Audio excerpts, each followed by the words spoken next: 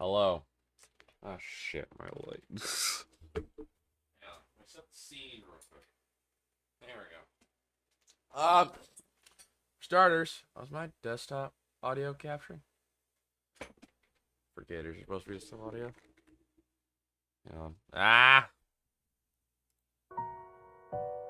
Okay, there's desktop audio. I'm not stupid. Alright, cool. Hang on.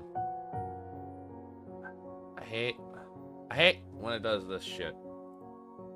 No. Let's try that. How bad is it gonna be? Come on! Talk about a really buggy game. Is it gonna show up? Cool, it's not. That's cool. So, yeah. Oh my god. If I put it in window mode, it's gonna make the window extremely tiny. I am not in the mood to deal with that, so we're gonna go to window capture.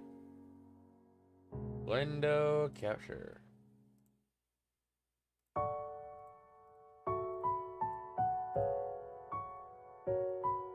Device connection not available. Device. What do you mean device not connected? Are you... What are you smoking?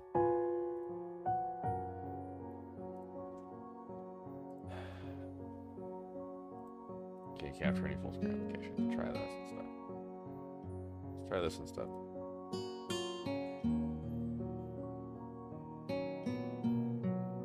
It's full screen. Why is it shoving my... Oh my god. Right, you know what? We're gonna try it differently. This game is really pushing my boundaries. No. Okay, so this... Okay, stop that. Let's do full screen. Alright. If I could make the screen bigger, I could. This is really bad.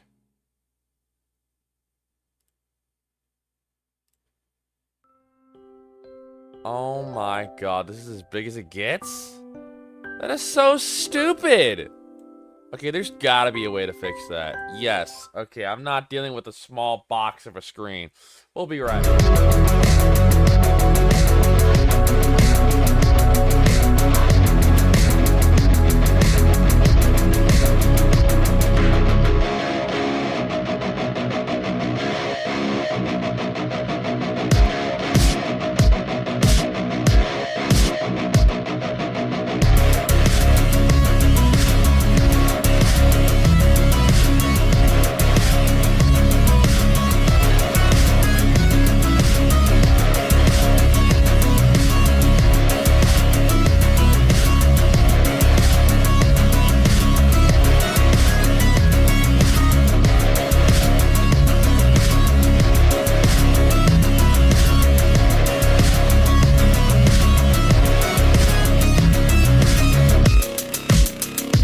Okay, so right out the back, Katawa Shojo is already bad. Because it's hard-coded at 800 by 600, and I don't like that. I do not like that. You can call me a simpleton all you like. I'd rather be able to see my game than have to fucking squint my eyes. So we're gonna figure out why my windowed mode is not popping up. Device, okay. Window capture.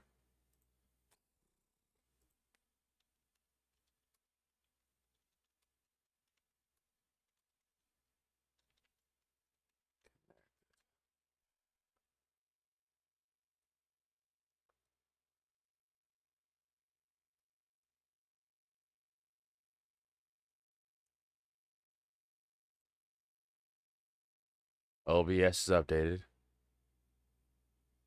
There's okay, cool. So that's cool. My window capture's not working as well. This is just great. So Katawa Shojo, already a shit game. Already pretty shit, not gonna lie.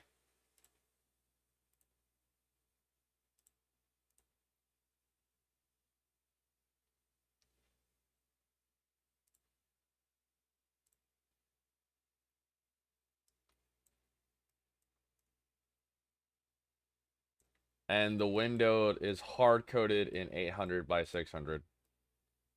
So give me just a moment to figure out something. What is this?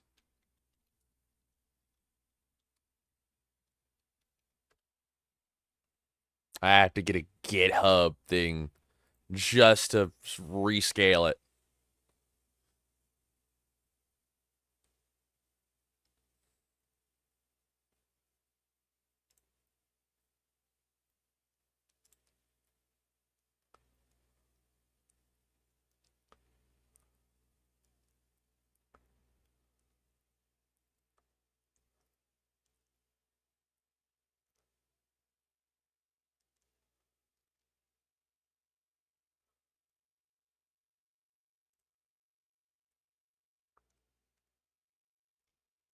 Okay. Already a shit game. If it is hard coded in the most smallest screen possible. I prefer to be able to see what I'm playing. Thank you.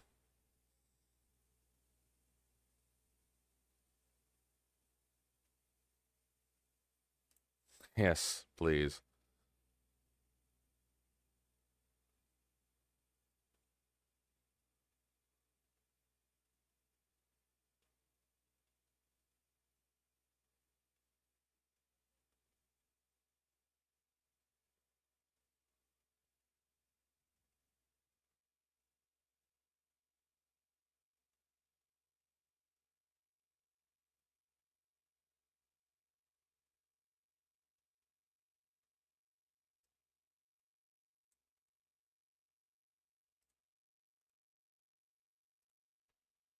Oh, so y'all get to sit with me for a moment. Cool. So that's not found.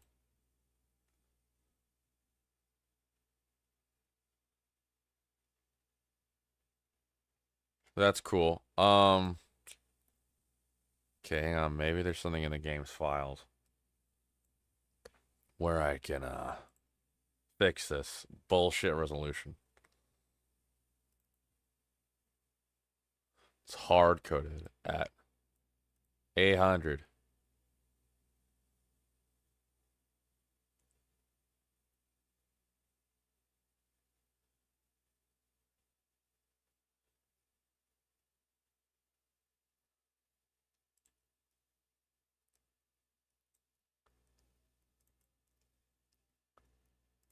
Open.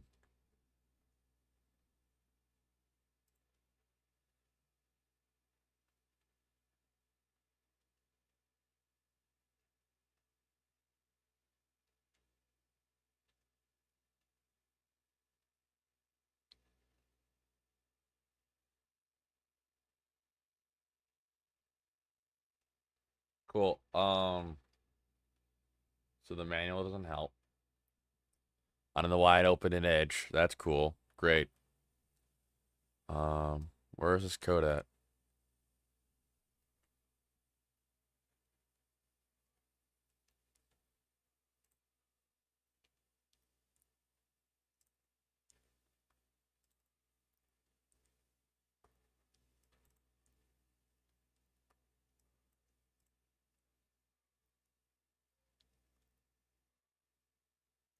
Oh, it requires Python. I'm not fucking with Python. Already a shit game if I have to change my screen resolutions or anything just to play a game. Already bad. I don't know why they haven't updated it to, I don't know, not be hard-coded like that. But you know, fuck me, I guess. Let's see.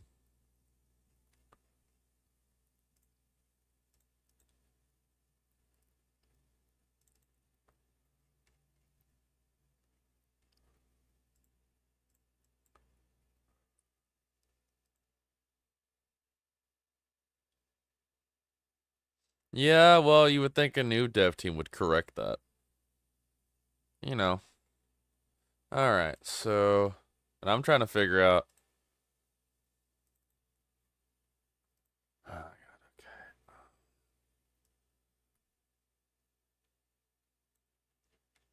okay. Alright. So the only other way I know how to do this would be to change my display. And it's gonna suck. You know. 600. Oh my god. Let's see, what has it done to my other display? Nothing. Good. Ah! This is absolute AIDS.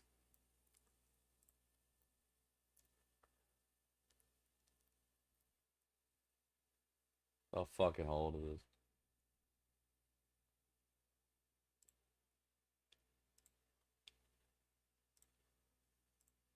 Okay, this is absolute AIDS. Alright.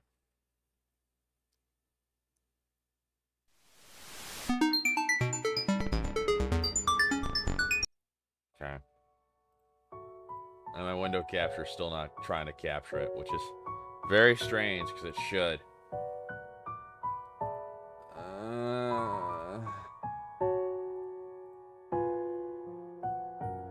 There it is. I just said it a bit. Oh my god. That's how small it is. Jesus Christ. It is not having the best of times right now. Hang on. My transform is gonna look off. This is how old this is. That's cool. My emulators do not have a bad time with this. What the fuck?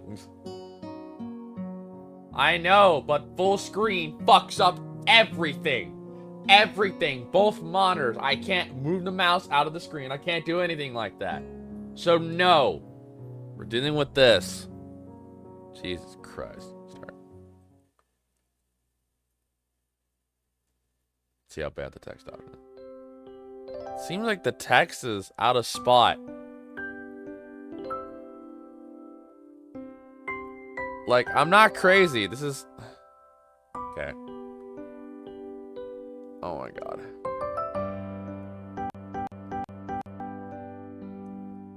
Okay. Oh my god.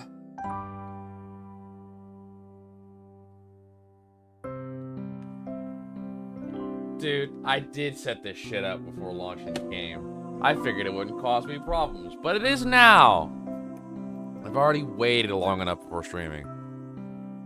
A light breeze causes the naked branches overhead to rattle like wood.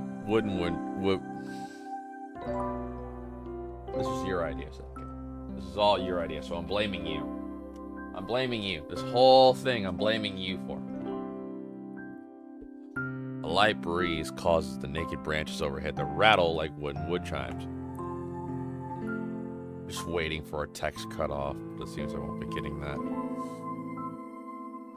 This is a popular retreat for couples in the summer. The delicious trees provide beautiful green canopy. It's not because I gotta read, it's because the game is so old, Seiko. You could have told me that. You failed to give me critical information that could have decided whether I want to play this game or not. So, yeah. You basically gave me false advertisement. No, you didn't, Seiko. You did not say it was that old. You did not.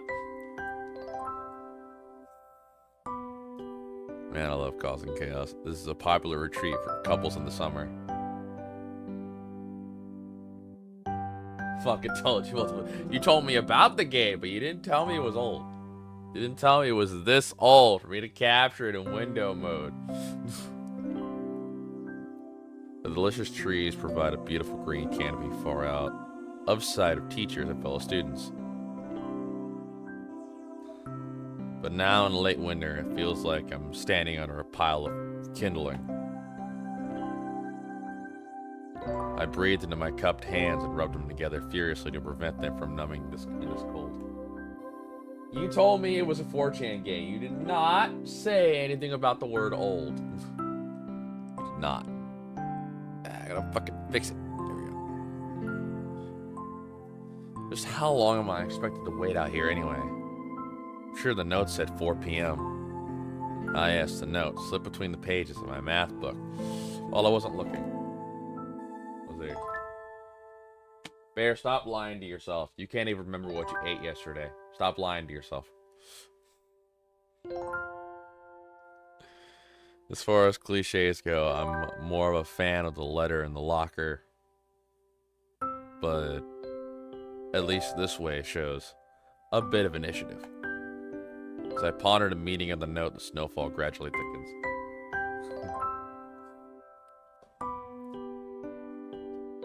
Snowflakes silently falling. I just see chaos in the chat.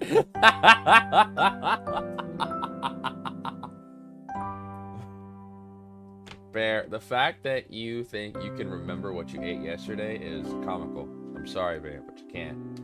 We both know you can't. I'm sorry, especially after you hit your head on the stairs. Because, Bear, it's not your fault. You gotta let go. You gotta let go.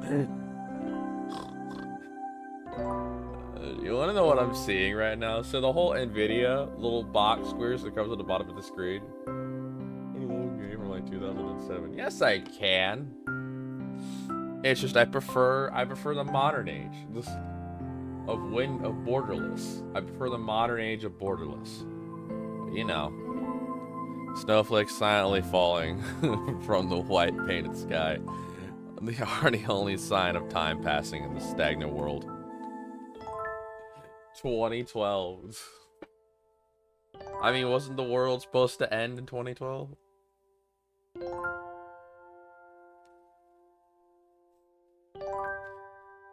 So again, you're wrong again, Seiko. You're just wrong.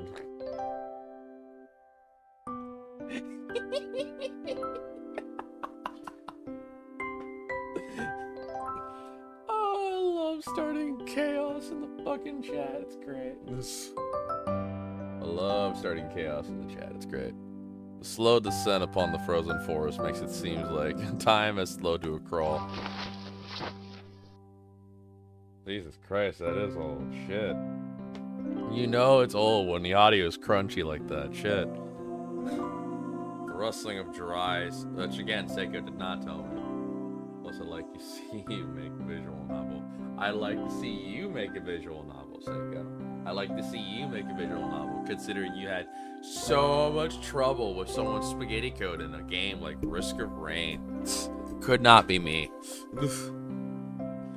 Rustling of dry snow underfoot startles me, interrupting the quiet mood. Someone is approaching me from behind. Hi, Sayo, you came? A hesitating, barely audible question. However, I recognize the owner of that dainty voice instantly. Feel my heart skip a beat. It's the voice.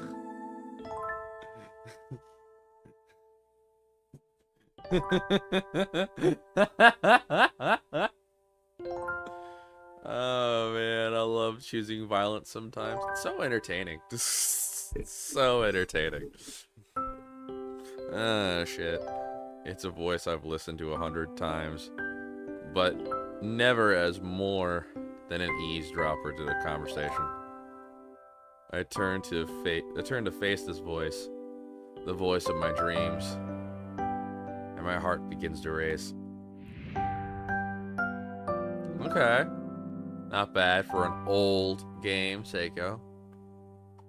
Not bad. I'm gonna keep calling you out throughout this entire thing. It's noble that Bear vouches for you, but we both know the truth. Both know the conspiracy.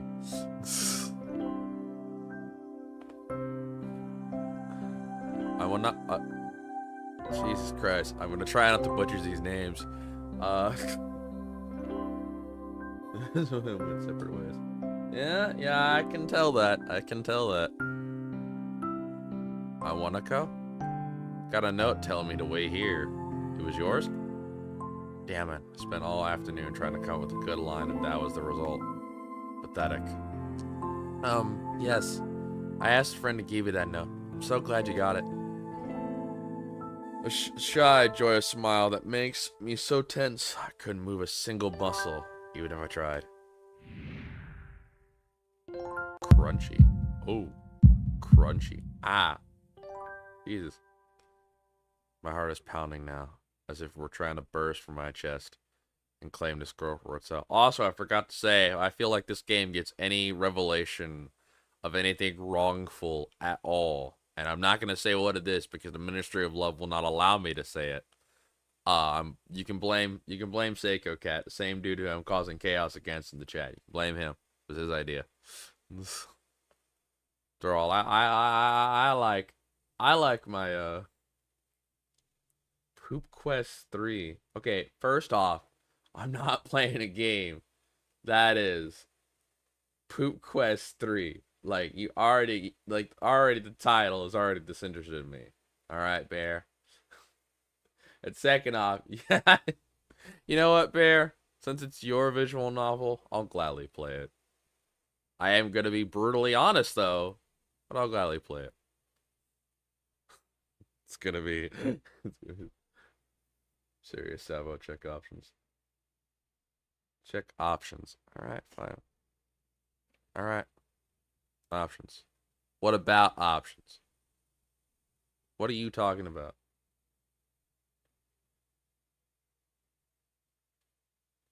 It's much more. So, I'm right to disable adult content. Okay, that's what I figured.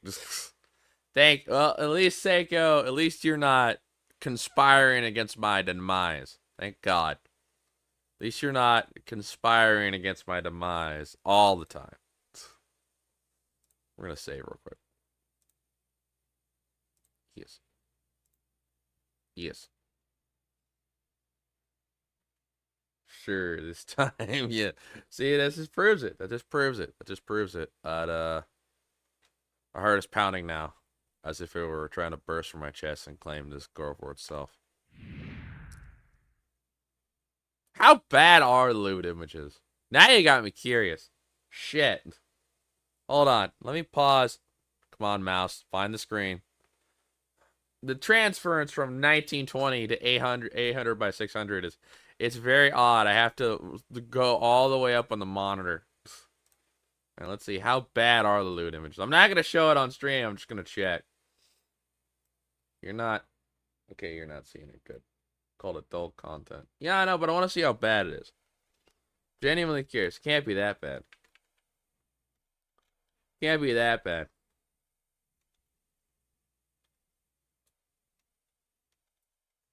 Pretty sure if I look up the adult content images, probably gonna pull up something fucked. I want to see how bad it is. Okay. Seeing a lot of fan-made stuff in the images tab. But how...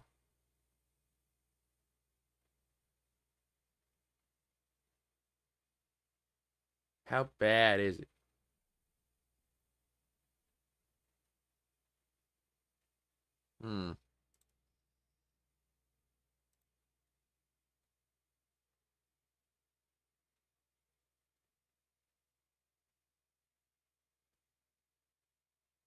Well, Reddit's giving me a lot of verbal, not a lot of proof. It's concerning to me. Brave can only do so much.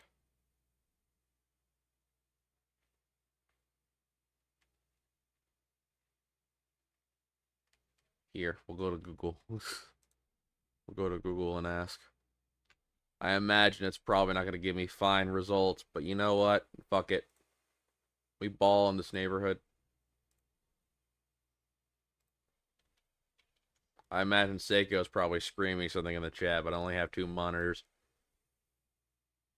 I only have 2 monitors, Seiko. What's he saying right now? Relax. I just want to pee.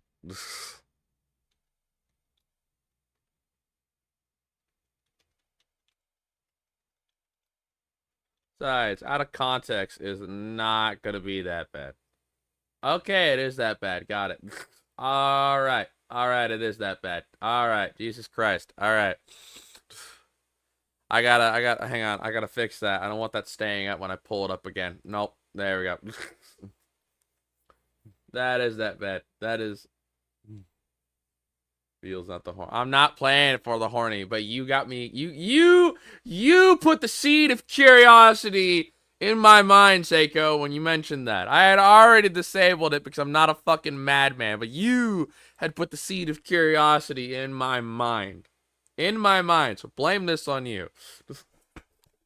The horny is just a side piece. You're right, it is just a side piece. It is a side piece. But I was just curious as how bad it was. Maybe to warrant.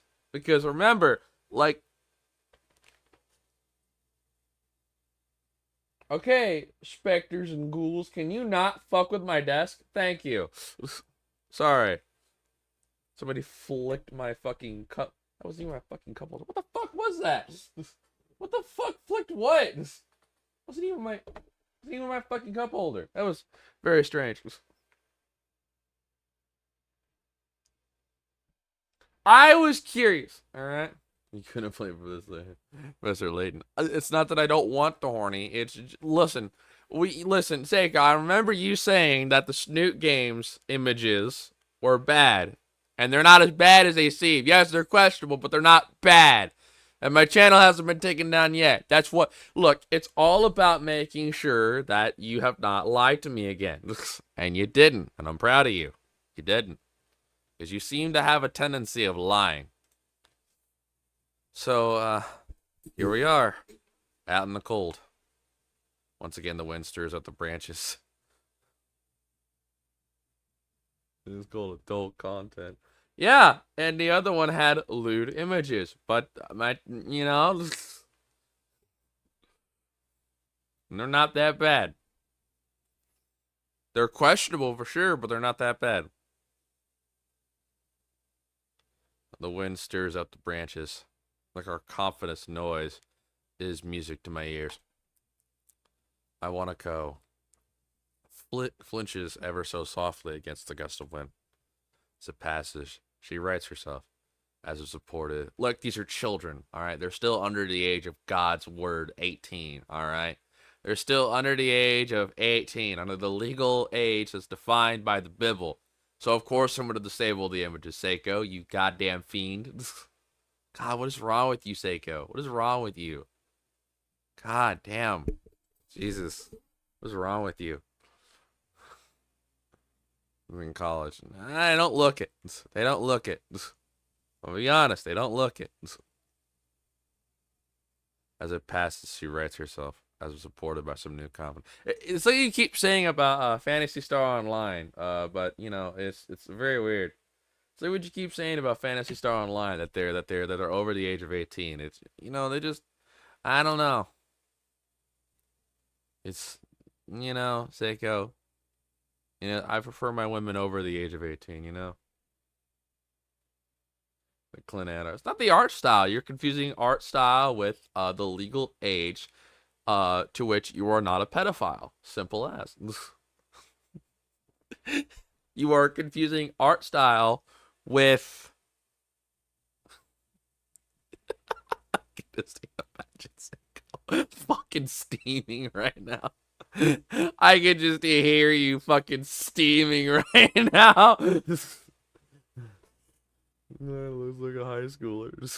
All right, All right, whatever you say,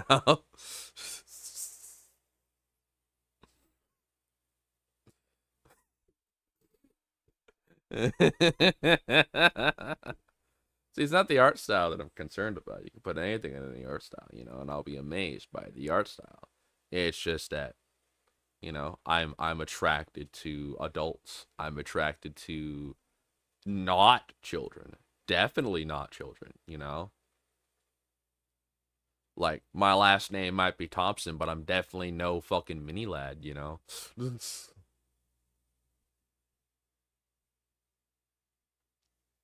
That's all I'm saying, you know? Like, my last name might be Thompson, and I'm not related to the guy, but, you know, I'm definitely not a mini lad. I'm not a tiny man. You know, I'm not a tiny man. All right? So, yeah. All right? I prefer my love interest to be over the age of 18. You know, there's a reason why I don't have Snapchat on my phone. Just as it passes, she writes herself, as if supported by some new confidence. Her eyes lock with mine, and she lazily twirls her long, dark hair around her finger. All the while, the anxious beating of my heart grows louder. I can just imagine Seiko right now just steaming at the fucking computer. Just fucking steaming right at the computer. Typing up some fucking actually comment. You can just imagine it right now. Oh, Seiko. Just know that you're a good friend.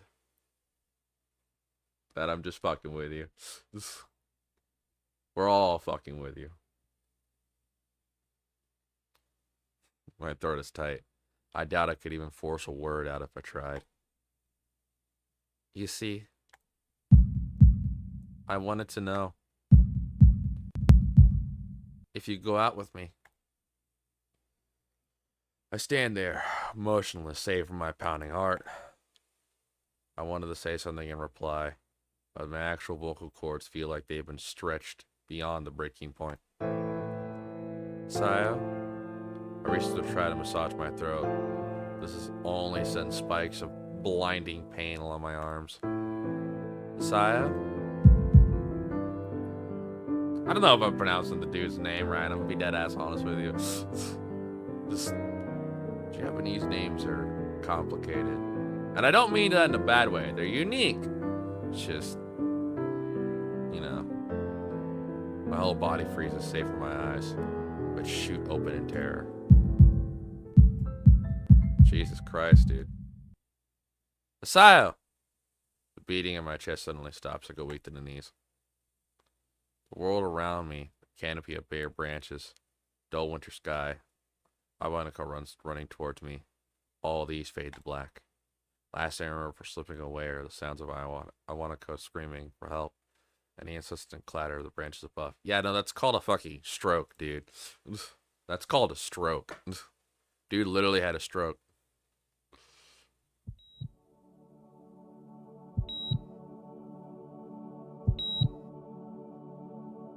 Jesus Christ, we're already setting a tone.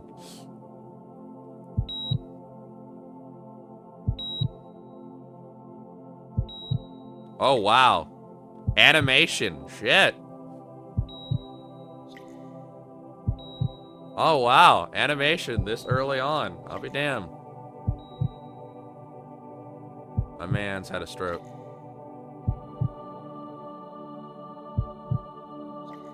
Probably not gonna remember shit. Jesus Christ. Alright. Interpret is really damn good. Yeah, that shows. Shit.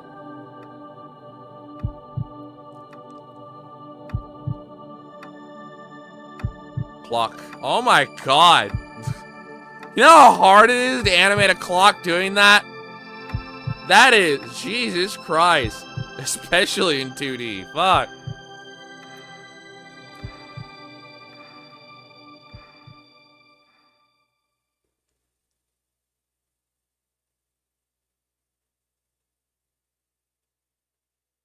Really? Well, fucker's getting his money worth of his education. Shit. It's only been 4 months since my heart. Yeah, I had a fucking stroke. And that whole time, you can probably count the times I've left this hospital room unsupervised on one hand. 4 months is a pretty long time when you're left alone with your thoughts. So I've had plenty of time to come to terms with the situation. Arrhythmia. A strange word. A foreign one. alien one. One that you don't have to be, one that you don't want to be in the same room with. A rare condition. Causes the heart to act erratically and occasionally be way too fast. It can be fatal. Yeah, no shit. Yeah, Mike and L. Yeah, dude. It's fucking... That's good. Apparently, I've had it for a long time. They said it was a miracle that I was able to go so long without anything happening. Is that really a miracle? I guess it was supposed to make me feel better, more appreciative of my life. Didn't really do anything to cheer me up. My parents, I think, were hit harder by the news than I was. They practically had 2 hemorrhages apiece. I had already had a full day by then to digest everything. To them, it was all fresh. They were even willing to sell our house in order to pay for a cure. Of course, there isn't a cure. Yeah, no, that's... shit. Because of the late discovery of this condition, I had to stay at a hospital to recuperate from the treatments. When I was first admitted, it felt like as if I was missed. For a week, my room was a ward full of flowers, balloons, and cards. The visitors soon dwindled, and all the get-well gifts began trickling down into nothing shortly after. I realized that was the only reason I had gotten so many cards and flowers was because sending me the sympathies had been turned into a class project. Maybe some people were genuinely concerned, but I doubt it. Even in the beginning, I barely had visitors. By the end of the first month, one of my parents came on by on a regular basis. My Monica was the last to stop visiting. After 6 weeks, I never saw her again. We never had that much to talk about when she visited anyway. We didn't touch the subject that was between us on that snowy day ever again. She probably fucking blames herself for it, dude. Shit, that's fucking scary. The hospital. It's not really a place I'd like to live in. The doctors and nurses feel so impersonal and faceless. I guess it's because they're in a hurry and have millions of other patients waiting for them. But it makes me feel uncomfortable. For the first month or so, I asked the head cardiologist every time I saw him for a rough estimate of when I'd be able to leave. He never answered anything in a straightforward way. He told me to wait and see if the treatment and surgeries worked. So I'd idly observe the scar those surgeries left on my chest and slowly change its appearance over time, thinking of it as some kind of an omen. I still ask the head of the cardiology about leaving, but my expectations are low enough now that I'm not disappointed anymore when I don't get a reply. The way he shuffles around the answer shows that there is at least some hope. At some point I stopped watching the TV. I don't know why I did. I just did. Maybe it was the wrong kind of escapism from our situation. I started reading instead. There was a small library at the hospital, although it was more like a storeroom for books. I began working my way through it, one small stack at a time. After consuming them, I would go back for more. I found that I liked reading, and I think I'd even became a bit addicted. I started feeling naked without a book in my hands, but I loved the stories. That was what my life was like. The days became increasingly hard to distinguish from each other, differing by only the book I was reading and the weather outside. It felt like time blurred into some kind of gooey mass I was trapped inside, instead of moving within. A week could go by without me really noticing it. Sometimes I'd pause in the realization I didn't know what day of the week it was, but other times, all the things that surrounded me would painfully crash into my consciousness through the barrier of nonchalance I had set up for myself. The pages of my book would start to feel sharp and burning hot, and the heaviness in my chest would become hard to bear. Then I'd put the book aside and just lay down for a while, looking at the ceiling as if I was going to cry. That happened only rarely, and I couldn't even cry. Today the doctor comes in and gives me a smile. He seems excited, but not very. It's like he's trying to make an effort to be happy on my behalf. My parents are here. It's been a few days since I last seen them. Both of them are even sort of dressed up. Is this supposed to be some kind of special occasion? It's not a party. There is this ritual the head cardiologist has. He takes his time sorting his papers and sending them aside as if to make a point of the pointlessness of what he had just did. And he casually sits down on the edge of the bed next to mine. He looks me in the eyes for a moment. Hello, Asayo. How are you today?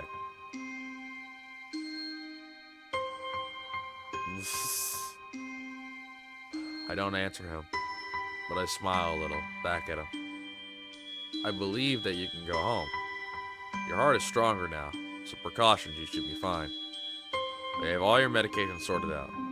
I'll give your father the prescription. The doctor hands a sheet of paper to my dad.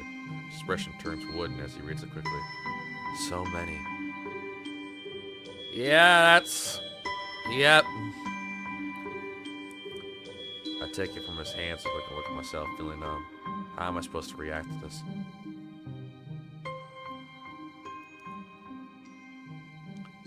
Oh my god, that's a lot more than I usually take. Shit.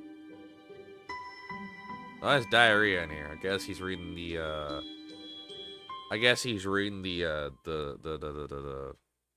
God damn it. Side effects. Fuck. God damn it. The absurdly long list of medications staring back at me from the paper seems insurmountable. They all blend together in a sea of letters. You get the bad ending. See, you doubt me again, Seiko. And I hate it when my friends doubt me. This is insane. Side effects, adverse effects, contraindications, and doses are listed line after line with cold precision.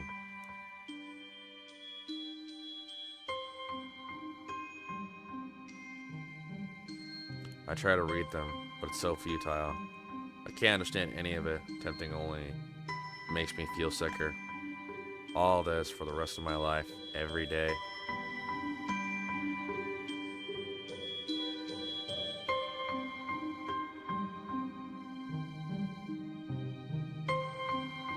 Man, you guys doubt me, and I don't like when my friends doubt me.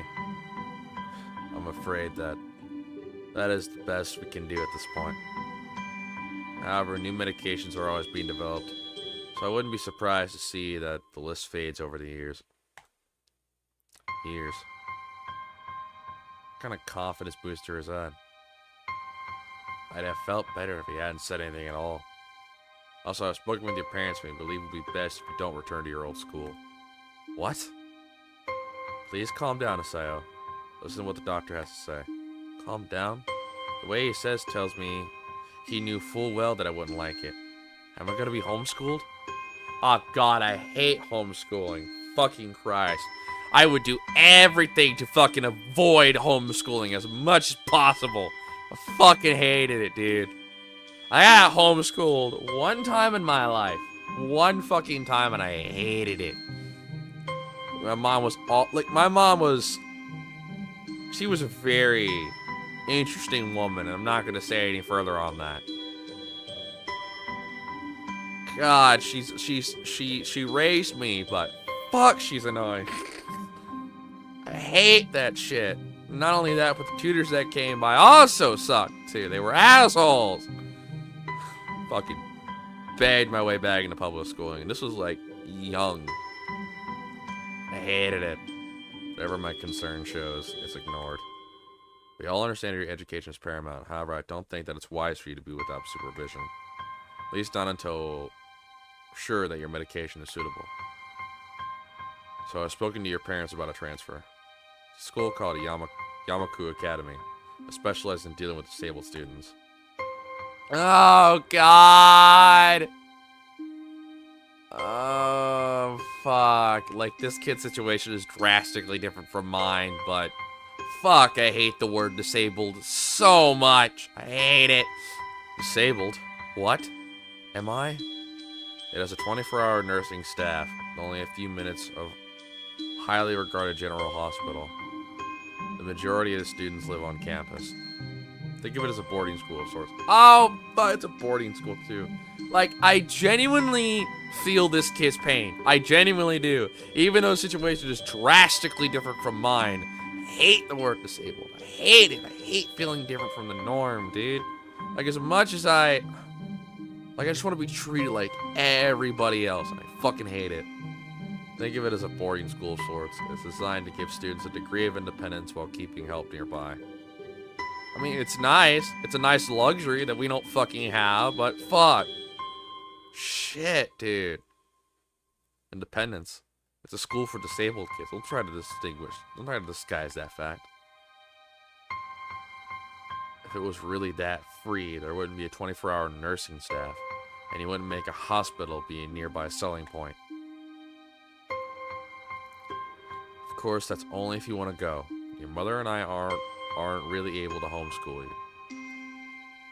We went out there and had a look a couple weeks back. I think you'd like it.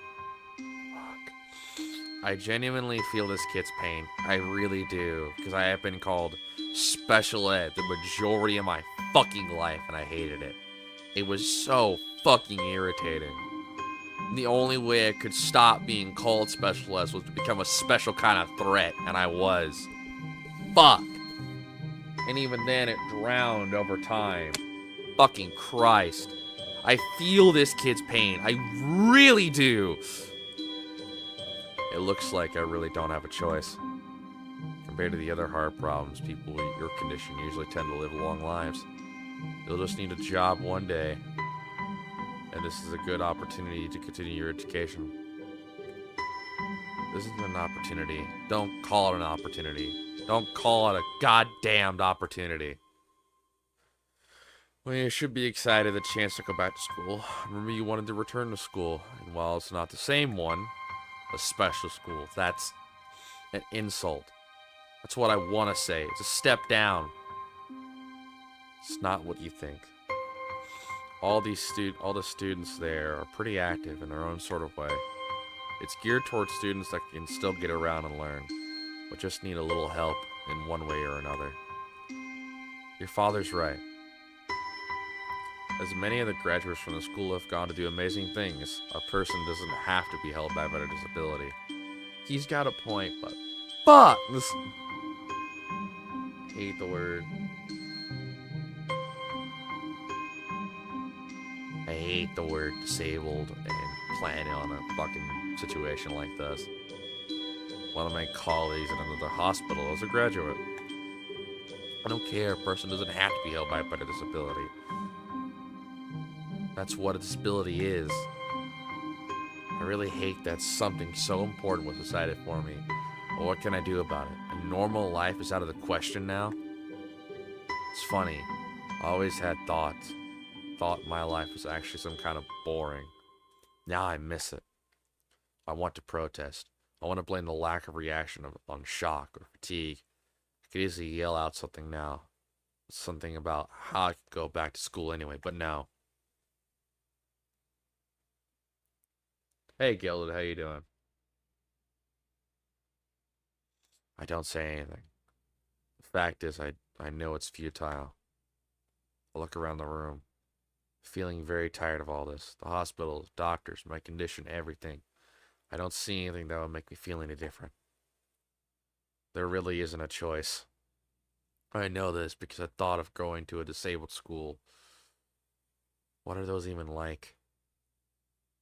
As much as I try to put a positive spin on this, it's very difficult. But let me try. A clean slate isn't a bad thing.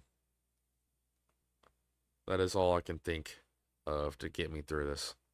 At least I still have something. Even if it's a special school. It's something. A fresh start. And my life isn't over. It would be a mistake to just resign myself to thinking that. At the very least, I'll try to see what my new life will look like. Fuck. Feel bad for this kid, dude. I really do. Life expectancy. Alright.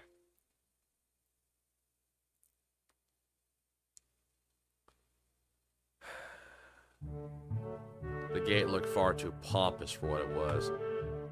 that the gates in general seem to do that, but this one especially so. Red bricks, black wrought iron, and gray plaster assembled to a whole that didn't feel welcoming at all. I wonder if it looked like what a gate for a school should look like, but couldn't really decide. Probably no. Of course, I didn't want to get stuck on thinking about the gate for too long, so I entered through it with a brisk pace that felt surprisingly good. Moving forward feels good. So I walked towards the main building of Yamaku Academy with this brisk pace. I'm alone, as my parents are taking my stuff to the dorms. There's supposed to be someone waiting for me. The grounds are incredibly lush, filled with green. Doesn't feel like the kind of grounds a school would have. More like a park, the clean walkway going past trees, the smell of fresh-cut grass and all the other park-like things. Just hard cut the donger.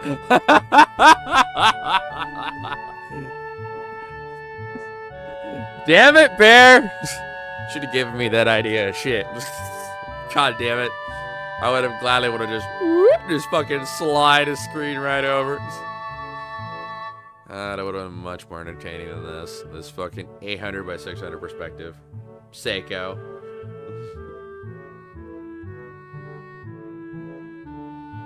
Words like clean and hygienic pop into my mind. It makes me shudder. I shake them off. Stay open-minded now. It's your new life. You have what it takes. You have to take it as it comes. That's what I tell myself. A few big buildings loom behind the leafy canopies. Too big and too many for just a school. Everything seems off. It's different from what I thought I knew about schools. It's an uncanny valley.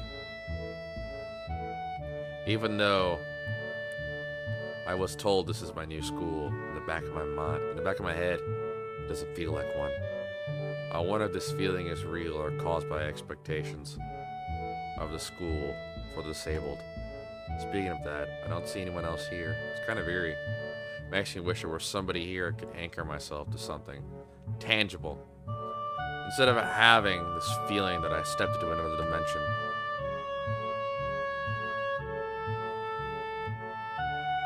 Alright, you go ahead and do that, Seiko. Yeah. Whatever you say, Seiko. Whatever you say. Whatever your heart tells you, Seiko. It's alright. The trees hum with the wind and green hues flashing all around me catch my attention. It makes me think about the hospitals again. How they say the operating rooms are just painted green because the green is a calming color. So why am I feeling so anxious despite all this greenery? Only after I stand in front of the haughty main building, I surprise myself by realizing why the gates bother me. It's the last chance I had to turn back. Even if I had no life I could return to. But still, after entering, there was absolutely no way I can go back anymore. Feeling nervous, and with this realization set in my head, I opened the front door. A tall man with bad posture noticed me as I enter, riddling people in the lobby so it's logical. This dude already set the tone.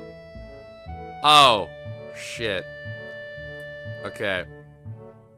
You must be Niki? Nakai. So you are. He's just trying to remember his name. Excellent. I'm your homeroom and science teacher. My name is... God fucking damn it. I'm trying to pronounce these names. It's just pain. Muto? I'm gonna say Muto. I hope that's right. Oh my god. I feel so bad. Where's Toki when you need him? I'm gonna get in trouble for that one. Oh, shit. Welcome. This dude looks like he's been very busy lately. We exchange a handshake that is neither firm nor sloppy. He looks at his watch. I'm snitching. Oh, god damn it, Seiko, you fucking rat. Fucking rat, Micah. Fucking right, Micah. Fucking Micah. Got a Micah in the chat. We got a fucking Micah in the chat. You said his name right, by the way. I figured as much. Here, I'm gonna save. We got a fucking Micah in the chat. We got a Micah in the chat. The head nurse asked you for a brief check-in visit. Or there's no time for that now. Oh, should I go later? Yes, afternoon is probably fine. We should go and introduce you to the rest of the class. They're waiting already. Save's coming. We'll save your ass. See, you doubt me again, Seiko. I don't know why you doubt me. It's waiting for me. I don't really like being the center of attention, but I guess it's inevitable in a situation like this. Somehow not knowing what is waiting for me to makes me feel really nervous. Thinking of this, I almost miss what the teacher is saying. Do you want to introduce yourself to the class? I mean, I don't see any harm in it. I don't see any harm in it. I definitely don't see any harm in it.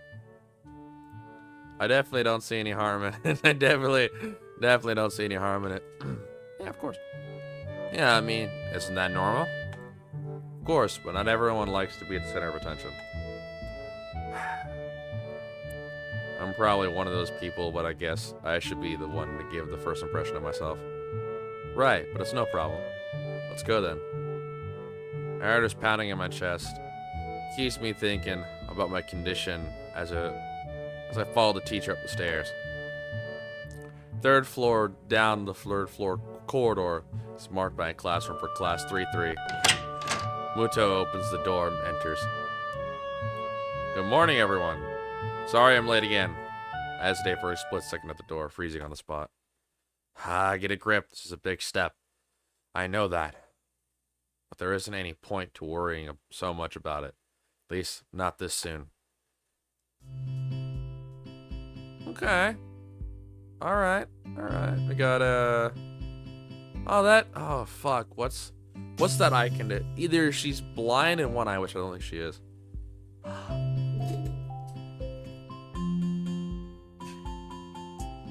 Strawberry.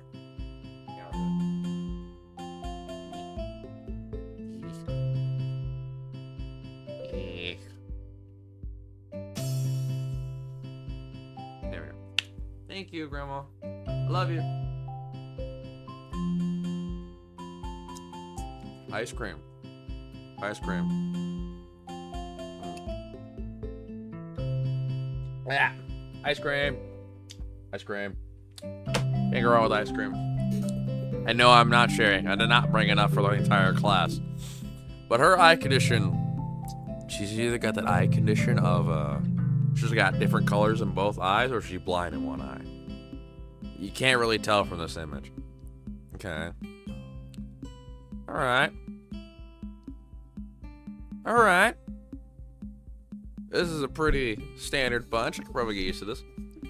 Follow the teacher into the classroom and look around partially, so I won't have to meet the curious gaze of my new classmates. Heterochromia. Yeah, thank you, Seiko. Thank you. See, at least I have heterochromia. Yeah. See, I couldn't really remember what that was. What it was called. See? It's pretty spacious. And she's got a cataract now. Ah, so she's partially blind or of sorts. I don't know. I'm not an eye doctor. I don't know.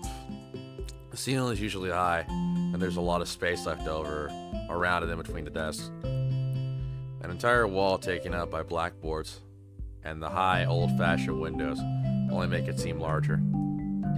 The student desks are just standard wooden desks, with a shelf underneath for books and wooden chairs with metal frames. Simple and efficient.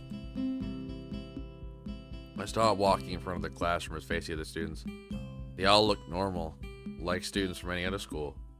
But then, why would they be here? Probably like me, and have something wrong with them. It's only... Oh, there's more.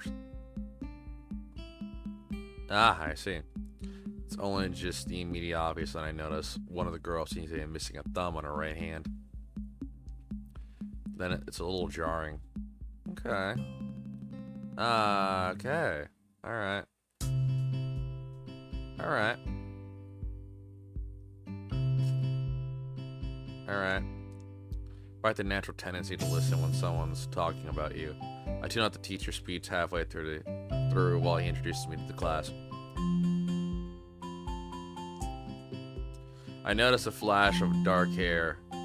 Seems like someone is looking at me. A girl with really long, straight hair that is pretty eye-catching. As she sees me looking back at her, she covers her face with her hand, as if it will make her invisible. The one boy with a cane leaning against the lockers at the rear of the class. It's weird seeing someone so young with a cane. Yeah, I know, people can fall downstairs and get hurt. My friends would know about that. Anyway. Oh shit, I shouldn't be making fun of the disabled. I shouldn't be doing that, guys. I shouldn't be doing that. Hey, you know me, trying to get the fast pass to hell. Just don't want to wait the line, you know? As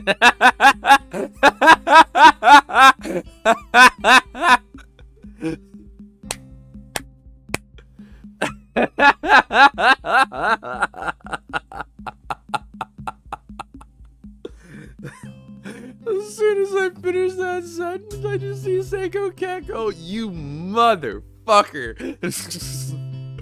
I'm telling Cap on you.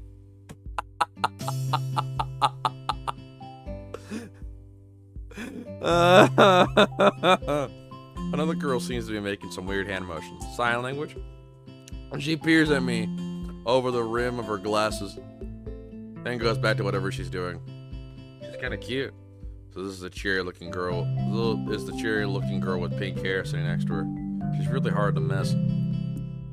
I don't know how I didn't notice her at the moment I walked in. Please welcome our newest classmate. He claps his hand, so does everyone else, except one girl in the front row who has only one hand. I cringe a little, but hide it by bowing in thanks for this applause I did not deserve. I'm not gonna bring up the dude with this. The fucking fuck it, I'll bring it up. What's the dude with the bow and arrow and he only can shoot it with his feet or whatever? And the dude like puts the metal around his neck and gives him a handshake, and then goes fist bump and then tries to like high five. It's so fucking funny. It's fucked up, but it's funny. I'm not saying it's right. I'm just saying it happened. Shit. I'm going to hell. You don't need to tell me. Okay, I already read this. A collective silence tells me that I should open my mouth now. So, I'm Masayo Nakai. And after that, my hobbies are reading and soccer. And I hope I get along well with everyone, even though I'm a new student. And after that, I'm being so boring. This is exactly every self-introduction ever. Or I should say something more exciting. I end up saying nothing, and the teacher picks up from there. Everyone seems to be satisfied with what little I said, though. A few girls are whispering to each other, throwing glances at me. It could have gone worse. I listen to the teacher as he drones about getting along while letting my gaze sweep across the classroom. Everyone seems to be listening to him intently, and when he's done, they clap their hands again, which feels like a weird thing to do. First row girl claps this round, but one hand against her other wrist that ends in a banded stump.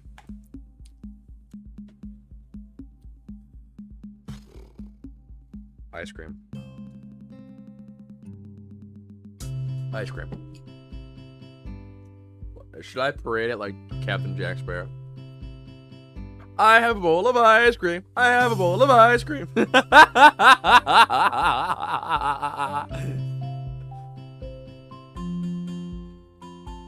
have a bowl of ice cream, and guess what flavor it is?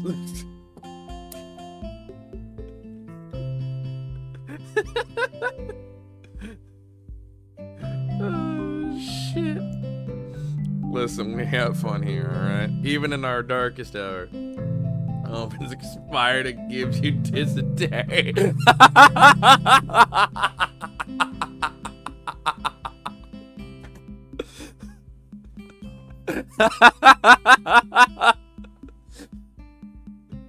Oh shit, it's funny as fuck. It makes me feel a little bad. No, it doesn't. No, it doesn't. Oh, the story-wise. Sorry. We're going to be doing some group work today, so that'll give you a chance to talk with everyone. Is that okay with you? Yeah, it's fine with me. That's good. You can work with Hakamichi. Okay. Hakamichi. She's the class representative. She can explain anything you might want to know. And who else will be able to do that better, right? How could I know? Teacher passes out the day's assignment, and that's that we'll be working in groups of 3. It hits me that I don't know who Hakamichi is. Slow. The teacher seems to catch my helpless expression. Alright. Hakamichi's right there. God damn it. I don't blame the Japanese. They have a very unique culture. It's just I hate myself for not learning languages. Not learning language etiquette. I should have paid attention more in middle school. My middle school language class. Fuck me. Shizune. I'm gonna say Shizune. Shizune Hakamichi. She's Bakerton. As he calls out her name, the cute, bubbly looking girl with bright pink hair and gold eyes waves her hand at me. I take a seat next to her by the window. Hey, I guess you're Hakamichi, right? Nice to meet you.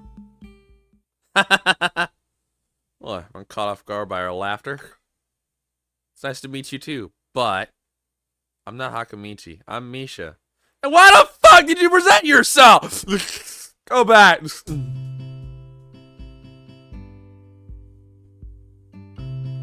Why did you wave your hand? You were not. Why did you wave your hand? God damn it. I'm Misha. This is Hakamichi. Shi-chan. God damn it. Oh, she must be the deaf girl. I'm assuming she's deaf. Misha points to the girl next to her, the one I saw using sign languages. Okay. Never mind. Now I feel like an asshole. Jesus. You know, maybe my friends might have a point. I might get the bad ending. Oh my god. Maybe my friends are onto something. But no, I will not let that get to me. I'm gonna attempt. I'm gonna put a damn good attempt in. Better than all the other people on the internet who've ever played this game. I don't know. Giggling, Misha points to the girl next to her. The one I saw using sign language before. Looks like she's been staring at me this whole time. She nods once, nonchalantly, to show that she's acknowledging my presence, but only barely. She has short, yet carefully, neatly brushed hair. A pair of oval-shaped glasses bounce on the tip of a dainty nose. Dark blue eyes that seem to alternate every few seconds between analytical and slightly bored. It's nice to meet you. You could at least tell me what the fuck she's signing, dude. She immediately looks to Misha, who smiles and gives a quick few gestures with her hands. Hakamichi nods and makes a few gestures of her own. Ice cream. Ice cream will make me feel better about myself. Unlike my friends.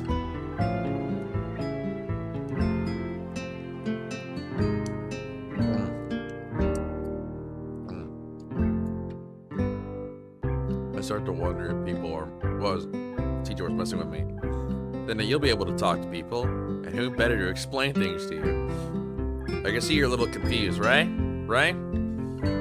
But I understand why you don't think I was C-chan. Why you would think I was C-chan.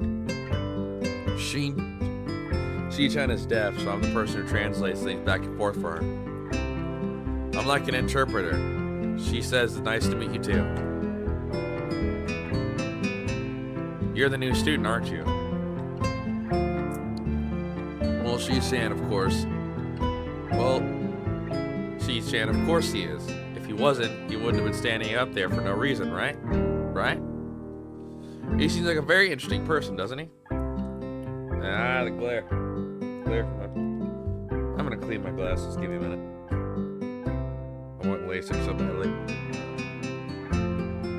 LASIK. I want LASIK. I'm too broke for LASIK.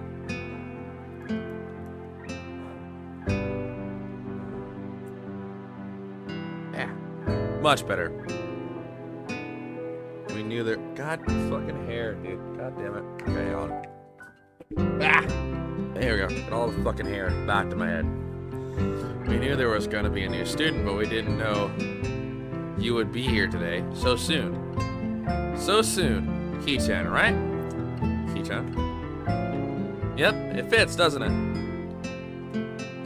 Did I say it out loud?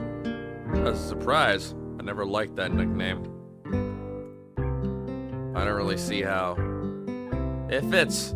You look just like I imagined. Yeah.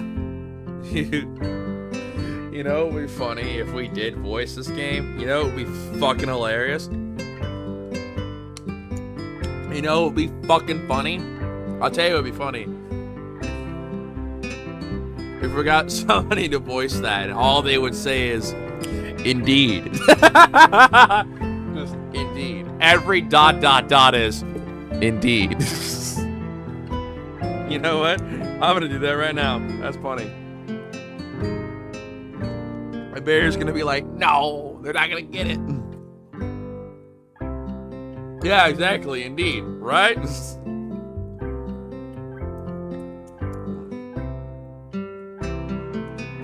I'm gonna put this ice cream bowl up. I shall return.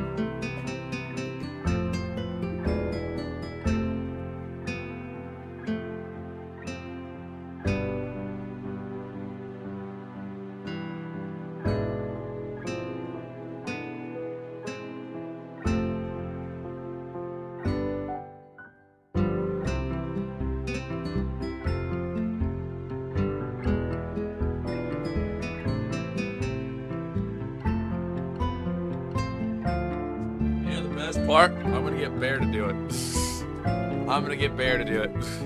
His friend just say it! Say it! Say it! Say the line! Say the funny crossways line. Say the funny crossways line. Say it! Say it! Fucking shit. Yeah, you look like a he-chan. Wonder why everyone seems to think so. Akamichi taps her fingers on the desk to get Misha's attention. They gesture back and forth to each other excitedly, their hands a blur. Man, god damn it. Misha seems a little overwhelmed. Sorry about that. Ichan wants to know that she thinks that she's the class rep. So if there's anything you need to know, you can feel free to ask her. Man, I would love to ask her questions. However, how the fuck am I gonna understand what she's saying? I get it, she's deaf. Mr. Electric said in the principal's office. Say it! Indeed. Like, I get it, she's deaf. I totally understand that. I don't blame them. I don't. I hope at some point I'm not gonna be an interpreter for this woman. Like an impromptu interpreter. I really hope not. That would really suck. Do you like the school so far? We can show you around a little if you haven't had the time to walk around and familiarize yourself with it. Misha stumbles hard with the hard word of it, making it stick out in her otherwise fluid translation. Thanks. That would be pretty helpful. Yeah, I just came straight to class today. Haha. That's no good. You should always try to learn as much as you can about where you're going before you go there. Not just the school either. Always. Even if it's a trip to the convenience store. Really, Shinji? Learn about where you're going. I guess I didn't bother to do that. Or just didn't care enough to do so. I didn't look forward to this. even if I committed myself to go along with it half-assedly. But anyway, I don't say anything and Misha signs something that ends in a shrug. What was that? Seems like it was about me. I feel like slumping over in my seat. Both of them were smiling, but that shrug hit me unexpectedly deep. You look down, are you okay? Indeed. Don't take it the wrong way, please. I hate it when people are afraid to ask questions. It's how people learn things, by asking. Asking for help is perfectly normal, as much as needing help. Stop looking like you just failed the test. Alright. Indeed. Shitness. Ah, and another thing. You don't have to call Shinchi something so formal like Hakamichi or class rep all the time. Just call her Shichi. Shichan. Fucking cry. Ah! Ratings. Shinchan. Shichan. Shichan. Yes. Indeed. Okay, maybe that's too casual. Maybe Shizune would be more appropriate. Indeed. Yep. Shizune is fine. Huh. Okay, that would be a lot easier for me. Feel a lot more at ease. Both of them so friendly. So I feel like an idiot for being so apprehensive earlier. Especially about Shizune, who I assume would be all business. Well, she still seems like that. So just less so, I guess. Indeed. Huh? Oh, right. You haven't even touched the assignment. We should start work now. Or She-Chan will get mad. The assignment is also kind of long. So we should start now if we want to finish it before the end of class. Haha, that too. Indeed. Shizune glares at the two of us impatiently. I don't need to know sign language to understand that. Okay, I get the message. Indeed. I can already tell that's going to annoy the lot of you. They don't care about that. After class. Yeah. God damn it. There we go. Hair. On my microphone. There we go. Long hair problems. Require long hair solutions. After class. I'm just gonna end up muting you. Don't do that. You won't get the brunt of the entertainment. You won't get the brunt of the entertainment value at all. You gotta be audible to get the You gotta be audible to understand the jokes. After class, we can take a walk around the grounds together. It's a nice day today, okay? The assignment is actually very challenging to get through, combining aspects of being both difficult and unnecessarily long. Still, we finished it in a few minutes earlier than anyone else in the class, despite our late start. Shizune and Misha are really capable. They're quite different, though. The class rep is as calm and professional as she looks, while Misha is a lot more playful and girlish, not to mention a little more easily distracted. To be honest, the two of them did most of the work. I feel guilty about that. The clock tower bell rings, signaling the end of the period. Time for lunch. Without knowing what else to do, I follow Misha, who is beckoning me into the hallway and down the stairs. We descend even below the lobby, and I met Muto down at the bottom floor. Just like everything in the school, the cafeteria seems too spacious and oddly modern in contrast to the classic exterior. Big windows open in the courtyard towards the main gate. It's the cafeteria! Her enthusiastic statement of obvious makes people stare around. Make people. What value?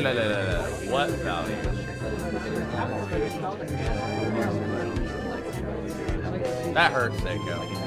That could be some cream. No, it's vanilla with strawberry syrup. But Seiko, that hurt. That honestly hurt, Seiko. That honestly hurt. You're supposed to be my friend. Anyway, her enthusiastic statement of the obvious makes people around us stare, but Misha doesn't seem to care. So we proceed to the line. It's a rather long list of menu options, which seemed great until I realized that many of them are to accommodate students who need special diets. How nice. It almost feels like I'm back at the hospital, eating portions measured with scientific precision to meet the needs of the patients. You hurt me. I did no such thing. Seiko, you gotta stop gaslighting yourself like that. No, you're ready to get hurt by this story. Holy shit. Alright, whatever. I pick something at random and follow Shizune to a table, sitting opposite of her. I nibble indifferently at the food, or rather not eat. Misha pokes me in the side to get my attention and voices Shizune. Indeed. I don't understand side, but she points, so the point escapes me. Amy looking at the person who talks to you is proper and polite. Do you want to know something? What? About anything. We're your guides. So you should ask if there's something. I wonder. That would be rude. Too early on, that would be rude. I honestly think that would be rude. Save. Create a new save state. Let's check the save state. Perfect. I don't want to be... ask about the library. Oh yeah, is there a library in the school? Maybe I've gotten into reading, so I'd like to check it out.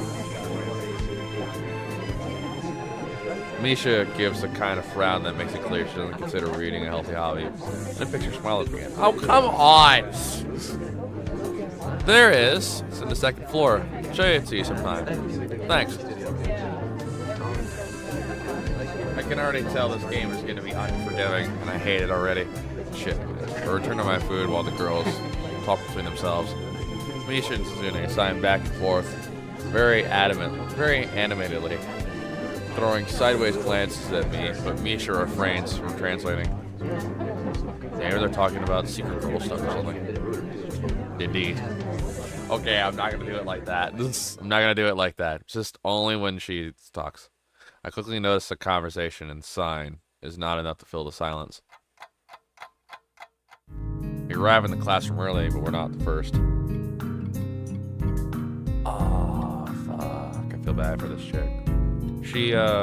Those are either chemical burns or fire burns. God, I feel bad. A dark-haired girl I noticed before slumped over her desk in the last row. She jumps low when Misha crashes in a room with the elegance of a rhino. She shrieks deeper into her seat. I can feel her tension all the way from here, as if she were slowly turning into stone just from my presence. Misha and Shizune either don't notice or don't mind it as they walk directly past her to their seats and begin to converse.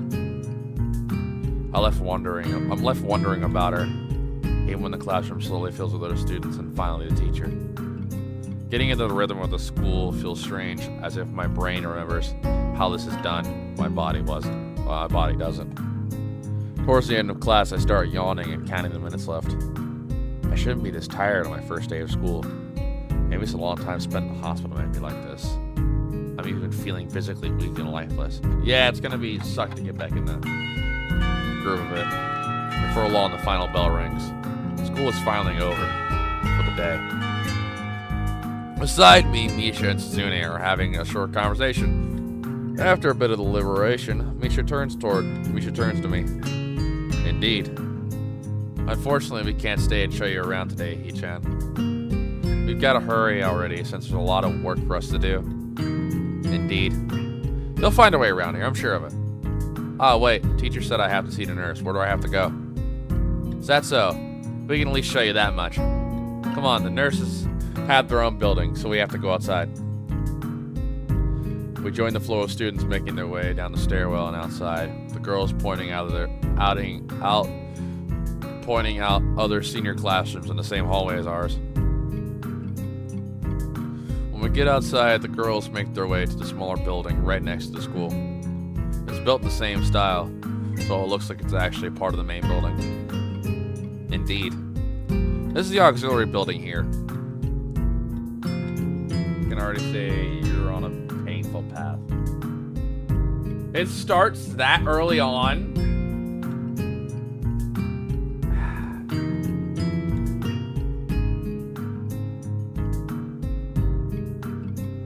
Seiko, you did this to me. You've done this to me. You gotta stop implanting the seeds of curiosity into my head, because now I want to look shit up. God damn it.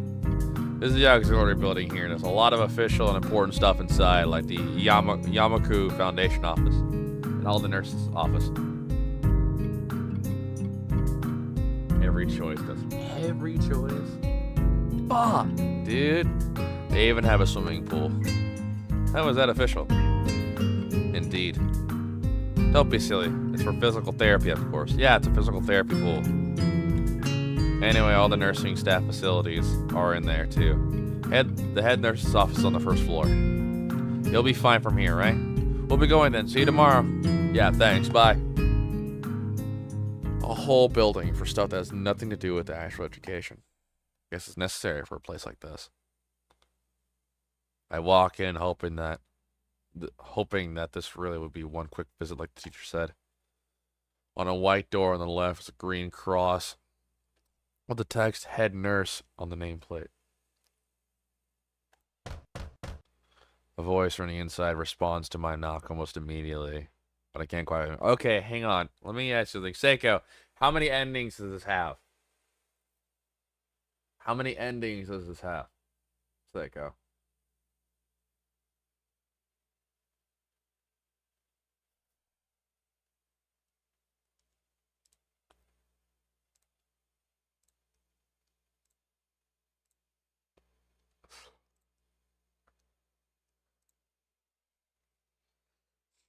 A voice from the inside responds to my knock almost immediately, but I can't quite make it out. Sounded a bit like an invitation to open the door, so I invite myself further in. Around 12? Holy shit. The room is not large and it smells strange. A friendly-looking man turns in his office chair to face me as I enter. His desk is neat and tidy, but the bin under the table is overflowing with used medical utensils, and there's at least a dozen coffee cups lingering on the desk. Hello there. What can I do for you today? He's a young-looking, sort of rugged, but the dimples in his cheeks wash that impression away when he smiles. Are you the nurse? He smiles like a person who heard this very same question hundreds of times. Well, yes, I am. Doesn't the door, no? You can call me by my name or just the nurse like everyone else. Of course, I shake off the confusion, realizing I probably should grab his extended hand. His handshake is rather firm and friendly. Right, I'm a new student. My homeroom teacher told me to come and meet you. My name is Sayo Nakai. His eyes light up with a revelation. He snaps his fingers. Oh, you're that Nakai. I was just reading your file this morning. Some kind of chronic arrhythmia and related congenital heart muscle deficiency, right? He dares me to sit down in a vacant armchair in front of his desk.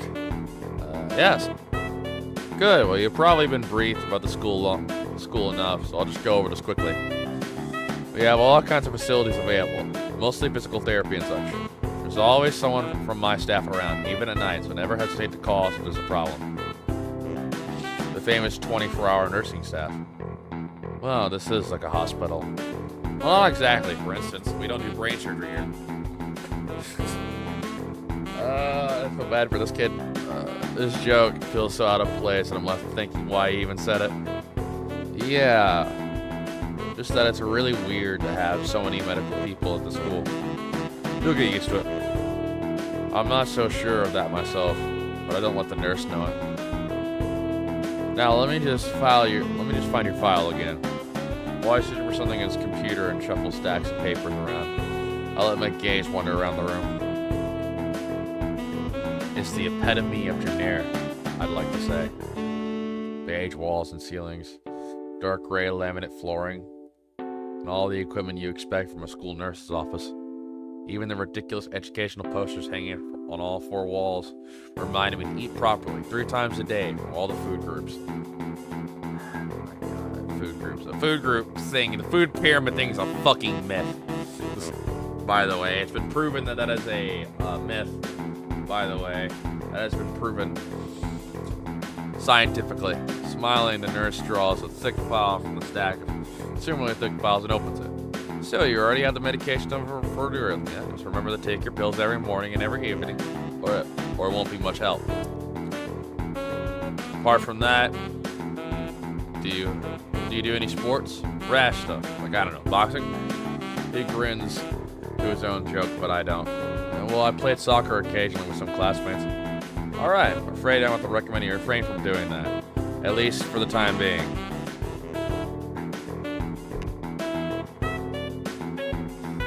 God fucking damn it, dude. I really feel bad for this kid. Oh.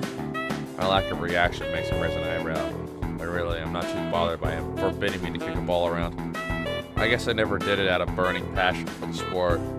Just to have something to do. Any kind of concussion might be dangerous to your heart. And risking another attack is not a good idea. Was the previous one caused by such concussions in the chest area? There's no mention of causing your papers. Not exactly. I sidestep the question acceptably, and he glances over to me, hands me over his papers, with a more serious expression on his face. Still, you need to keep your body healthy with some exercise, and so some exercise would do you good. We have physical therapy and such available, as I said, but I don't think you really need such heavy measures. Let's get some light exercise regularly. Brisk walks, and even light jogging, jumping rope, and that sort of thing. Swimming, maybe? There was a pool here, so I was told. You were? Very good. At any rate, I'm sure you've been told this before. Just need to take care not to overexert yourself. He wags his finger to emphasize the point. No need, really. I've heard this 1,000 times already. Absolutely no unnecessary rest. Take care of yourself. Okay. He goes over my papers one more time and sets them on the desk. Obviously content. Good. That's it then. Come meet me if you ever need something. I mustered out before I even realize it. A quick visit indeed. I end up standing in front of the main building and the auxiliary building. Although to my eyes, they still look one and the same. It's the first real look I get at the other students, so I watch people coming out of the school, going towards the gate or the dorms. Everyone seems to know where they're going, and I still keep thinking that most of them don't look too special for being students at a special school. Then again, neither do I. Does that make me one of them? One of us? I should go somewhere too to prevent me from getting lost. It's around dinner time, but I feel tired instead of hungry. The weariness in me only grows as I trudge towards the dorms, set a little way apart from the main building complex. A garden of sorts between the school and the dorms. Shrubbery, flowers, and that overbearing smell of fresh cut grass that fills the atmosphere. It dawns on my tired mind that the smell fresh novel smells fresh novel because I haven't been outside at all for so long. The dorm building is big and made of a red brick. Like the others, it feels way too pompous for what it is. So I push forward going inside. It takes more time than necessary to fish out the key I was given from my pocket. Room 119. Despite the ornate exterior, the inside door is fairly new, functional, and boring. Just like the main building, the halls and doors are wide to accommodate wheelchairs. Same goes for the elevators at the end of the hallways. Poke my head around the corner to the common room door. Inside, a few students are watching the television. One nods and gives a quick hello before turning back to the TV. It seems that only the girls around here are sociable. I suppose it's perfectly fine with me. I climb to the stairs on the upper floor. Here, small corridors branch off from the main hallway. Each of these minor halls seem to have a toilet and a shower, as well as 4 rooms. About halfway down the hall, I spy room 119. The name plates on the rooms adjacent to mine are blank. Guess there are just 2 of us here. A light shines from below the door of room 117, so I knock lightly. Hello, is anyone home? From inside I hear a few movements, then the clicking of way more locks than I thought these doors had. After a moment, the door squeaks open. I hate you already. I don't know why, but I hate you. I don't know what you give off, but I hate you. I don't like you. I don't know why I don't like you, but I don't like you. This bespectacled boy is standing in the doorway. He's looking at me intently through his extremely thick eyeglasses. Who is it? Blind? No, at least not completely blind. Why would he have eyeglasses if he was? He leans closer to me until he knows his arm was touching. His breath stinks of garlic. Sayo Nakai, I'm moving into the next room. Thought I should introduce His face suddenly brightens into realization. As he stands back upright, thrusting his hand out in a smiled greeting, almost straight up to my diaphragm. Oh, sup, dude? Name's Kenji. Okay, maybe he's not so bad. I don't know. I don't know. Everything's off. I hate this already. This is all Seiko's idea. All of this. Hi. Take Kenji's sweaty hand. And shake it. Still a little rattled by a sudden change of attitude and a vehement welcome. There were some suspicious-looking people going in and out of your room earlier. It's probably my parents. Your parents? You sure? Because they could have been some other people too. Can't judge a book by its cover. This out-of-place proverb is left hanging between us awkwardly as I try to think of some way to respond. I'd say the chances are high enough. He shudders and makes some exaggerated hand gestures. You're a brave man, Asayo. Me? I don't think I can trust the chances. Oh, God. The only one I trust is myself. Does that mean I shouldn't get to know you either? He thinks about this for a while. A wise decision. Damn, you're smarter than you look. Probably. What do you... I can see I made the right thumbnail choice based on this kid. I can see for the stream I made the right thumbnail choice. What do you look like? I hope not smart. He squints his eyes and leans closer again, but leans backwards to dodge it. Never mind. It doesn't matter. He turns, fumbles around for a moment and searches the door handle and shuts the door behind him. Oh, it's him. Is he gonna be an asshole? You know what? I'm not gonna ask. I'm not asking for a pineapple peach tea. Don't tell me. I want to find out for myself. I'm gonna be a brave boy. I slide the key into the lock of the door marked 119. The bleak beige walls and a light linen. A desk made of some type of light wood. Ugly curtains. It's no one's room, and personal, like my hospital room was. My bags are still sitting at the foot of my bed, looking a lot emptier than they did this morning. My closet is sitting open, stocked with my clothes.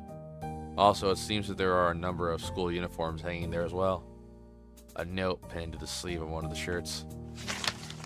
Hi, Hachan. We've unpacked your things and made your bed. They said that if these don't fit, then you should go to the office tomorrow. If you have any problems, you can always call us. Love, Mom and Dad. Well, at least I don't have to worry about unpacking. Kind of hoped I would have. And there'd be something to do. Dude, I hate blank wall canvases like this. I absolutely hated it. I didn't mind growing up a little bit with barely any photos on my wall, but over time, it just felt like I was in a mental ward. I hate blank walls. I hate it. I don't care what color it is. It makes me feel like I'm in a fucking mental asylum. And I hate it. I'm already mental enough. I'm already a mental threat. It's still too early. Put the note down on the desktop and lie down on the bed feeling drained. Lying there makes me want to read something, but I have nothing with me. I wanted the hospital condition me for wanting to read whenever I have nothing to do. The restless urge just keeps growing until I have to stand up. Maybe it's stress or something. I was pretty nervous about it. Ooh. Shut. I was pretty nervous about it before coming and for the entire day today too. I still am, I think. Damn, I have to distract myself somehow. So I won't be this unnatural all the time. Tomorrow I'll go borrow some books from the library. Yeah, I'll do that. But for now, bottles of medication neatly arranged on the night table catches my eye. I pick up one and shake it just to hear. just to hear the contents rattle inside, then read the glued-on pharmacy label. Hasayo Nakai. 2 tablets daily to stay alive. Really? You could have said 2 tablets daily and that would have been just fine. You didn't have to put the stay alive. Doesn't really say that, but it's just as well. Okay. I thought it was a note like a doctor left or something. Kind of a twisted, demented humor. It's kind of twisted, having your life depend on chemicals like this. I resent it a little, but what choice do I have? With a sigh, I begin my new daily ritual of taking the right number of pills from each bottle, being careful to check the correct dosage. I lie down again, feeling hollow and uncertain. After that, I keep staring at the blank, unfamiliar ceiling for a long time. Doesn't start looking any more familiar, not even after the darkness falls. Long shadows draw across my room like fingers. The sheets feel slightly more comfortable, the warm and nest-like against the chill that passes for room temperature here. Yeah, I don't like they have to keep them at like a certain cold temperature. Jesus Christ. Soon the lighter shade of darkness that is the ceiling looks like every ceiling does at night, and it becomes the only thing I recognize anymore. The night beckons me to sleep, and I feel the coldness of unfamiliarity and fear creeping up my spine once again. I keep drifting further away from the world that I knew.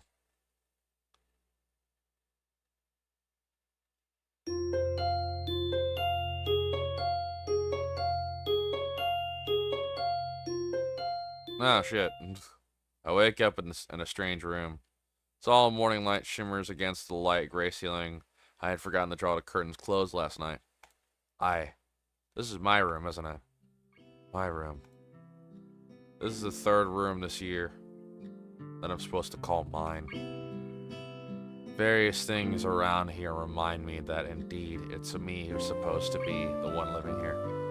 My bags at the floor, my new school books on the desk, my numerous medications on the night table.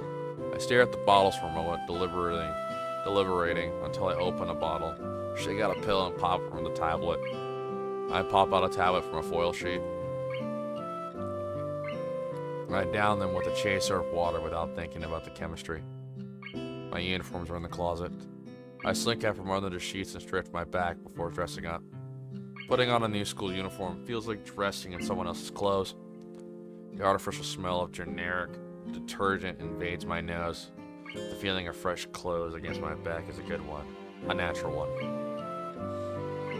It feels like school uniform, as it should. It's not much different from what I used to wear before. That goes on for other things too. So far this place seems more or less like a normal school. Except for those people. Think back to my talk with Kenji yesterday. Misha's constant laughter. And Shizune's sweeping sign language gestures. Well, I've only met 3 students so far. Maybe they aren't that normal, but I'm sure the others are. Perhaps people like them or what passes for normal around here. Yeah. What does that pass? What does pass for normal around here? What do people do? Didn't see a lot of kids hanging around after classes yesterday, so maybe there's clubs. If so, I wonder if I should join one. All through class, the question remains on my mind. So I decided to ask Shizune about it when we split into groups. After all, she did say if I had anything I want to know, I should ask her. What do you mean, oh no? What do you mean, oh no? Why are you saying that? It's only been an hour and 48 minutes into the stream. What do you mean, oh no? What did I do? Indeed. Indeed. She cried. Oh no, I just fucking... Who is calling me? Scam call. I don't care. I hunger. You Oh, that's your fucking fault. Get yourself something to eat then, Seiko. Damn it. God damn it. Don't fucking scare me like that. And it's like, she crossed her arms, shifted her gaze slowly to Misha, who looks more preoccupied with trying to grind the eraser of her pencil down. Also, you fuck. What do you mean I'm fucked? What do you mean? We just started. We've only gone through 2 choices. We've only gone through 2 choices. What do you mean I'm fucked? What did I do? Preoccupied with trying to grind the eraser over pencil down so that the top is perfectly even and flat. Indeed. sorry, Shi-chan. Is this something you wanted from me? Now you're down 2 girls. What do you mean I'm down 2 girls? We just started! It's like the fucking quote from the Marine to the French officers. Retreat! Hell, we just got here! Fucking Christ. What do you mean I'm down 2 girls? What do you mean I'm down 2 girls? What are you talking about? Ah! What do you mean? Oh, I see. That's a good question, Hee-chan. My first thought is that means she doesn't know, which is worrying. Maybe I'm being too negative. Well, anyway, Misha, please don't prove me right. Indeed. Oh, that's right. Everyone is encouraged to join a club. A lot of people do so because there isn't really anything else to do.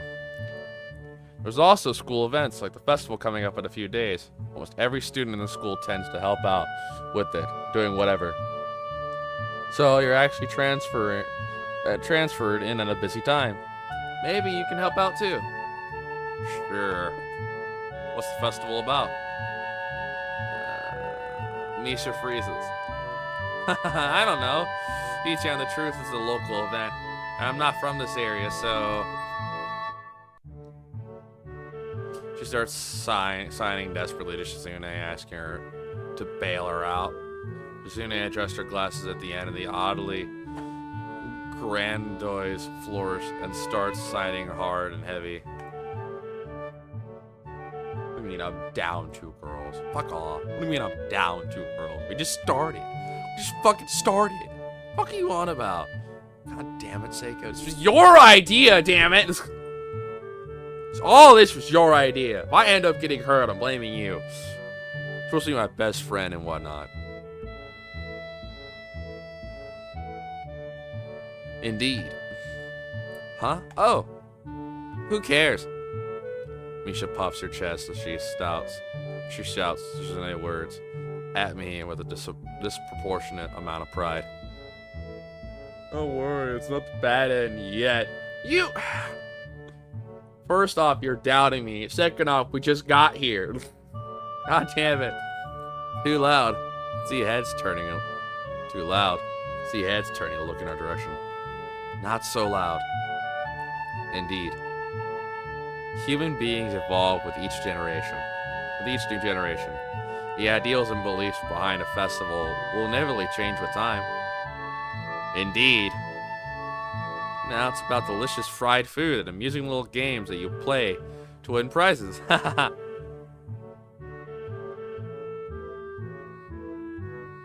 Easy to fuck up.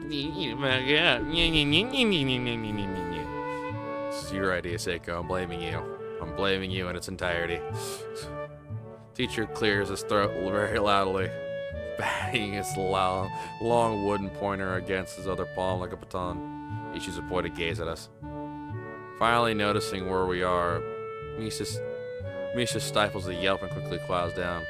Shizune doesn't seem embarrassed at all, though brushing it off without a care. Indeed. We're in the middle of class and should start working. That's right, Shi-chan. What? That's right. Hi-chan, are you asking because you're interested in joining a club? It could have been my eyes playing tricks on me, but I think I saw a suspicious glance exchange between them. Misha's tone also changed, although it does that every other word. Anyway. God fucking damn it. Quit it. God damn it. Hate old prescriptions.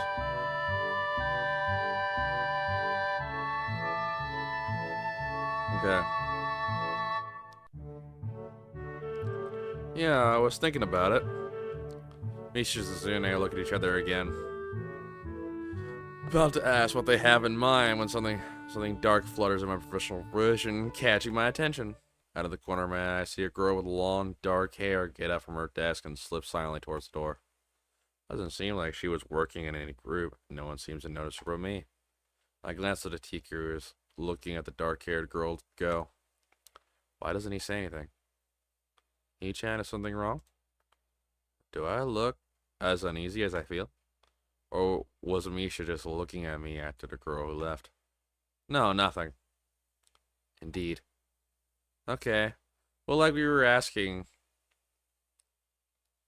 you don't have any plans for lunch today, do you? Thought I would go to the library and pick up some books. Not really. You want to have lunch together then? Sure. Indeed. Yay! Okay, Hai-chan. Perfect.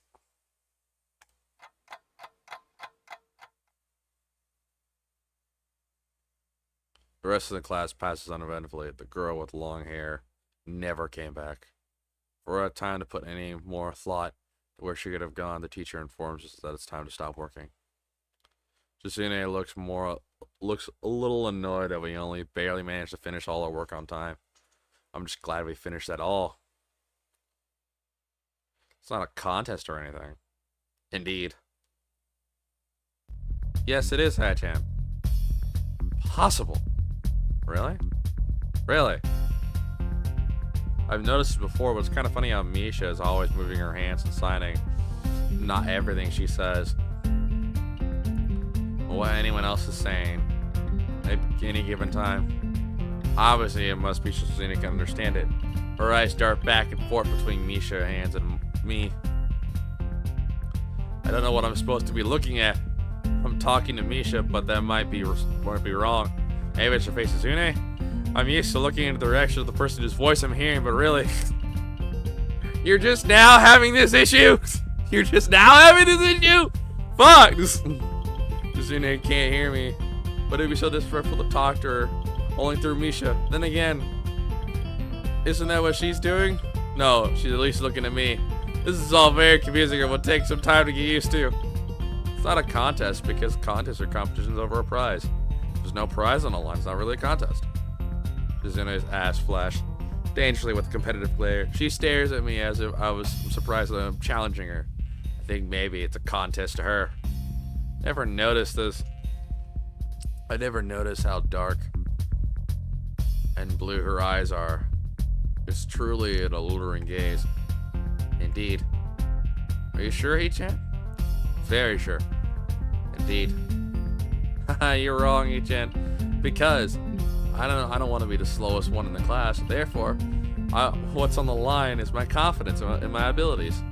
And the prize is satisfaction to proving them. Ha ha ha.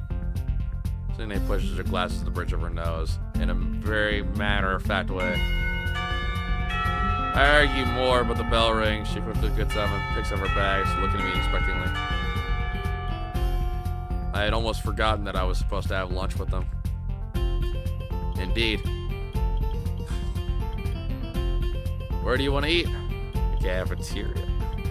Haha, that's so plain. Okay, let's go. Plain? Well, I guess. On my own school, I like to eat outside near the back of the building. It's a good spot, but I didn't find it until the end of my freshman year. I wonder if there's a similar place to eat here. It just seems to imply as much.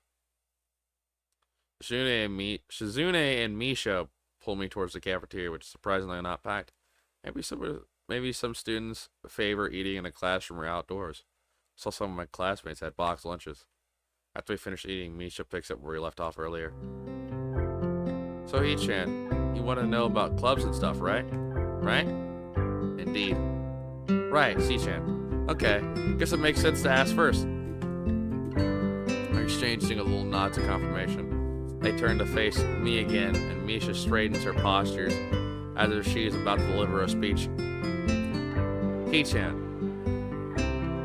do you have anything you're really interested in? I used to play soccer, but I'm not really into it. I don't follow the teams or players or anything like that. As of late, I usually just read a lot. There's a book club, right? Shi-chan, right? But seems like they all have members all the members they possibly can have right now. Sorry, Hee-chan, it's a really popular club. Indeed. Okay. There's more to the point, Hee-chan. Does this mean that you don't have anything already in mind? Not really. Indeed. Good. Great. That's great, Hee-chan. Really great. Why is it so great? No reason. Well, Hee-chan, other than clubs and the upcoming festival, there is one other thing. Student council.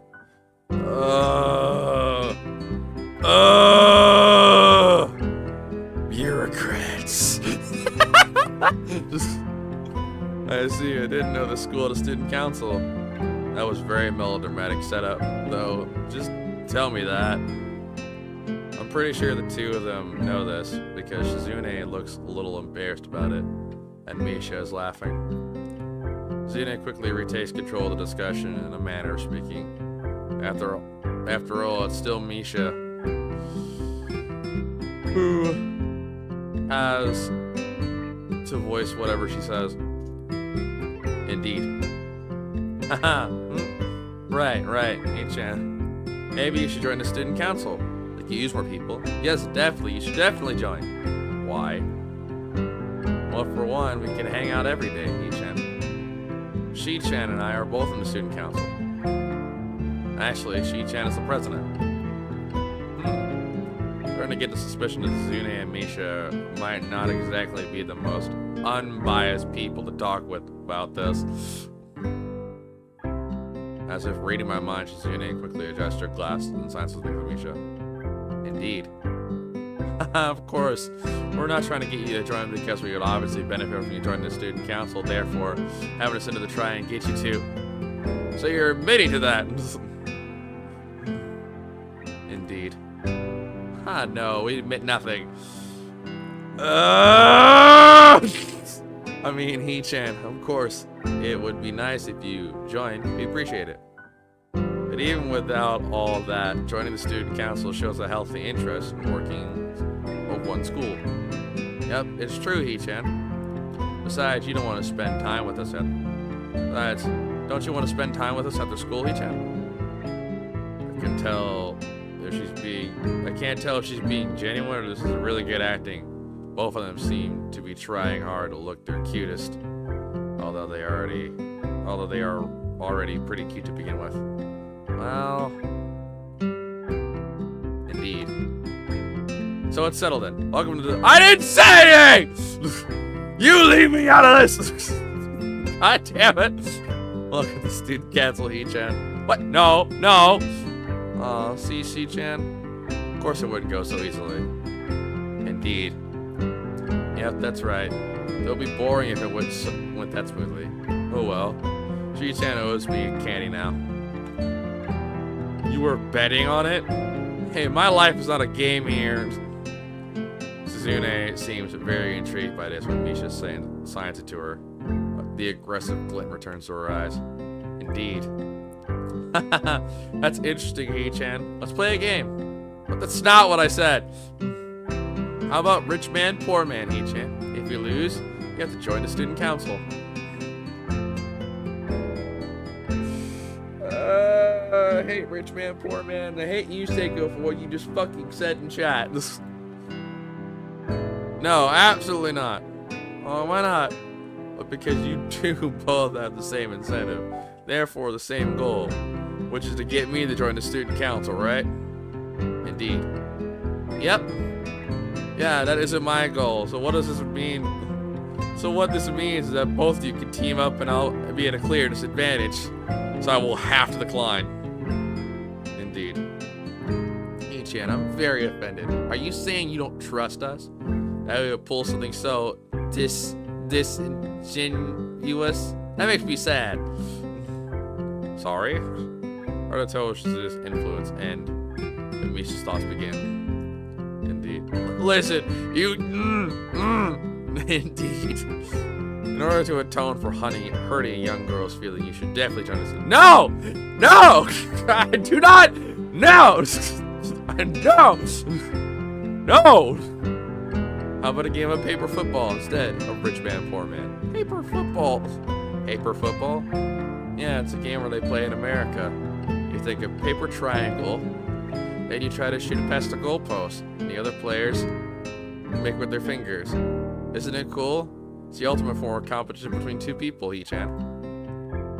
Indeed. And it's also played by elementary and middle school children, C-chan. That means it's a game that really separates the boys from the men. Or like the boys from the slightly older boys. And I'm not gonna play that either. Just the fact that you know about it means you're probably surprisingly good at it. yeah, that's true. How'd you know, Hee-chan? It's simple deduction! What do you mean? What do you mean, how did I know? It's simple deduction. Shizune frowned at Misha, telling me she probably wasn't supposed to admit that so readily.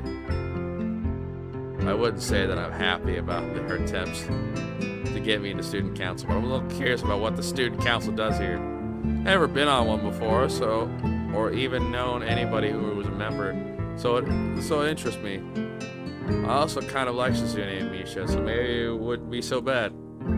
Indeed. Okay, Jane, how about Risk? A game about... No! I don't know what that is. I know what that is! And it makes enemies of friends, just like Uno does. It's even worse! Give him a car, I shall return. Yeah, you go ahead and do that. Go ahead and get yourself some dip for your dip. For the dip. I don't know anymore. It's really fun, Hee-chan. You fight for control of the world with armies and everything. Sounds like Shizune would be good at it. If you want to play, we can play after school. Indeed. Oh, really, Shi-chan? We can play just for fun, Hee-chan. Shi-chan hasn't played in a long time, so if you want to, there's no strings attached. Well, okay. Okay. Perfect. We'll see you after school in the student council room then, Hee-chan. Wait, why there? Because that's where we kept the game. I feel like this is bait. I grimace and tell them how much I do not like this, but it's more for show than anything. Dip, potato chip. Yes. Dip, potato chip. Dip, potato chip. So in the end, I agree, but only after you know what's funny, Gilded? Seiko and them do not know what, they don't know about Neebs Gaming or Battlefield Friends. And I'm disappointed in them. Very disappointed. Just figured I'd mention that. So in the end, I agree, but only after getting Shizune to acknowledge that I don't mean anything concrete, just by accepting to take a look around and play a game with her. Lunch ends when we go back to class. There she is again. What the fuck? During afternoon classes, the long-haired girl comes back and sits down in her seat without a word. Again, no one seems to notice. Or if they do, no one says anything. I want to ask Misha about it, but I don't want to be nosy.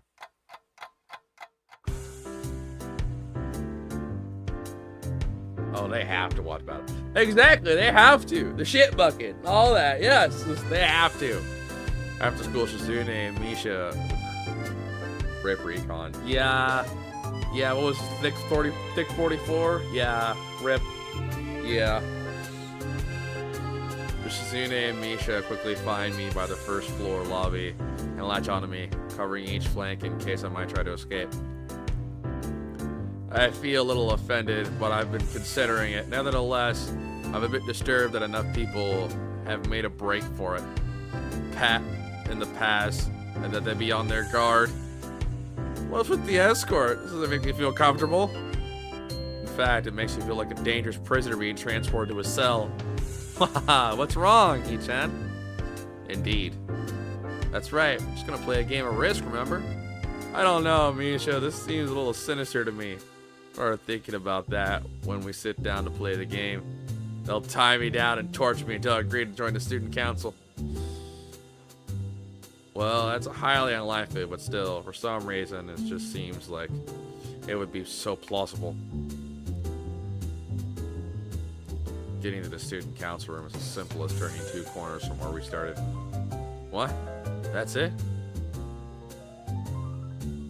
This makes you guys being so on top of me a little silly.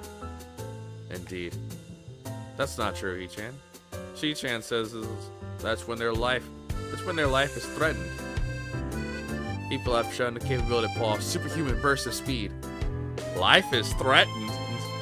Her expression is unchanging. Misha assigns something amusedly to Shizune. who makes a baffling face and puts her hand behind her back, looking pleased with herself.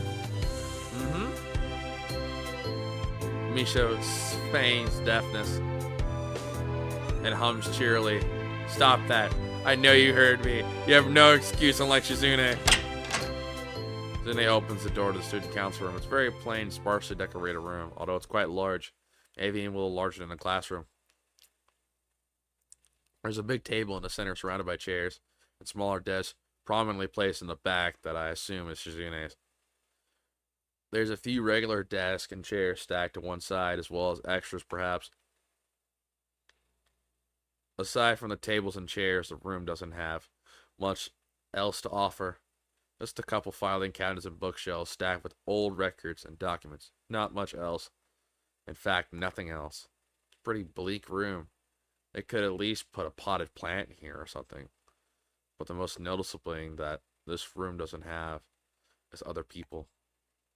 Are we early? Indeed. Nope. What do you mean, no? Does this mean nobody else is coming today? Indeed. Yep, that's right. Before I managed to ask what the case is, and then claps her hands together very energetically. Indeed. Hi, Chan. Let's play Risk. Come on, you promised, didn't you? You have to. Ha, okay. You want to know the rules? We can explain to you while we set everything up. While Misha is talking, Shizune takes out what looks to be a board game from behind one of the filing cabinets and throws it on the table. Actually, this looks kind of interesting. After Misha spends a little too long, for her liking, running around through the basics with a somewhat vague and confusing tutorial, Shizune cuts in and declares the game has started with a decisive motive, slicing her arm through the air. Shizune's aggressiveness is rubbing off onto me. I started feeling more competitive than I intended to be when I agreed to this. Halfway into the game, I try to ponder how to defend against Shizune's assaults from two fronts. She breaks my concentration by drumming her. They are teaming up! This is bullshit! This is not fair. This is not fair. Drumming her fingers along the table to get my attention. Indeed. Shi-chan wants to know that you're taking too long to make a move. She also says that she will let you keep Australia if you agree to sort of student council. Never! I thought this game was no string attached. This is the fact that she would dangle that over my head as an offer means she knows I care about the outcome of this game. Anyways, no! Indeed. Shi-chan admires your fighting spirit and would be a malevolent dictator who will spare your people if you agree to I hate this! Stop it! I hate this! You're so competitive, Shizune. She used to take this as a compliment. I would expect the student council president to be a little more monogamous. Monogamous? She doesn't seem to know what that word means or how it's signed. Well, she pulls out a piece of paper and writes it for Shizune. Her return signs it back to Misha. Misha presses her index finger against her temples as if trying to physically imprint the word to her memory. Indeed. Suddenly, Shizune bursts into a flurry of gestures. Misha looks daunted by the pace of her heated signing. Oh, wait. Please slow down, Shi-chan. Ki-chan? Shi-chan says you're going to lose. Tell her that I will crush her world empire with my rebellion. Ah, okay. Those eyes of hers shine with childlike mischief. Indeed. Says you have no chance. She has no chance if you keep playing like this. No, you won't. You're right. I will attack aggressively. She's either mocking me or really trying to trick me. I have nothing else to lose. Thought I might try something different. If I spread out my force to try to control more territories, I can recoup the advantage. Since they seem to focus on conquering whole nations, so maybe if I sacrifice hold on continents to gain more small countries. Worth a shot. He turns later and I don't believe you! No! Go back. No! There's no way! No!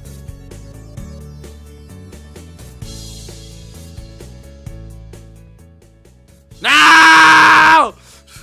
Fuck you. God damn it, you rat bastards. Fine, whatever. Whatever. Whatever. Your glasses victoriously allows Shell to tentatively pump a fist in the air. Okay. I can see why you want to save Scum now. I get it. Fine. I hope this wasn't one of the choices that mattered. Indeed. I win, yay! No need to translate, that was pretty clear. Haha, don't look so sad. You're only giving your best, and that's what I thought. Sometimes your best isn't just good enough, though. Anyone wants to know that it's me. You did very well for someone who just learned how to play today. Indeed. Ichan, you attacked Iceland and North America at the same time. That's a very daring move. Ichan is impressed. Indeed.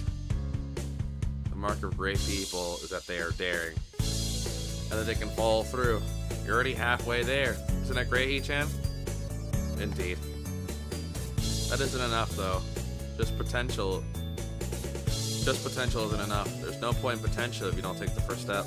There's no point to that if you don't keep going. I want to see more. You're right, C-Chan. But that's so demanding. Indeed. Suzanne leans forward, suddenly looking a lot less playful. More serious person I expected her to be from the start. Indeed. E-Chan, would you like to join the student council? She really doesn't waste any time, does she? But it's only my second day of school and I'm hesitant to commit to something so early. I haven't even taken a look at any other clubs yet. Spending time with Shizune and Misha doesn't seem like something I would hate. I still need more time to think about it before I decide for sure. Maybe. I'll get back to you on it. Indeed. Okay, Hee-chan, but I hope you're not just saying that so we don't feel bad. No, really. Really? Hee-chan, if you're gonna say that... If you're saying that is... Ah, fuck, my brain's shutting down, shit. Hee-chan, if you're going to say that, you're saying that it's definitely the truth. And there can't be any mistaking it. I know. I guess I should have my revenge for losing at the very least. Shanae smiles at in a mischievous way that feels like twisting a knife in a wound for my loss. Take a glance at the clock on the wall and realize I've spent far longer playing Risk than I expected. Sorry, I think I have to go. I want to go to the library if it's not closed yet. Is it? Shanae scratches her head and gestures to Misha. How can it be to determine whether the library is open? The clock is right there on the wall. Indeed. It should be, unless the librarian is absent. I think you're right, Shi-chan.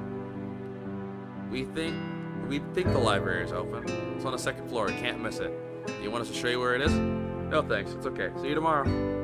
Bye-bye. On the flight of the stairs up around the problems. Second floor hallway is a carbon copy of the third floor one. Wide open, of course. Plain. Like only hallways can be. The problem is that the library's whereabouts are not easily determined as one would think.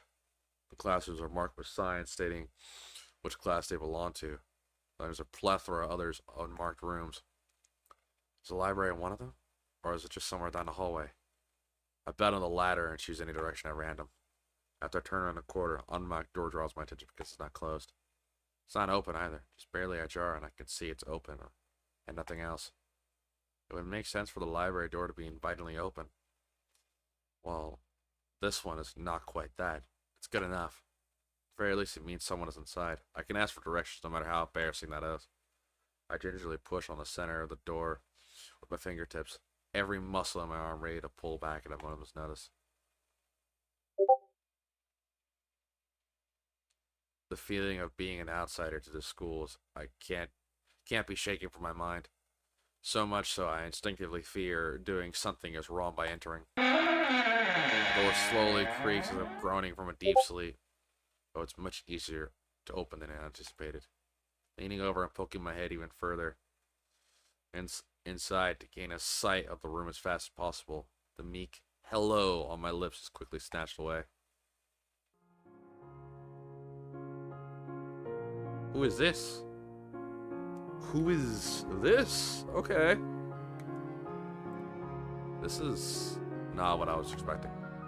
I mindlessly let the door open to its full extent, taking in the sight of solitary figure taking center stage in the otherwise abandoned room. The situation seals my voice, leaving me standing in the doorway, staring at the beautiful girl. Evidently, having taken her time to assess the situation, the girl gently puts down her teacup and opens her eyes, but doesn't look at me. Oh, she's blind. Okay, that's great. Hello there, may I help you? Staring directly in front of herself, the movement of her lips seems to break the silence rather than the words. However, the soft, measured voice that reminds me she is a being separate from the room itself. Not only is she likely the tallest girl I ever laid eyes on, but even amongst the foreigners I've met, she's strikingly distinct. Hi, sorry for intruding. I was just kind of lost. She takes a moment to formulate a response before speaking. Every action takes feels as if carefully choreographed beforehand. Care to take a seat? Unexpectedly, considering that I'm intruding upon her. Thanks? I slowly step towards another seat opposite to her. The girl rests in the teacup and saucer on the wooden table in between. The way she doesn't track my movements with her head is telling. That the slight cloudiness in her eyes means she must be at least partially blind like Kenji. Come to think of it, her voice doesn't have any detachable accent either. I guess she must be half Japanese. As I take a seat, her composure takes me slightly off guard. Her air of relaxed confidence makes the silence entirely comfortable. The calming atmosphere is so very different from the student council office. I take it you're a new student to Yamaku? Yeah. I just transferred in yesterday. I get the distinct feeling my speech patterns don't match the formality of hers, accentuated by a restrained bow greeting.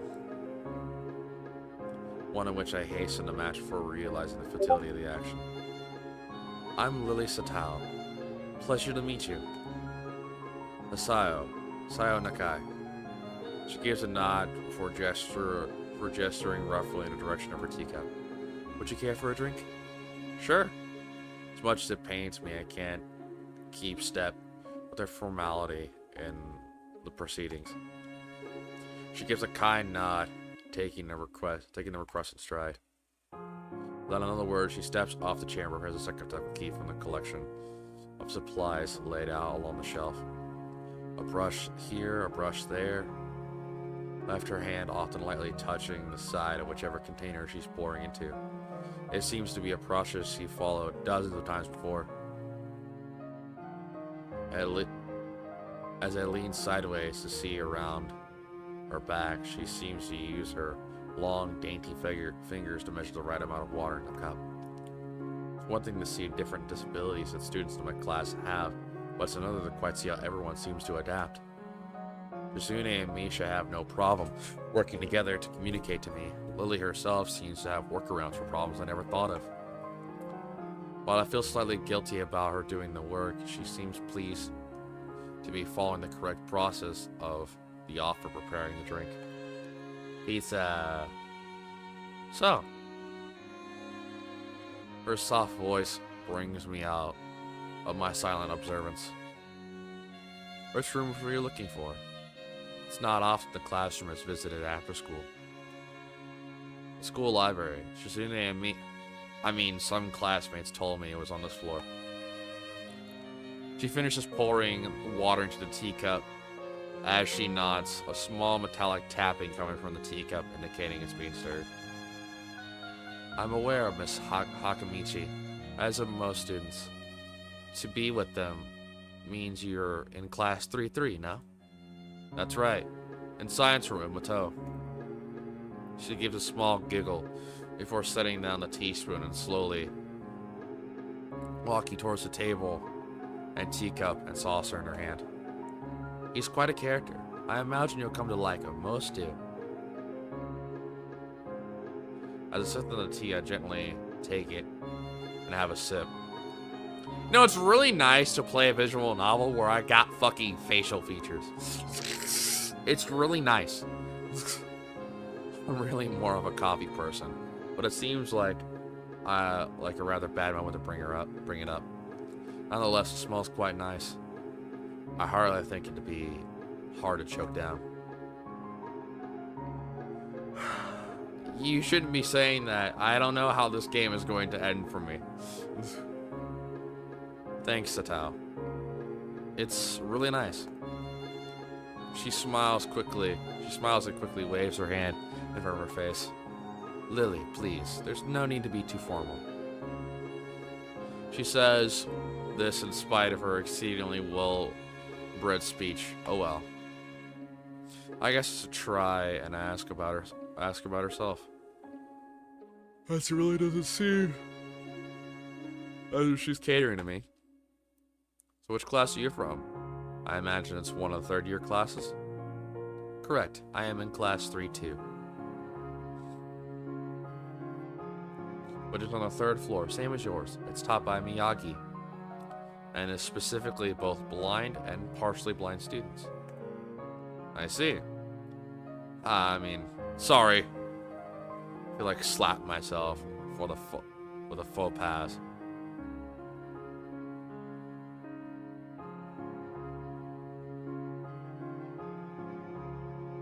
Jesus, if you somehow fuck up the fail saves. What are you talking about? What fail?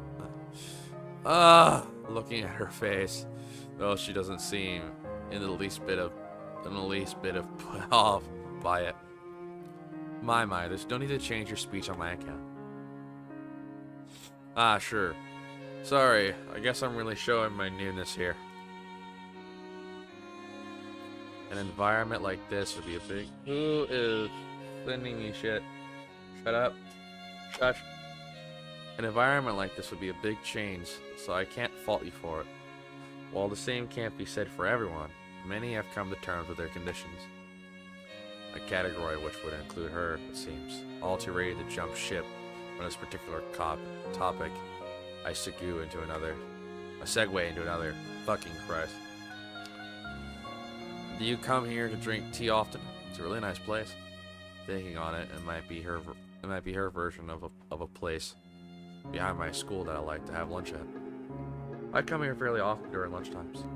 My duties as class representative don't leave enough time for an official club, so my friends and I use this room for having tea. Class representative, huh? Compare to Shizune. Her mannerisms seem almost completely the opposite. While Shizune is blunt and fiercely driven, Lily seems relaxed and calm, almost aloof. Come to think of it, she might be useful for a less biased view of the school's clubs. What kind of clubs are there to join? The more popular ones are track and field club, which uses the field near the school during lunchtimes, the baseball club, and the book club in a room near the library. There are also numerous small ones too, though, such as the art and music clubs. At a time when I was just wanting to get on my feet, rushing into a club right away seemed slightly unappealing. I wonder if this school shares the same rules as my old one. Is it compulsory to join a club?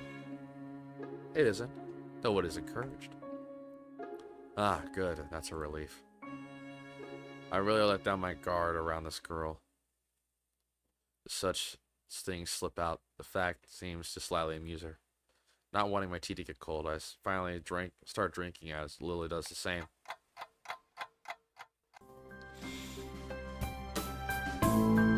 I look over to the window over her shoulder and I notice the light coming into the room has a distinctly orange tint. Even here, time doesn't stand still. The time's gone quickly. Sorry? Right, she's blind, of course she can't see the sun setting. It just looks like the sun's starting to set. That seems to come as a surprise for her. I guess she must have lost track of time. Sorry, Hasayo, I didn't mean to keep you in the library for so long. I quickly moved to ally her concern. Ah, no. It's okay. library's still open, isn't it? She pauses and takes a moment to think on it. It's probably something I should ask to see your name when I have the chance, but Lily seems to know it in any case. True. It's open till 6:30 during the weekdays. A quick glance at my watch confirms I have well enough time to get there. I might get going in that case. It's been nice talking with you, Lily. She smiles and gives a deep nod. Her hands still neatly folded on the table in front of her. It was my pleasure. I'll come to think of it, shall I show you where the library is? I couldn't possibly ask for more help. I should be able to find it, alright? Unless my navigational skills fail me, which they seem to have a habit of doing. It's alright. I was going to be talking to the librarian there in any case. I could introduce you. This gets better and better. It's pretty harder than I offer. If you're sure, then that'd be great, thanks. If I want to lower the music volume a little bit? Okay, sure. Lower this volume. Yeah, I set these volumes earlier. That should do it, right? A little lower. Come on, give me low. There we go.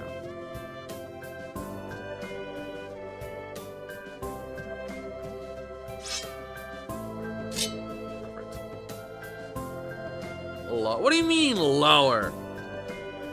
Here. Turn down my OBS a little bit, that way you can hear me. Same spot as the auto placement. What do you want about? There, right there. Here, I'm gonna turn down the desktop. Put it right at negative 11 decibels. That better? That should be better. Gucci. Perfect. As she stands up to follow me, she takes a hold of a straight, retractable cane that has been slipped into the handle of her bag on the floor. Compared to the cane the boy of my class had, Lily's looks much thinner and longer. His must be for support. His must be for support, whereas Lily's for navigation. Together we leave in a peaceful room and enter the empty hallway on the way to the library. Side by side, my pace carefully slowed to match hers. We slowly walked through the hallway. It doesn't take long for us to arrive at the door of the warm-looking room, apparently situated in the center of the floor, rather than either wing. Ladies first. She gives an appreciative smile at the gesture, taking the lead as we file in. To the left is a whole wooden library counter, with the library proper being on the right. It easily dwarfs my old school's library, with a distinct smell of old books giving the place an almost old-world air. There doesn't seem to be a lot of students here, considering the time. It isn't a big surprise. Everyone probably either in the school grounds or in the dorms. Yuko, are you here? She says it to the thin air since the librarian doesn't seem to be present. And of course, Lily can't see this. What's unexpected is it draws a reaction. Something from under the counter thuds against it, followed by a quiet wail. Oh! Oh, hi. The origin, apparently the librarian quickly crawls out and bounces up to the extremely rigid attention. Hi, Lily. How can I help you? Her voice is strained and failing an attempt to sound casual, and she's rubbing the back of her head. Good afternoon. What happened just now? I heard a strange sound. It's nothing. I just hit my head. Seems I dropped an eraser under my desk, and while I was looking for it, a pencil dropped. And when I was looking for both, you came in and surprised me. Are you alright? I'm sorry. I couldn't know. It's okay. It's okay. Sorry for making you worry. This is nothing. I've had worse happen to me. She quickly reverses Lily's apology, almost frantically trying to push aside the possibility that she could be any way inconvenienced by bashing her head on the counter. Yes, worse things have happened. The girl fidgets with her fingers as Lily doesn't seem to drop her concerned expression. And then she shuffles some papers around the counter. For no reason. A little shorter than Lily. Replete with glasses, freckles, and a very troubled look. She seems to fit the library perfectly. Ah, Lily. Did you get my message? Message? Oh, the 2 imported books that have arrived. Right, they finally came in. Can't believe it took so long, but I miss her celebrations, partially for managing to change the topic, I'm sure. She notices me in the corner of her eye and freezes on the spot when she does. Oh no, I'm sorry for not noticing you before. Did you need to check out a book or return one? I'm sorry. The way she can so quickly shift between moods is a little unsettling. He's with me, Yuko. This is Asayo, new student. Asayo, this is Yuko, the school librarian. Pleased to meet you. Asayo, right, Asayo. Pleased to meet you too, Asayo. For a second, she visibly attempts to engrave the name on her mind so she won't forget. Yuko often arranges to import foreign books in Braille for me. Would you like to tell Asayo a little something about the library? Lily's innocent suggestions is met with an expression of abject terror. Please, Lily, I can't. I don't know what he could be interested in. This is too much responsibility. Bear. You know what? No, I have not. Because I prefer my women over the age of 18. Unlike Seiko for some reason. Anyway. How it's any responsibility at all, I don't get. But her objection is so sincere, I don't doubt for a second that she would rather disembowel herself on the spot and tell me where the light novels are. But, so there's a lot of books in Braille here? I tend to save the day by asking the first thing that pops into my head. Seems to work, at least partially, as Yuko seems to, not exactly relax, but looks slightly less tense.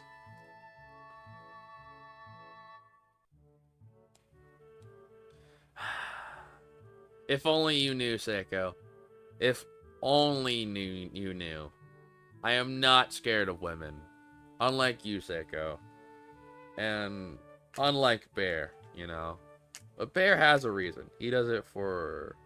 what? God? I don't know.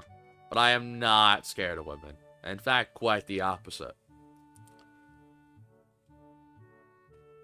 Well, I think about the third or fourth of Yamaku's libraries, either in Braille or audio. Makes sense given all the blind students that be here. Plus, yeah, sure. Whatever you say, Seiko. Whatever you say. If it's only that, how come the library is so big in the first place? Well, it gets a lot of new books regularly because the library is adequately endowed. That's probably why. They spend more on new books than on my salary. And then when I have to organize and shelve them all, it's so troublesome and they waste so much. I wish I could quit this job. Very awkward silence follows the revelation of too much information. I'll go check the aisles then if you don't mind. Probably for the best of us that she doesn't keep talking to me. Very well. Meanwhile, Yuko, I would have those books if it's alright with you.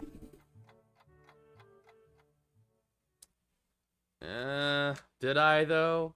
Did I simp over that though? Because last time I checked, I was playing that for a story.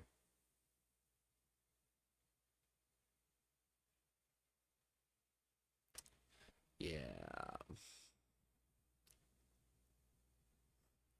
Yeah. Same with that Wani. Nah. You gotta stop gaslighting yourself, Seiko. It's not healthy. It's a very unhealthy obsession and taboo to gaslight yourself. Nah, yeah, you keep telling yourself that. Stop gaslighting yourself, dude. It's not healthy. It's not healthy. It's really not. My first impression was right. The library is surprisingly big.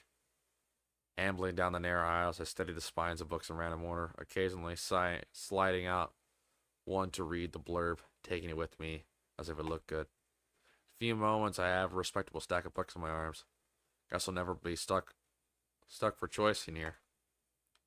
The normality of the library sinks in. Sure, there's a large print and braille books scattered throughout, but it is what it is, a library. As if it's a calm mood from the room, I had tea with Lily and snuck with us in here. Shit, Jesus Christ, let me try that again. As if it's a calm mood from the room, I had tea with Lily and snuck with us in here, unless it was here to begin with.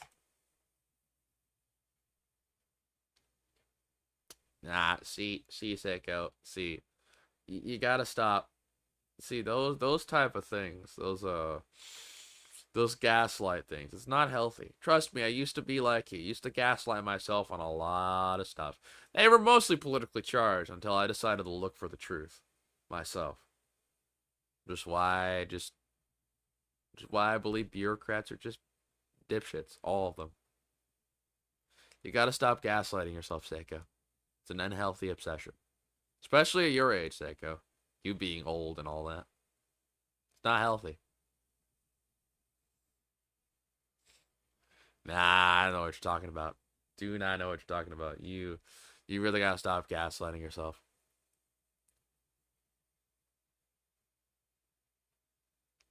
I believe the correct spelling is it's one of the endings. Something about that puts me at ease, just like before. I reached the end of the aisle and find a collection of desks set up for sturdy personal reading. Going a little further, though, I discover a nice quiet corner at the back, while the rest of the library has an odd student sitting at the desk, either reading or stealthily sleeping. The back is pretty much deserted. I glance around and I see someone who I recognize sitting on one of the several beanbags. Oh, it's this woman. It's the dark-haired girl from my class, the one who snuck out of the classroom earlier. She's reading a book, keeping it close to her face, which makes her look like she's really into it. From the way she's acting today, I had her pegged as more of a delinquent than a bookworm. In fact, her mysterious disappearance from class raises all sorts of whys in my head.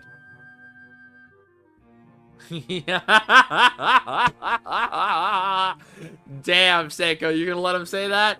You gonna let him call a disabled chick Zuko? You really gonna let him say that, Seiko? Damn, Seiko, you really gonna... Jesus, Bear.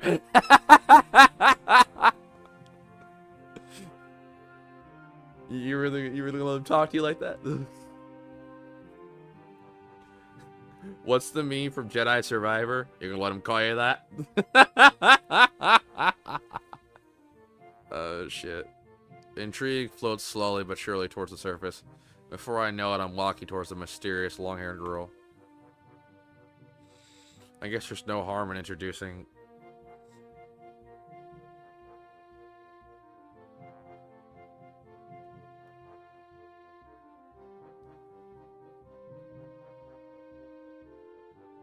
reading up on the scrolls to learn how to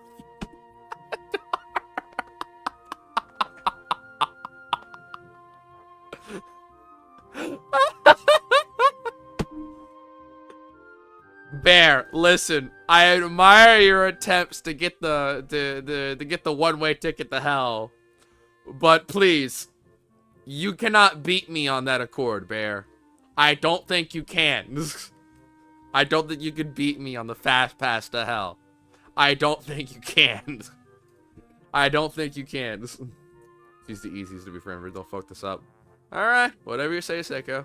I'm assuming she's over 18. Like you always claim. Like you gaslight yourself. Attempt. Attempt. Like how Bear's like, attempt. Guess there's no harm in introducing myself as I would with anyone else. She's a classmate after all. Walking over to another beanbag, I take a seat and lay my books beside it. The girl starts looking scaredly up at me from underneath her fringe. Okay, so she's a very shy girl. I can. Oh god, I don't need competitors. I don't need competitors right now. This is the first time I've seen her this close. Underneath her long, dense bangs, I can see the part of her face, at least a third, if not half. It's pretty badly scarred. Okay, alright. My eyes are immediately drawn to the scars. No, don't look at the scars. Subconsciously peeking past her hair until they meet her on her eyes. Alright, I have a front row seat to the night circle. Nah, no you don't. I mean, actually you might, considering you're into underage chicks, so that's a whole new level for me. I don't cross those lines. I'm a man looking for the fast pass that has standards, alright? For a second I am shocked. I divert my eyes to the book in her hand. Before I realized that I was looking away. Probably only makes it worse. Slander! Here comes the first real choice. We're gonna go ahead and do this. Yes. Check the save. Perfect. I got the backstage passes. I don't know. Goddamn liar. I do have standards. Listen, I just want to find the most challenging way to get the fast pass.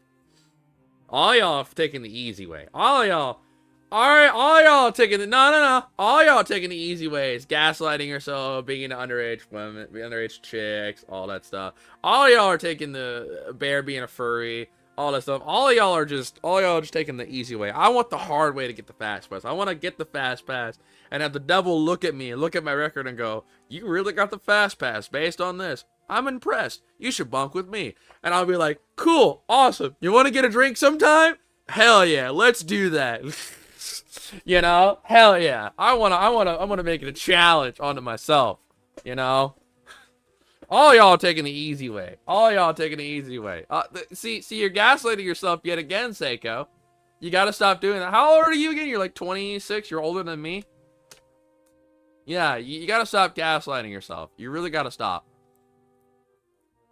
Sorry, I didn't mean to startle you.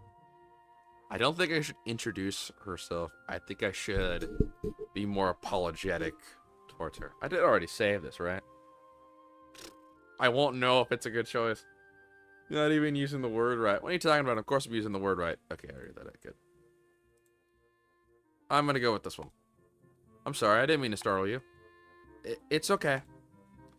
The girl certainly doesn't look like it's okay, but I let it slide. So, do you mind if I sit here? She seems to be very uncertain whether it's okay or not for me to sit, but finally she just nods a little. I'm 24. You milk toast. Fruit corn. I don't know. Oh, you're 1 year older than me. You're 1 year older than me. Damn. And, my birthday is, next month. We'll be on even ground soon enough. You won't be able to call me older. Just for a little bit. You old self-gaslighting bastard. You're very much a boomer. You're very much a boomer. Oh, okay. Take a seat next to her and she hides herself behind her book. Life of Pi. Never heard of it. Yeah, I saw the movie though, it sucked. So, sorry again for startling you. I'm Messiah. She looks up from her book, stalling a little before replying. Yeah, I'm 23. Says the son of a bitch who could make full screen work. I tried making full screen work, but I wasn't able to control OBS or anything else. I like my borderless, alright? I'm praised on the borderless window, alright? I'm praised on the borderless window, alright? Yeah, I'm 23. I am 23 years old. Was born June 20th of the year 2000. Yeah, no, I definitely got the facial feature to look 25. The woman that I'm talking to, she says I look older. I look around like 25, 26. Meanwhile, we got Seiko over here acting older, you know, all that shit. Gaslighting himself like a senior citizen at the retirement home and all that. I know. We are in the same class. I look 19. Yeah, you keep telling yourself that. Her speech is stilted and so quiet that it is barely audible, even in the still library. Somehow I think that my delinquent impression of her was wrong. Huh? Hanako. I'm Hanako. I resist the urge to say that's a nice name. Just to have something to say, but really it's the only thing I can think of. I feel like an idiot. Everyone here must be used to being different to each other. And here I am being all bothered and fuss about that kind of thing. People still think I'm 18 after I shave. Damn, dude. Shit. Well, the question is, how old are you, Gilded? How old are you really? Don't let me interrupt your reading. I'll just check these books if you don't mind. If you don't mind. She nods a little and sighs. And sighs and a little sigh of relief. So I try to read the covers and the introductions of the books. I picked up, and she buries her face in her books. Uncomfortable silence consumes us.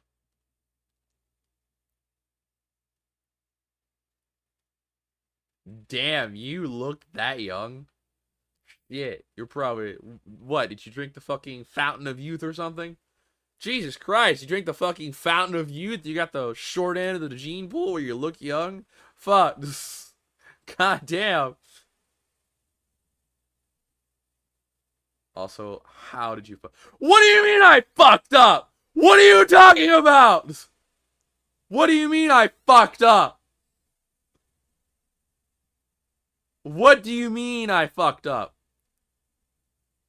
What do you mean I fucked up here? What do you mean? What? Shut up, Barry. I haven't even played this game. What do you mean I fucked up? Genuinely. She seems like a very timid person. So I figured I'd try it, you know, shit. Try not to, like, scare her off or whatever. Fuck. God damn. Never talked to a shy person before? Fuck. Really? I miss what you did for Lily. You fucked up. What do you mean what I did for Lily? I haven't done anything for Lily.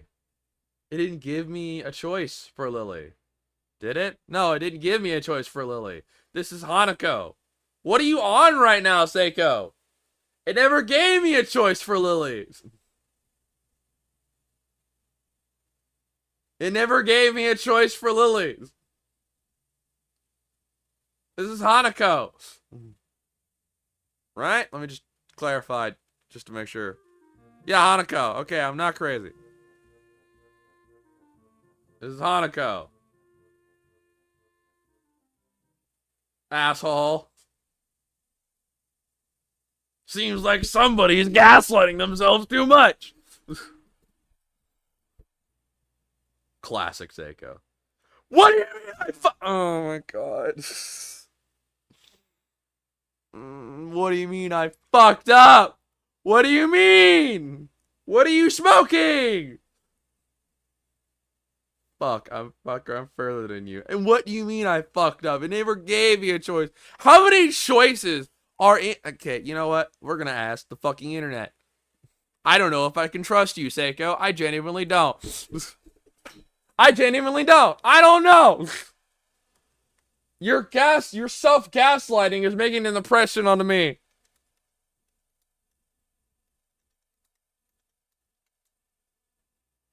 Fuck, was... There it is.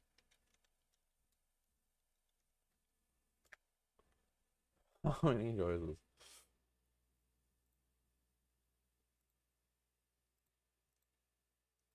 Okay.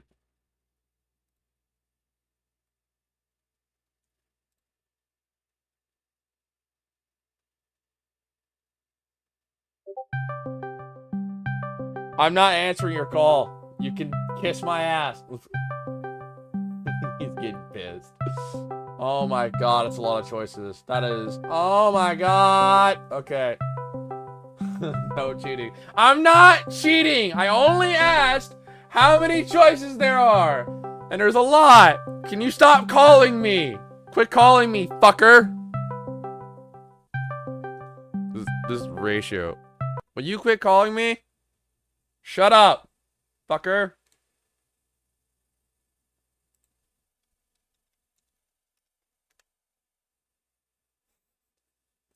I'm not cheating, alright? I'm not.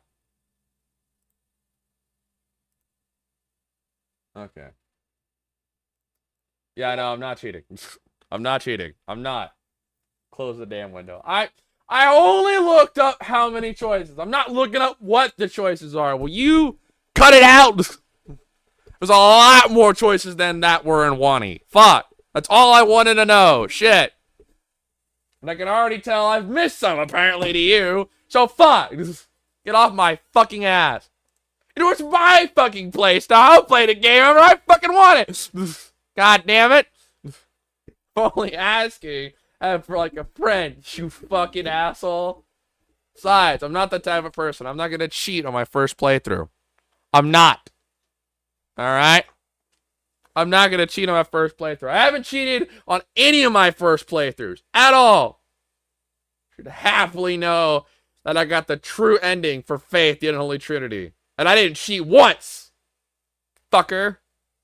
All I did was throw shit at a wall and hope it stick. Get off my ass. God damn. You boomer ass motherfucker. You goddamn boomer. Fuck. There are a while of rails which is doing still the same, only pretend to be immersed in the life of P. Is my music on? Make sure my fucking sound is on. Okay, it's on. Got it. Got it. Like, fuck you. I only looked up how many choices there are, and there's a lot more than I initially thought. That's all I wanted to know. I didn't look up what the choices were. Only how many there are. Asshole. I will call you a boomer. Boomer. Boomer. Boomer. Boomer. Boomer. Boomer. Boomer. Boomer. Hang on. Where's YouTube? Where's YouTube? Hang on. Where's YouTube?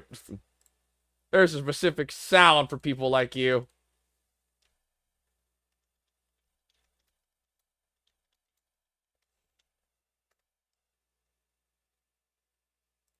We got a boomer! Oh man, that sounds like a boomer!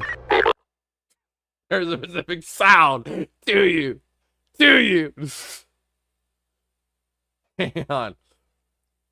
One more time. We got a boomer! Oh man, that sounds like a boomer! There we go.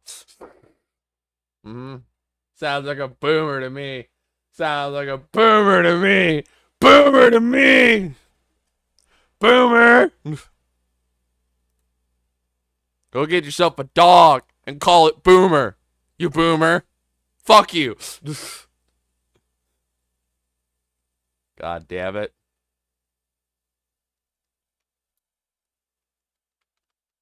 Yeah, where's the full...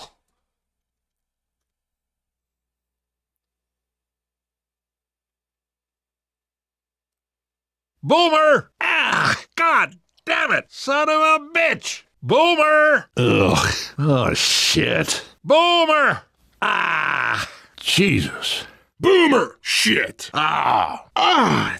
Ugh. Yuck! Boomer! Holy Jesus, that's bad. Yuck! Effing hell! Boomer! Ew! Ah, shit! Yuck! Boomer! Oh shit! Boomer! Boomer! Boomer! Boomer! Ew. Boomer!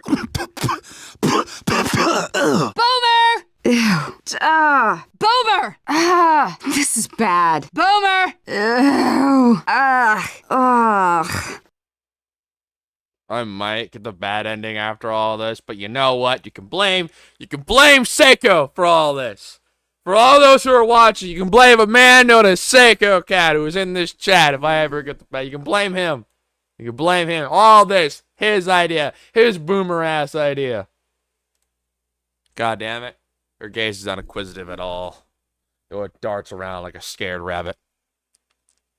When her gaze is finally meet, the chain reaction is unstoppable. Stands up forcefully from the beanbag, takes a deep breath. I gotta go do something. This is your fault, Seiko. This is all your fault. This is all your fault, Seiko. But you did this. You did this. You did this. You socially inept, self-gaslighting boomer. I just can't believe it, man. I can't believe it, man. She looked very nice. She was very pretty. Mind the Zuko scars, but you know what? She was very pretty, and you did this. You can only blame yourself, Seiko. You can only blame yourself. You can only look at yourself in the mirror and blame yourself. And you can only look at yourself in the mirror and blame yourself.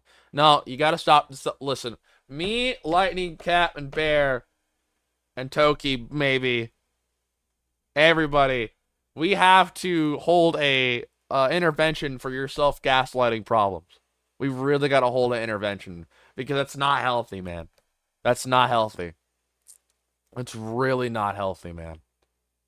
As a friend, I want to look out for you, okay? You already deal with the paranormal bullshit in your house. You've already dealt with the paranormal. Listen, just because they were once human doesn't mean you can't consider them human. All right? The ghosts in your house don't count. All right? Listen, Seiko. This self-gaslighting problem has got to stop, man. It's got to stop. It's got to stop. It's all right, man. It's okay to admit that you need help. It's perfectly all right. It's perfectly all right, man. Tell him, Gilda. Tell him it's perfectly all right to admit that it's all right to need help and seek counsel and friendships and all that. It's perfectly fine. It's perfectly fine.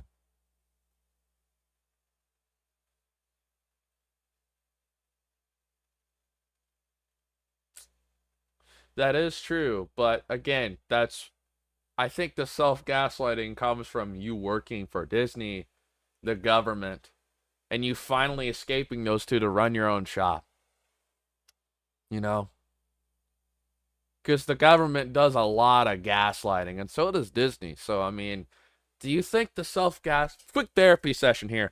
Do you think the self-gaslighting comes from the fact that you used to work for Disney and the government and all that? Because I believe, as your impromptu therapist, that it might stem from that.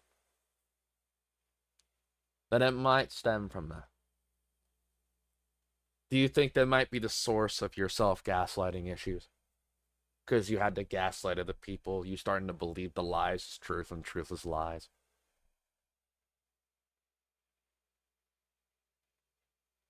It's okay. You're in safe company here. No one's gonna hurt you.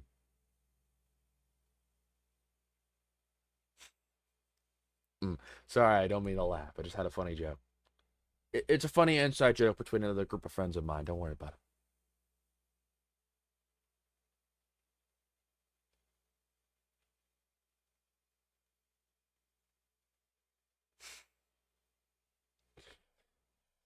Sorry. It's just, sorry. I don't mean to. I'm not laughing at you. I'm just laughing. Nothing wrong with laughing. It helps numb the pain a little bit.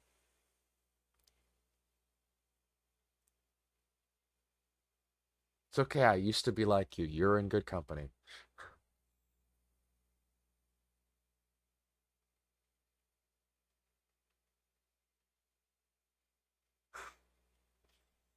Exactly. It's all right. You're in present company. You're in good company. Just let it all out. Let all the anger out.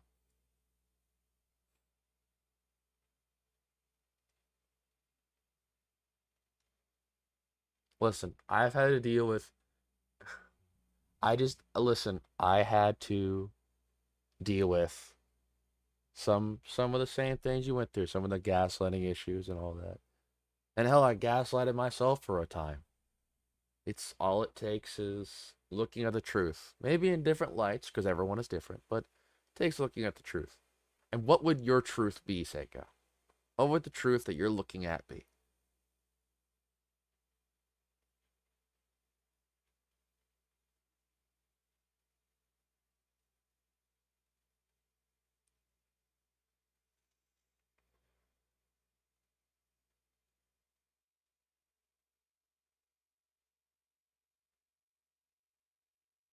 You have no idea, Seiko. You have no idea. Maybe not to the same extent, but yeah.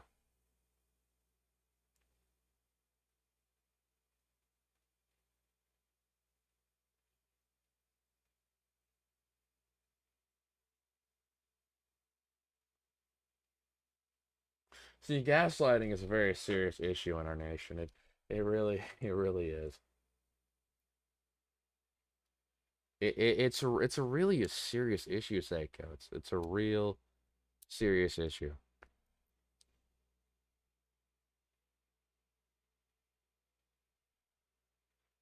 I'm trying to be as composed as humanly possible. All I can see is I can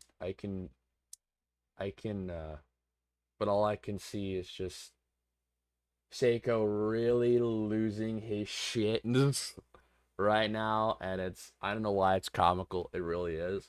Maybe Lightning does have a point. uh but yeah, no. I mean, I've never had a bureaucratic job, but I have had jobs in semi-bureaucratic places, and they weren't fun. They definitely weren't fun.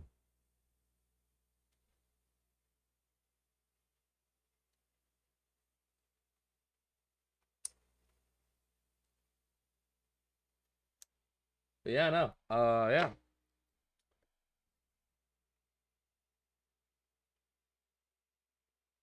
I mean, any job from the government is really bureaucratic in a sense.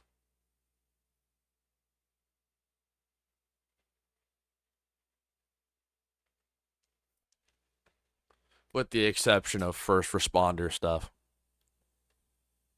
and military, of course. Gotta respect the vets.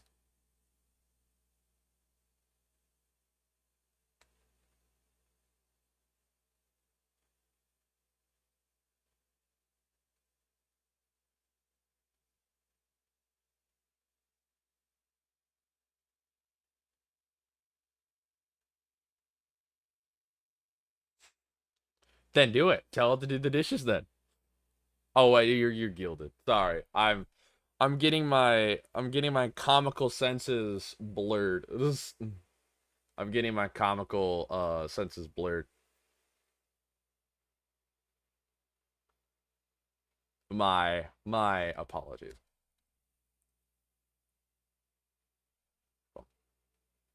Okay. Okay. Come on with border control. That's interesting.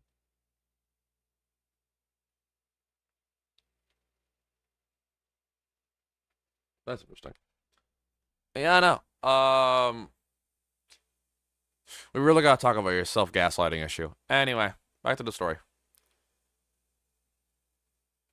I was saying 1 minute. Yeah, as with all government jobs, they're not great. They're not great.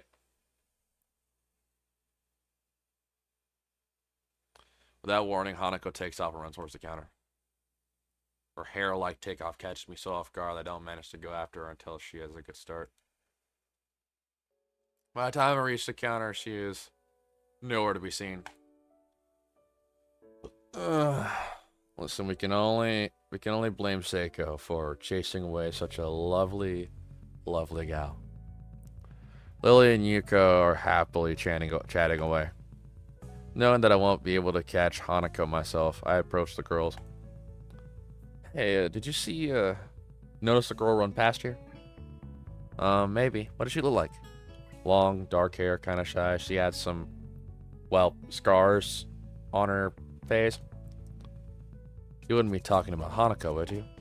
Yeah, that's her. Saw her reading and tried to talk to her, but I think I got scared her off or something. Oh dear. Yuko, would you excuse me? I better try and find her. Sure. I'll just hold on to these until you come back. What's going on? I'm sorry. I'll have to explain it to you some other time. Right. I'll see you later then. God damn it, Seiko. Lily hastily grabs her cane and hurries out of the library, leaving me alone with Yuko. I don't think I'll ever get the hang of this place. Did I do something wrong? What did you do? Nothing. I was just looking for some books, and then she got this fit and ran off. What's the funny thing I can think of is I might have looked at her general direction a few times. Well, she's a very timid girl. You have to be very careful around her. She can be very jumpy, I think. She's not accustomed to talking with other people.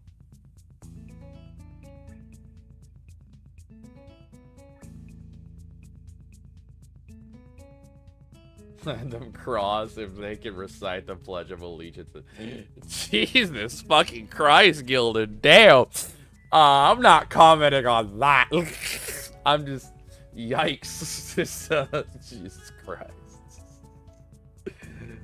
Maybe I do have competition to get into hell. I don't know. Maybe I do have competition. I don't know. Just...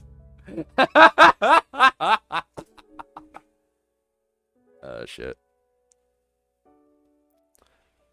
Isn't that a bit strange? I wonder. It's just how she is, I think. Yuko doesn't sound all that convincing. Then again, maybe this is just the norm around here. Everyone has their own problems, or else they wouldn't be here. But how should I deal with these people? Forcing myself to act overly casually only makes me feel phony. I'm gonna be honest, I thought that said something else in its entirety, and I hate myself for it now in this context. One last chance, then the fail-safes. See, I wouldn't be relying on fail-safes if Seiko was a good friend to me. But, you know, someone had to yell at me, even though it's their fault, and need an intervention for certain issues. Seiko.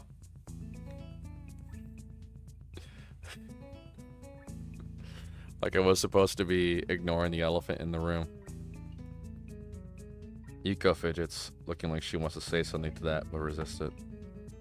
I think it's an elephant only if you feel that way. Why the fuck did I say that? That is not what you want to say! Jesus Christ, I feel like her character is socially inept. I'm not socially inept at all. It's just, you know, I've been given the choices I've been given. You know, you can only do so much with the choices you've been given. You know, you can only do so much with the tools you got. You know. And I'm trying to make the best of it. Unlike some people. I guess she doesn't have a good sense of self-restraint. Makes me smile. She blushes heavily. What? Did that sound stupid? No, it sounded really wise. I guess you're right.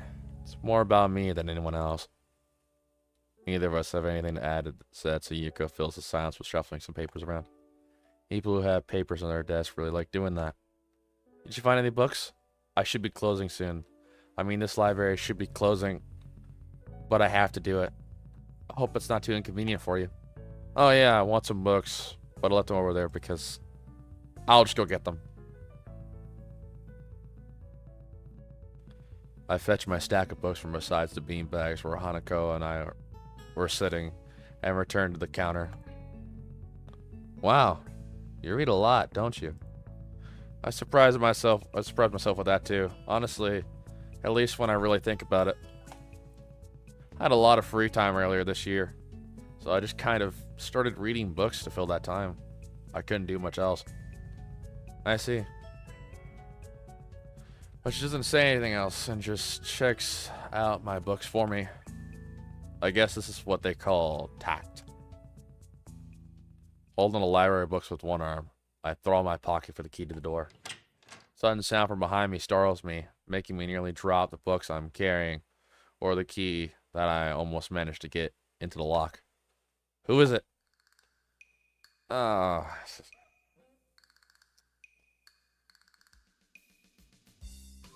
Alright, whatever. What the fuck do you want, you little glowy looking bastard? You conspiracy nut. Whatever. I turn around to see who is talking to me. It's Kenji. It seems to be in a friendly mood. Although the light is glinting off his glasses and the darks gives him a sinister look. It's just me. This makes him pause and lick his lips nervously. Don't you lick your fucking lips at me. Who is me? I don't know anyone called me. Are you some new guy again? That's right, he's blind. His voice suddenly strained and quick. Yes, what we met for yesterday. I don't think so. I would remember someone I met only yesterday. When was that? What day is it today? The school for the special. This is the school for the special. Try to ignore him. Is he joking or what? Prove that we met before. Live across the hall. You're Kenji. Jesus Christ! Kenji jumps back, his eyes fill with an uncomprehending fear. How do you know my name? That's gonna mean one of two things. Either we have met and you're telling the truth, or I just can't remember, or you're a spy. He pauses. A psychic spy.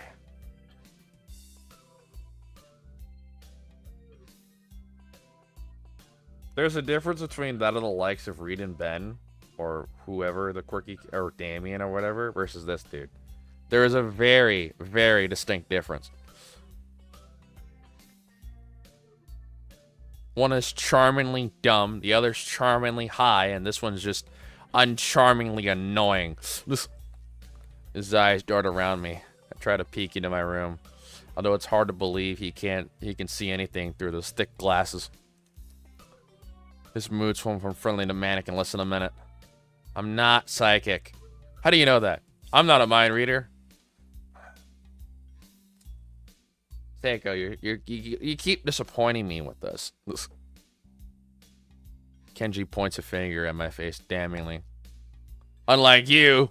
Stop that, man. We met yesterday. What's wrong with you? I live in this room. Lies. Then you can pass as this high because I'm legally blind. You're sorely mistaken. You don't even look like him. I mean, resemblance is real. Real slim. Maybe at a distance. But who are you to think you're kidding? I want to grab him by the shoulders and shake him exasperately. I rub my eyes and let out a heavy sigh. Stay there. Kenji comes closer, one careful step at a time. I stay still. At least he assault me physically. Although I doubt he could do much damage if he could. Oh, wait, I see now. Damn, it really is you. Sighing again, then once again for good measure. A step backwards just in case. What's up, man? You don't look too good, I think. Something wrong? I don't know, just had something stupid happen to me. A few stupid things, actually. Even if you discount this one. Can't get a proper touch of on other people. And I have no idea if it's because of me or because of them. I don't know why I'm telling this to Kenji. It's not like we've had any contact either. That's rough, dude. Yeah, I'm sorry about calling you a psychic spy and all. But you can never be too careful. Jesus fucking Christ.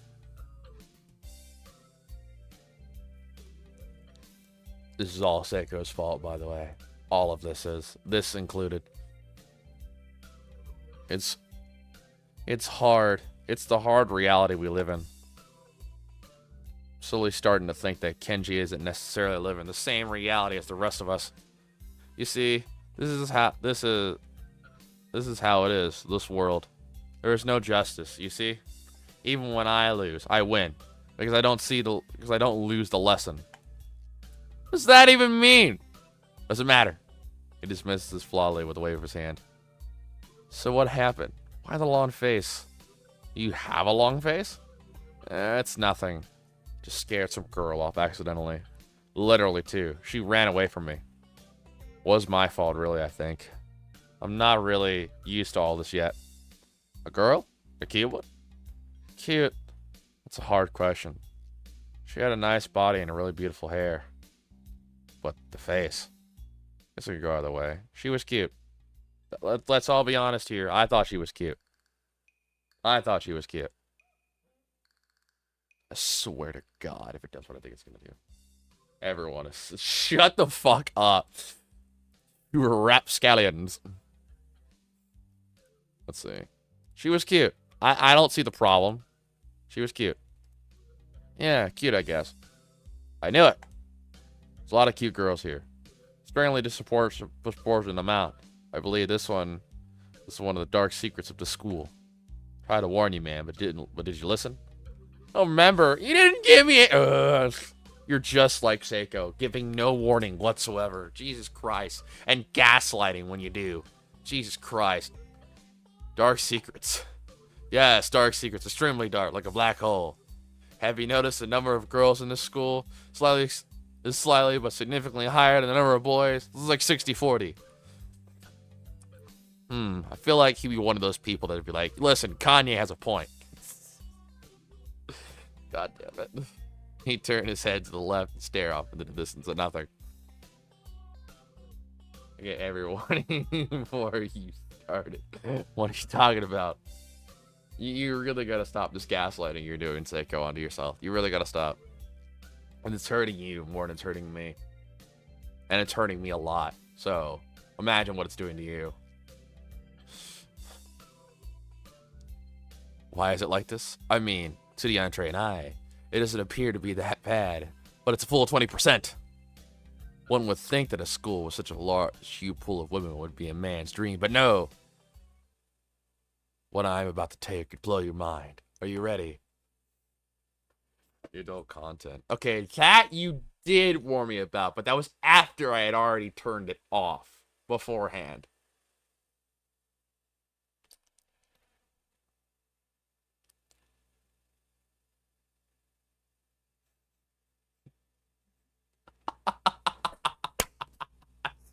God, that better not be what this fucking kid says. I'm gonna be fucking mad. I don't know where this is going, but I think I'm gonna be missing much by cutting it out now. No, I am not ready. Only get as far as turning the door on before Kenji starts talking again, showing he doesn't really care if my mind is blown or not. I believe this school is a battleground, a site of feminist infiltration.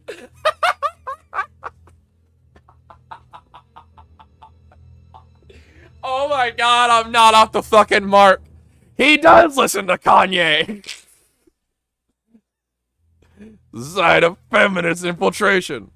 This disparity is a number in the number of men to women is a clear sign of how far they have come. In case this Cold War turns hot, the superiority in numbers.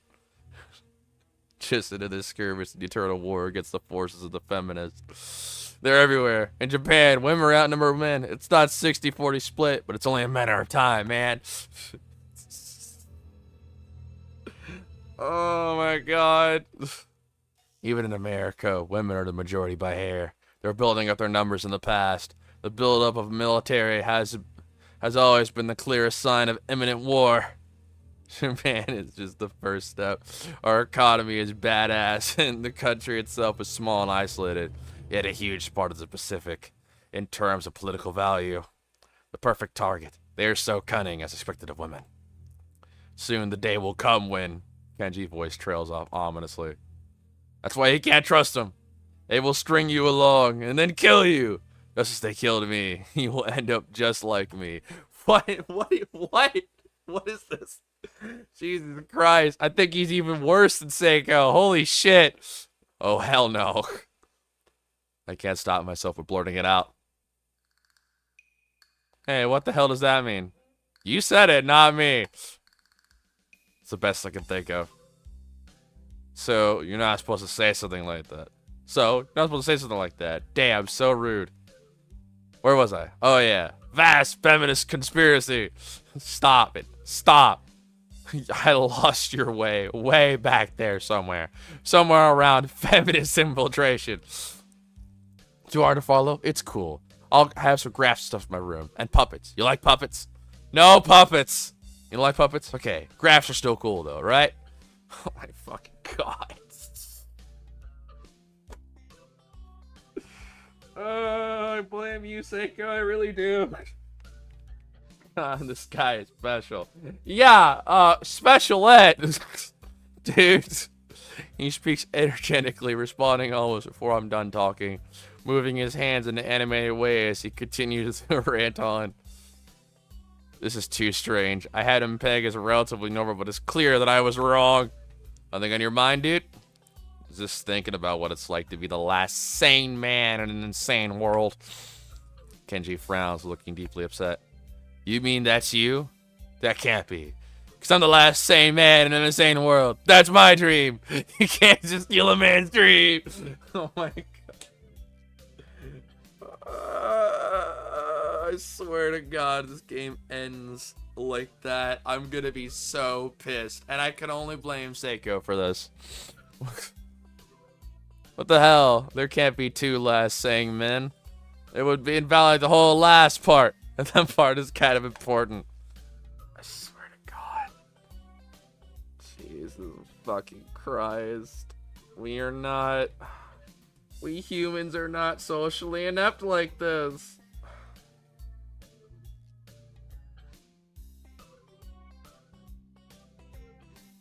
Look, I'm not saying this is a bad game. It's very unique, but I've had better so far.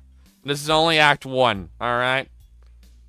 It's definitely better than some others, but I've had better thus far. Damn it. Then again, I can only do so much with the choices I have and the people I have and the people I choose to be with. I've never seen anyone talk so heatedly and so defensively about absolutely nothing before. Anyway, if you wait here, I can get my grasp. Also have a list of other dark and complex conspiracies that the school holds, as tangled as. Frick. I'm not fucking wrong, though, damn it, when you're not this socially stupid. God damn it. Quick, finish my analogy for me. Be a pal. I'm going to bed now. It's extremely late. That doesn't sound like an analogy, but whatever. I like you. You seem like a cool dude. I don't like you. I'm gonna be honest. I don't fucking like you. Most people don't understand what I'm talking about when I try to explain the vast feminist conspiracy to them. Denial is a terrible thing. Oh my god. Later. Oh my god. I can't even compare him to Seiko. He's just worse. He's just worse in every way. He's not even like ignorantly bliss. He's just stupid. Guess what his is? He's blind, and I'm assuming autistic. He's either autistic or blind. And my autism and his autism are varyingly different. He's a schizo. Oh! Okay. Well, that's actually much worse. Jesus Christ. He's fucking schizo. That makes a lot more sense now. The puzzle pieces are fitting together. He claps me on the back, then vanishes into his room so quickly and quietly. He didn't even open the door, but instead walked. You know what? Now I see why I found that thumbnail so intriguing now. For the stream. Okay, got it. He's a complete schizo. I don't even know if I can fully digest what just happened, so I give up. I just go to my room, kicking off my shoes before falling face first into bed. Takes me some time to relax and get up so I can get started on homework. He's a complete schizo. Jesus Christ. Look, it's not saying that disabled people aren't cool. I'm not saying that at all. It's just my patience runs completely fucking thin. I have the thinnest amount of patience for people in general. So it makes it really hard to tell a disabled person from somebody who's completely fucking stupid. It makes it extremely hard for my case, alright? Makes it extremely hard. And I try my best. However, we are not this socially adept. At least not my guy is. There is no way he can be this socially inept. There's no way. There is no fucking way at all. Like, I can understand the other students because they have some degree of disability. Especially Kenji over here. The fucking schizo. But still... I'm gonna be put on blast for this. I just know it. I'm gonna be put on blast for this. God damn it. Maybe I did grow out of my fucking autism. I don't know. Shit. God damn it. because the sheets are cool and comforting against my cheeks. And it feels good just lying there with my eyes closed. The school is like some kind of bizarre and surreal island. It's isolated on top of a mountain, and each person is a stranger than the last. Like, they have a good way of, like, the only thing this game is good for is having a good way to showcase every person who's disabled so far, who is disabled on their track. I will say that. Who is disabled on their track. You know? Like, that I will give the game benefit of the doubt for. However, the choices that I am being given, cannot, like, these are not choices I would do in real life. Like, the introducing myself thing, yeah, sure. Playing Risk and all that, yeah, sure, I do that just for the fun of it.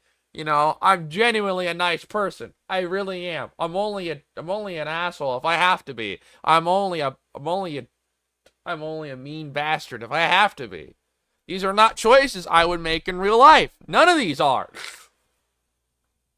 Except for the introducing myself thing and the Risk thing. That was it.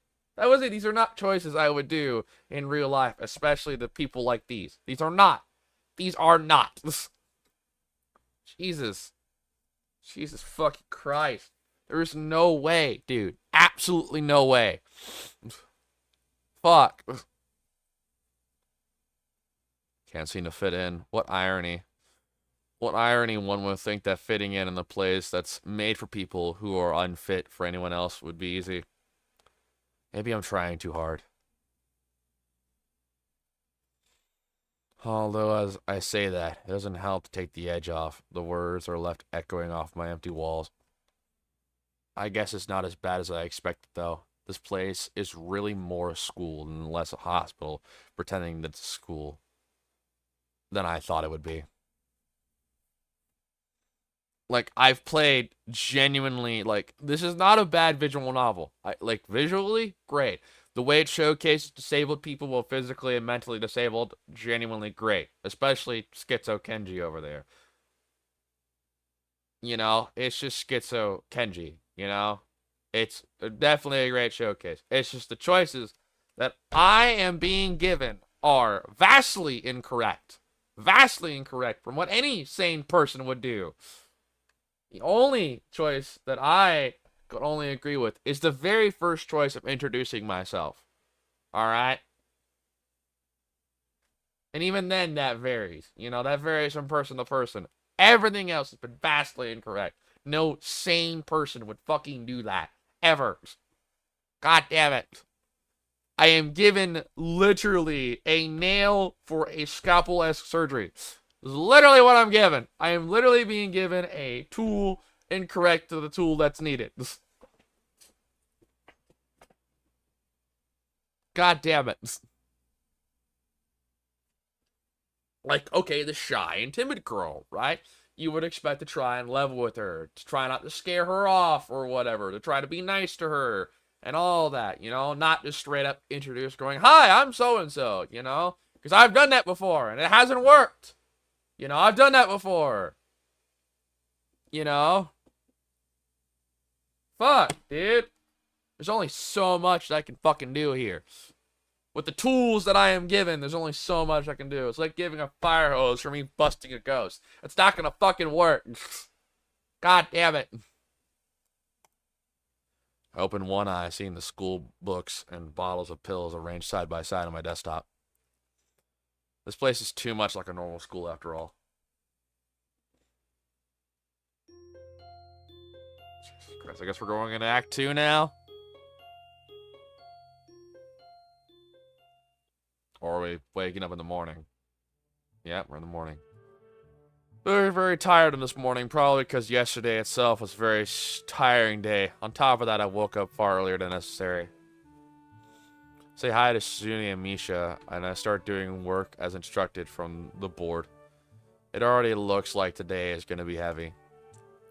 I don't have a problem with that, though. Suzune and Misha might jump on me, trying to get an answer about whether or not I've decided to join the student council. Even if it's not just one day. Even if it's just one day. Wouldn't put it past them to try. I don't have an answer for them if they do. So the situation is convenient for me. About 10 minutes into class, Hanako walks in and takes a seat, but no one looks at her. Teacher doesn't even comment on her lateness. He does, however, stops to say that we're gonna break into groups again. Like, the way it's plotting, like, her being sign language and all that, given the limited engine, that's fine. The way it's plotting her as the interpreter, that's fine. Hanako for being a burn victim, very shy and timid of her scars, that's fine, you know? It's just the tool, and even Kenji, for example, being, and, like, the way it is showing these characters so far, great. Showcasing their disabilities, great. It's just the tools, the choices I am given do not correlate with what a fucking sane person would do. They do not! At all! These are not what I would do! Shit! Sorry, my voice cracked. This is not what I would do. At all. Fuck. God damn it, dude. Shit. Can tell this game was made in... What game was this made in? What year was this made in again? 2007? Hold on. I'm not... Yes, but Anon is normal. He's not normal either. Nobody is normal. But fuck, having thrust into a situation like that. That is a lot more... Came out 2012. 2012? Yeah, you can genuinely tell this is 2012 playstyle. The choices there are a lot more genuine. You know, they're a lot more genuine than the choices I have here. Fuck. I'm not saying the dude is normal. A dude without a face is not normal at all. Dude that literally looks like a bald version of fucking The Question is not normal at all.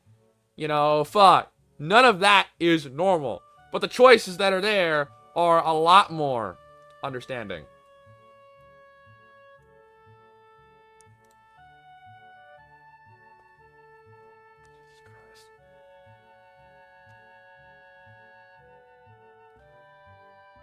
Yeah, but the fact that I try to speak with a shy and timid girl, what did they respond? I don't know. Definitely not this. Yes, he's had zero interaction with his people. This is why he should have been more careful to begin with. Why he needs to be more careful to fucking begin with. He's literally in a glass castle. Yeah, I saw his mindset, and he still has that mindset, which is what pisses me off. He's literally in a very glass castle right now, and he does not realize that. Shit.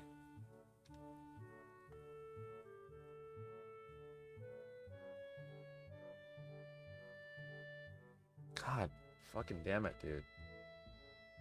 I just don't understand how I could talk as very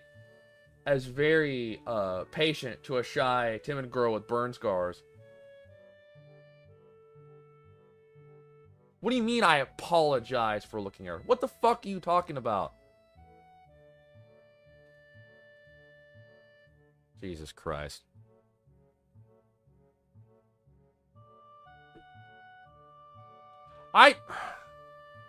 Let's see.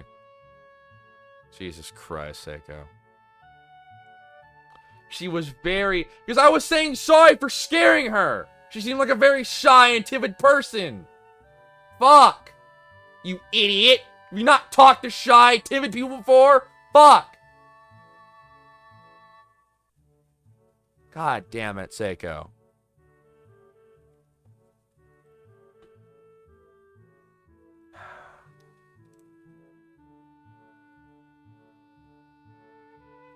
It's very clear who's the socially inept person here. Turn my head to see Shizune and Misha looking at me. Shizune gives me a smile that equals parts cute and menacing. The smile that says, "We have you now. There's no escape." Jesus Christ. Shy, timid people usually get fucking nervous. Sorry that I'm treating these people like normal people. Fuck.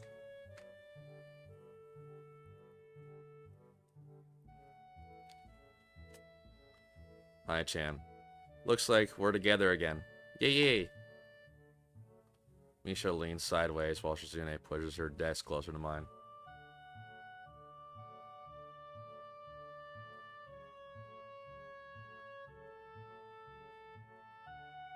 Well, that's not what I saw.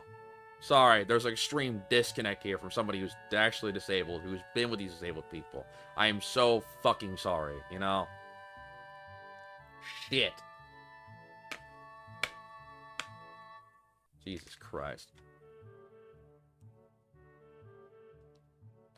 Misha leans sideways while returning to her desk, closer to mine. There really is no escape now unless I were to jump through the window. I'm not... What does the dev team have anything to do with this? Seiko, I'm about to fucking end this stream. I really am. You're starting to piss me off, dude. Genuinely. Fuck does the dev team have anything to do with this?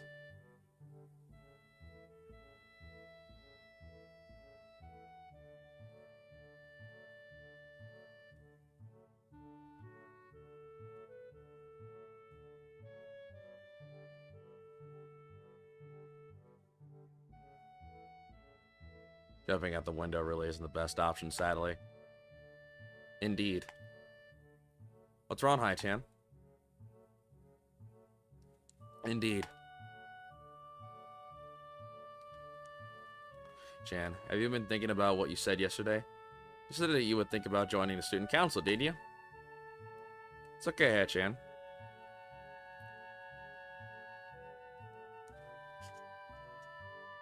We were talking about it after you left. And it would be rude to expect you to already have an answer for us. This early, right? Right? Ha ha ha ha. Just happy you two are able to laugh at my expense. Even more pleased to know that.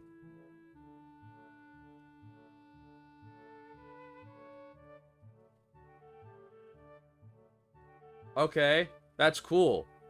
I'm proud of them for making a game like this. I had said nothing about the fucking dev team, so I don't know why you're bringing that up.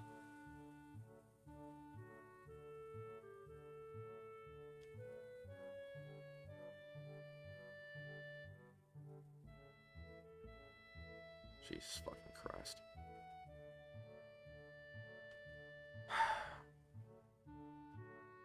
I'm happy you two are able to have a laugh at my expense. Even more pleased to know that you both... How crazy the two of you can be. That's over. Suzune snaps into a serious mode. Okay. Cool.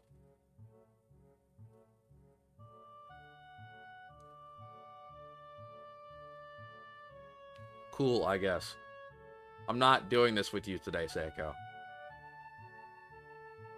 Alright?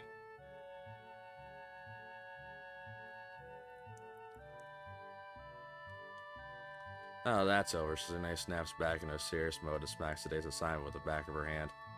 In an overly dramatic and important way. When I actually look at the stuff, it's mostly just reading. In fact, there are only two problems. I almost want to say something about how her... to get started seems a bit much, considering a small amount of work. In fact, Suzune probably knows how little there is and simply doesn't care. It seems like the workload doesn't matter to her as much as the fact that there is work. The actual amount is unimportant. She approaches everything with the same level of ambition. While I'm reading, I let my eyes wander over the room and catch Hanako trying to hand at solving of problems. Looks like she's working alone. I remember seeing her work or working with other people before. Thinking back to how shy she is understandable. Hey, is that girl over there? Huh? Who, Hai-chan? Or Hanako over there. Does she always work alone? I think so, Hai-chan. Do you feel sorry for her because she's alone? Yeah, I do. I was just thinking that maybe she could work with us or something. No, I don't think it would be a good idea, Hai-chan. Why not? C-chan wouldn't get along with her. Why? Yeah, I'm genuinely curious. Why? Misha shuffles around the question, letting out a laugh. Sounds very strange. It's nervous, but it still has that littling up and down quality present in everything she says. Just because, Hai-chan. Okay, I'll drop it. Sheen soon as noticed our conversation. It made me realize again how Misha has been signing everything she has been saying the whole time. Uh-oh. Okay. It's clear there's some disconnect here. There is some disconnect between these two characters. Some discourse. Indeed.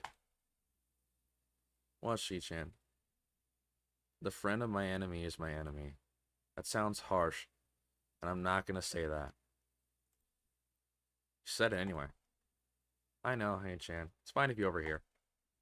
I wonder if this is Misha's way of keeping things fair, since without her, I wouldn't be able to understand a thing Shizune is saying, and vice versa.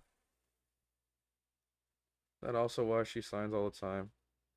So there's never a conversation Shizune we get left out of. Indeed. Anyway, we should start on the problems now, Hein-chan.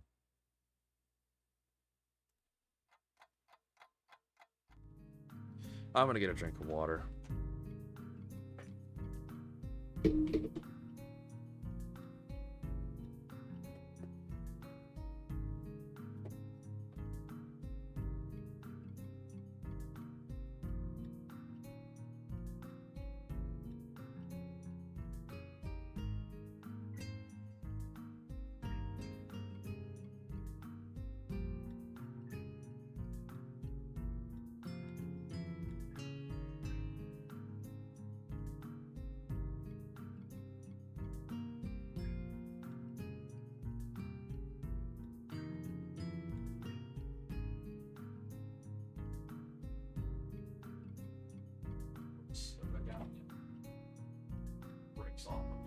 Of course.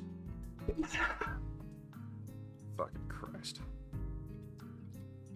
I have to go ahead and ruin the fucking fun for everybody, you know? I have to go ahead and ruin the goddamn fun for everybody. Didn't even bring up the goddamn dev team at all, you know? I'm proud they were able to make something despite their abilities. I really am. Shows people can, when you commit to something, can really make something, you know? Just shows that, you know. Shit. Maybe I was just brought up differently. Who fucking knows? I don't know. I've yet to figure out this game in its entirety. We were just into Act 1, you know? But fuck. Let's save. Yes. Jesus Christ. Sure, Seiko's gonna lose his shit, but you know. Wouldn't be the first time I've lost friends due to some minor bullshit. Wouldn't be the first time. We finished with time to spare. And I decided to ask if there's any alternatives to the cafeteria, as frankly the food so far has been subpar. This and Shizune and Misha are arguing among themselves about their favorite restaurants. I want to come out and come clean right now. Maybe I am having a disconnect between what's going on in here and what I've been through. So, this game is good. Alright? This game is good. Alright? It's just, maybe I am having a disconnect between this and how I was usually brought up, because I was always brought up disabled. I don't know. Maybe it's because I grew out of my shit. I don't know. I don't know, man. I don't know. And I'm not trying to set excuses for myself or for anybody else. I'm really not. Because I know what it's like to, you know, want to be seen as normal and all that. Maybe I'm misreading everything. Maybe I'm just... I don't know. Alright? I really don't fucking know. Alright? And I'm not saying this is a bad game. Alright? And if I did, I'll gladly take it back. Maybe I just can't get a beat on everything because I was brought up differently. I was brought up to fight for my fucking self. I didn't have time for special schools and all that shit. And when I did, it fucking pissed me off. I hated it. I didn't have time for any of it. You know? Maybe I'm getting everything out of whack because I'm thinking of the now instead of thinking of how I want it to be. I don't know. For what it's worth, this isn't a bad game. It's not. Maybe there's a disconnect between me, what I currently am, and what I used to be. You know? I don't know. I don't fucking know, alright? I really don't. And I imagine Seiko is probably gonna fucking yell in my ear one Discord call or whatever. If he hasn't blocked my ass already. I imagine it'd piss him off. Shit. He's very passionate about this game, and, you know, that's fine. That's perfectly fine, you know? Fuck. Maybe I've gotten disconnected with what I used to be. You know, maybe that's why I'm not really feeling the same vibe as this character or whatever. I don't know. I have no idea. Maybe I'm doing the usual bullshit of thinking 5 steps ahead when I should be thinking in the now. You know? So that I'm sorry. It's just how I was brought up.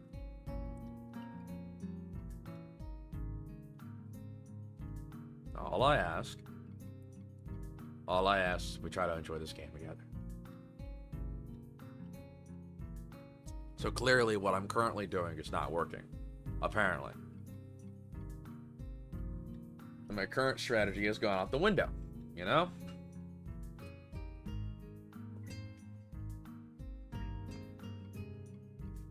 Seiko, are you still here?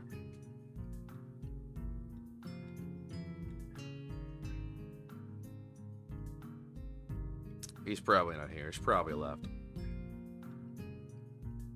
Fair. That is 100% fair.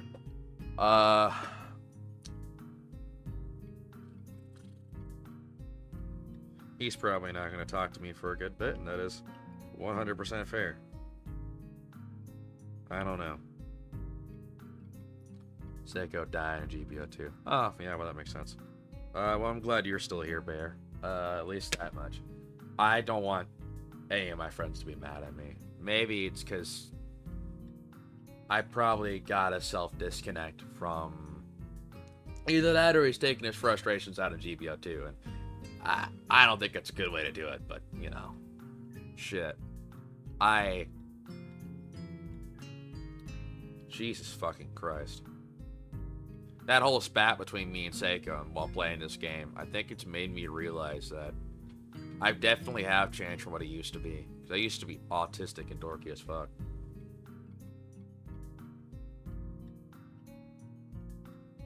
Yeah, okay. Watching basketballs.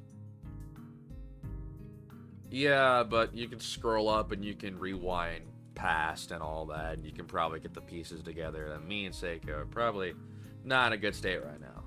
But it really has showed that I've definitely changed and have grown out the majority of my autism and ADHD. Well, not my ADHD, but the majority of my autism. And I'm looking at this game the completely wrong way. Yeah. So,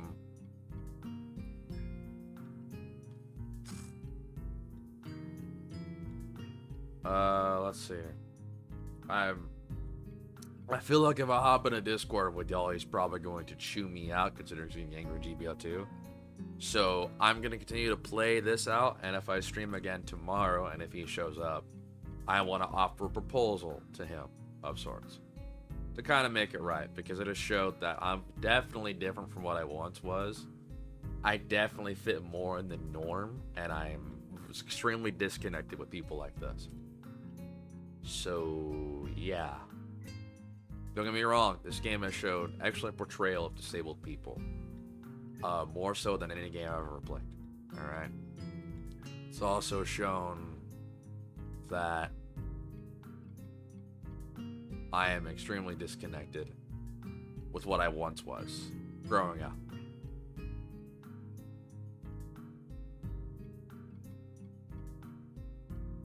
And that's not good. Because I've always lived by the mantra, never forget where you come from, and apparently I'm... Yeah. And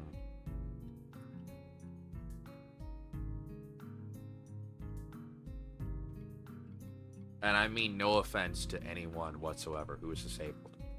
Because if you're disabled and you're accomplishing your dreams right now, that's perfectly fine. Go ahead and do it. Don't let anything stop you, okay? I just wish I didn't let anything stop me, you know? I'm not so lucky. Don't let anything stop you, alright? You people rock. You know? It's just I have limited patience when it comes to dealing with said people. I always have. It's just how I was brought up. With limited patience and limited time. You know, I had to fight for myself the majority of the time. And I had to fight for those around me the majority of the time. I didn't have a chance to breathe. I didn't have a chance to do anything. I didn't. So yeah, if you plan on creating anything, whether you're disabled or not, go ahead and do it. Shoot for the moon. You never know what's going to happen until you try it. You never know. It could be the biggest gamble of your life, and you never know what's going to happen until you try. You know? Don't let what I said earlier deter you. Don't. Don't let what I've said about this game deter you. Because this is a very good game. It's definitely up there, one of my favorites. It's just personal preference is all. And it's because of how I was brought up. Simple as. It's how I am right now. I'm extremely disconnected from what I used to be. And that's gotta change. I've always lived by the mantra, never forgetting where you come from, and I've completely screwed up that mantra. I have. So yeah, if you think you can't create something, go ahead and do it. Create something. Whether that be a piece of artwork or a game or whatever, go ahead and do it. Whether you're disabled or not, don't let anyone talk you down. You never know what happens until you try. You know? It's just... yeah.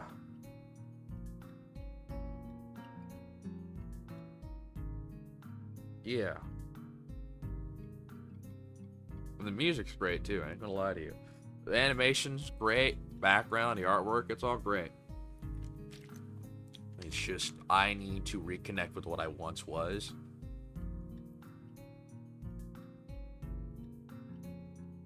You good, Seiko? You alright, Seiko? Did you win the round in GBO 2?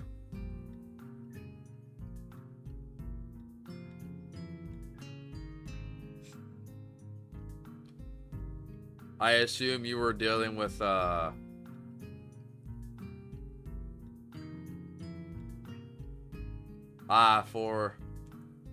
that's great. That's always cool. But yeah, no, I need to do a lot of self-reflection. Because it's very clear that I am disconnected with what I once was to who I am now. All hammer. All hyper hammers? Shit. That's... Jesus Christ, dude. Oh god, if I could find that meme of it was the Assassin's Creed Syndicate ring. There's a British dude and he's playing it, and he's got like a bunch of his gang members following him, and he basically tells the character, he points at the police. He basically points at the police officer and goes, "Gang, kill that police officer," and then they both simultaneously point their guns at him and just shoot him.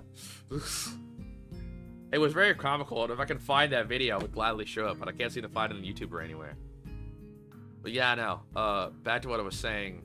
I think, I need to really figure out who I once was to figure out what I want to become. Like, I have a set for what I want to do in the future, for myself and all that, and it's a really big gamble, and I don't really give it away right now. But I don't think I'm going to accomplish that easily if I can't figure out who I once was. And I remember what I was, just not to the fullest extent. And it's very odd to say. It sounds like I have misplaced memories, but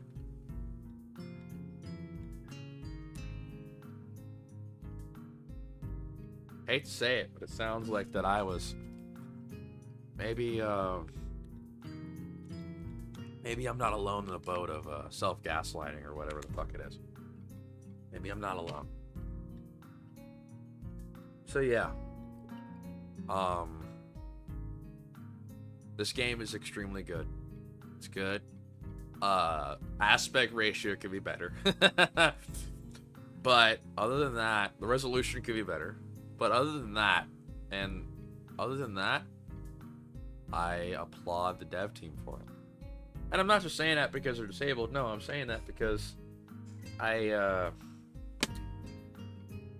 saying that because maybe I'm disconnected from myself. And I need to find out truly what I've been through. Because I've been through hell. I've had to fight the majority of my neighborhood. I had to fight the majority of the schools as I've gone through.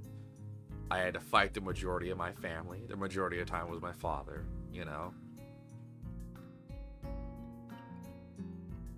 And I'm not asking for sympathy or any plea or whatever, but I've grown out of fighting, and for some reason I haven't fought in a long time.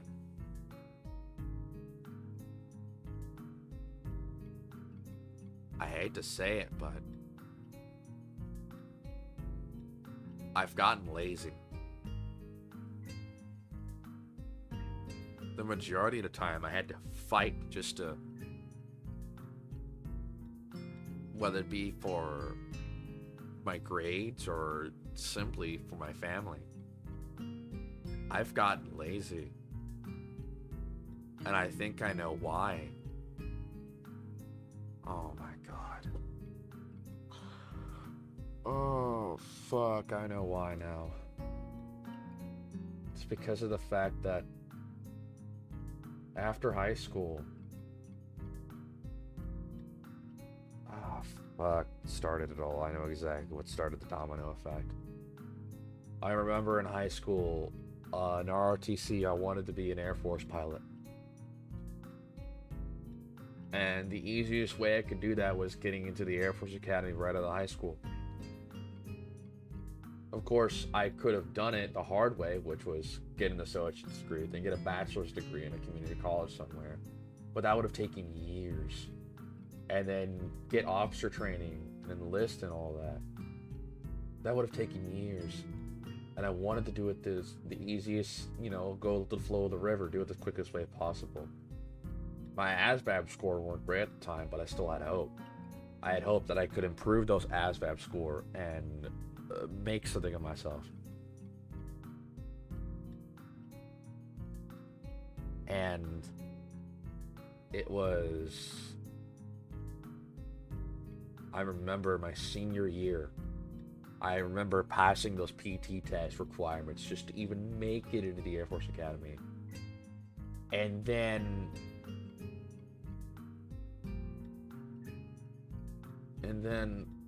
being told, like my mother wrote an email to the sergeant, to the master sergeant, and the master sergeant, who was the ASI, who was the instructor of JRTC, told me to wait after class before heading to lunch, and told me the best way to get into the Air Force Academy right out of the high school is to do AP classes all 4 years. And that struck me down hard because I didn't do AP classes. I had no idea. Not one. And I wanted to ask, why wasn't I told? I had a lot of questions, but I didn't ask them. I just said, okay. And so I kept the training up, hoping that it would be different. I kept everything up. I even applied, and I got rejected several times. And I just fell out. I went to UTI for auto and diesel, and I grew lazy. I grew extremely lazy.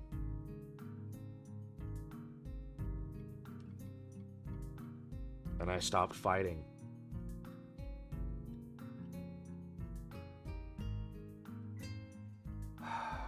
I stopped fighting. I stopped genuinely fighting for something. And now that I have what I have in mind, fuck. God fucking damn it. I can only blame myself too. I was probably told at one point, I just didn't fucking pay attention.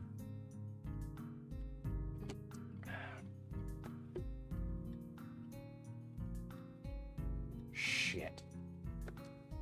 Okay.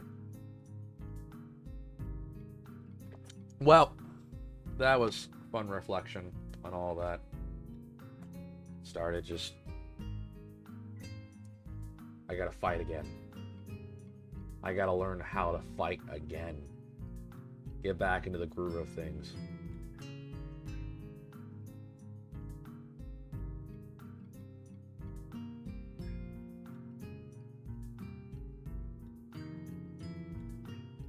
Oh, shit. And I think this game so far has shown me that I used to be a lot worse. I remember my sergeant, I remember we had to take a test. We had to take a series of tests because a lot of the people didn't know who the command structure was, both the official command structure of the United States for the Air Force or for the classroom ROTC command structure and the rankings and all that. And they were all getting sick of it. And we were getting low telling average or whatever the fuck it was for the command structures and all that. Because a lot of the people in the Department of the Air Force that run the JRTC stuff and the RTC stuff, they came by and asked questions. Who's your command structure? Who's your all this? And not a lot of people knew. The majority of the freshmen didn't know because they're freshmen, but the sophomores and even the seniors didn't fucking know. And the sergeants got told out on that. And they basically told all the class, either you pass these tests or you go find a different course. And then he pulls me aside after class and he goes, listen, I get it. You're autistic, you're different. I can offer you special leeway. And I go, no, I want to be treated like everyone else. I don't want any special treatment. If I can't make it here, I don't deserve to be here. God fucking damn it. Oh my god. I understood that I was lazy, but I didn't fucking think how bad it got. Oh my god.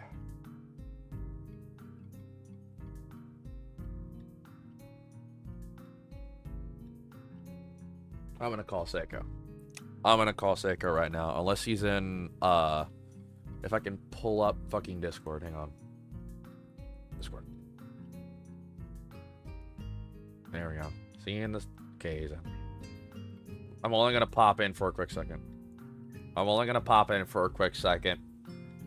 Yeah. Let's see. No, minimize, please. Minimize.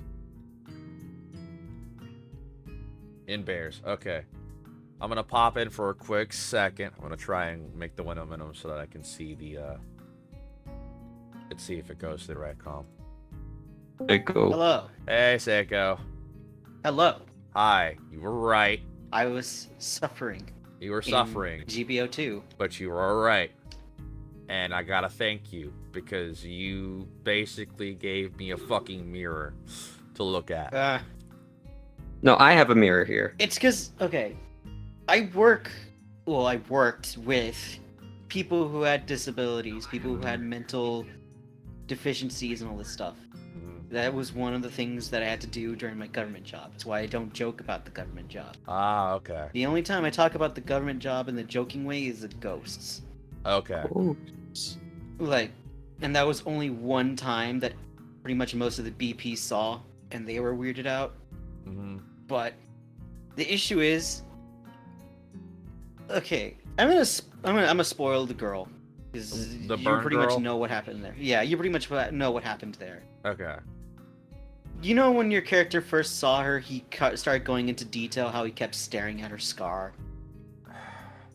Now thinking on it. like in the yeah. library.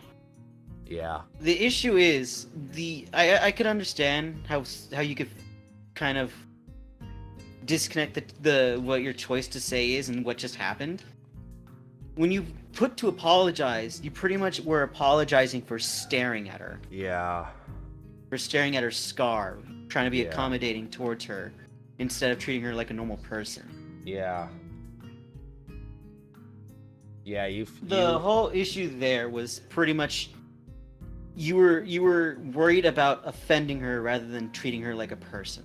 You were Yeah. pretty much bringing attention to her scars rather than just ignoring them and talking to her. Yeah, you've given me a big mirror to look at, and I gotta thank you for that. Yeah, as for Shizune and Misha, yeah, that's just Ah. bullshit. That's just bullshit. Shizune and Misha's option is just bullshit. Okay. Ignore that. Ignore that. I don't mean to break this. Someone's calling me You from like have the Pennsylvania. standard I don't know any. T-Mobile phone ring. You. Yes, he does. That's a random number. Oh. I don't know anyone who lives Change in your Pennsylvania. fucking ringtone to something. Your standard ringtone. No, that's how I differentiate people. The different people get the special ringtones. Oh my god. Different people get the special ringtones. Yeah. But yeah, no, I'll tell you this right now. Misha and Shizune's choice option thingy, Yeah. bullshit. Like, Bullshit. actual bullshit. No There way. is probably no way for you to figure out what the right option is for her. Okay. For them. Okay. Yeah. Yeah, you've given me a after what has happened, you've given me a big mirror to look at to myself, and I gotta thank you for that. Yeah, because the whole point of the game is not to accommodate people. It's to treat them like people. Don't treat them like landmines that you have to step around Okay. for pretty much Yeah. anything. Yeah. I've had this issue before at my old school when I went to high school, because there was a guy who was born with a underdeveloped arm, and rather than people treating him normally, they tried to accommodate him. I treated him normally, and I would and honestly, Tucker was better at playing PC games than me. Yeah, we would play Call of Duty in our AV class, and the guy would just smoke me. Yeah, Yeah. he would quickscope me, and he would fucking kill me. You just Ah. need to treat people like normal, not Yeah. accommodate them or act like there's some sort of landmine waiting to explode. That's pretty much the whole message of the game. Because you notice on the hospital scene, he's acting as if his life is ruined. There's no going back from this. They're not Yeah. normal people. And how when you're talking to them, you're figuring out they are just normal people. Sure, they have something that makes their quality of life slightly lower, but they're still normal people. They find a way around it. Okay. They figure out how to live with it. They grow past it. Okay. They show that they're more than just like prosthetic legs, a cataract eye, Yeah. fucking burn marks, all that. Yeah. That's why I was getting kind of passionate about it, because it's like the message can be pretty clear, but I think it's because it's such an old game, people look at it and they think, oh, it's such an old game talking about these things that they probably don't understand. Like I said in the thing, most of the developers had their own issues. One Yeah. had lost an eye at some point during development. Another one was actually mute, so he couldn't do voice calls or do conference calls, so he had to do everything through text when putting in his updates on what he was doing. Yeah. I They didn't know- understood what they were making and what message they wanted to put. Just Okay. like the developers of Snoot Game and Iwani. Yeah, I didn't know anything about that at all. That's why I was confused when you brought up the dev team, and I was like, okay. Yeah, because I don't even think the article is up anymore, but you probably could find it on the Wayback archive, Machine. The Wayback the Machine. the probably. Wayback Machine. But one of the websites that, because this visual novel was talked about on the gaming websites, but Okay. one of them was, I don't know if it was IGN or if it was fucking Kotaku. It was I wouldn't 100% be Kotaku. surprised. 100%. I wouldn't be surprised if it was Kotaku, but they were like, oh, they don't understand what they're talking about. They're just a bunch of 4chaners, so they're probably white, straight men and all that other stuff. Because it was 2012. That's when all that stuff, like, oh, you don't know anything because you're a white man and all that other stuff. Yeah, started I ramping remember up. those days too. Yeah. I lived those. And then fucking they had to days. pull that They were article down annoying. because then, people started calling him out for it. Mhm. I mean, for Christ's sakes, Mike Einl wouldn't have worked with him if they weren't talking about the subject matter with respect or with some knowledge. I didn't. He's pretty like I cool. said, I didn't fucking know any of that. Yeah, that was. Yeah. So I have a proposal for you. Now looking at this in a completely different light. Yeah. Would it be alright if I start over? I mean, No. yeah, you could, I guess. Like how Bear's like, no, suffer. You're It's just up kidding to me, you, because, I Seiko, mean, since for you- Christ's you- sakes, you're still gonna have to figure out what right thing to say to Shizune Misha. Okay. You're still gonna have to figure out what right thing to say to Lily, because I'm not gonna tell you if you did them, like which option is right. I'm just I gonna didn't tell you even that get you an may have option fucked for up at some Lily yet. point. I didn't even get an option Yeah, for Lily. That was the it's- thing. I was like, what option? You wanna for know why Lily? you didn't get an option for Lily? Why?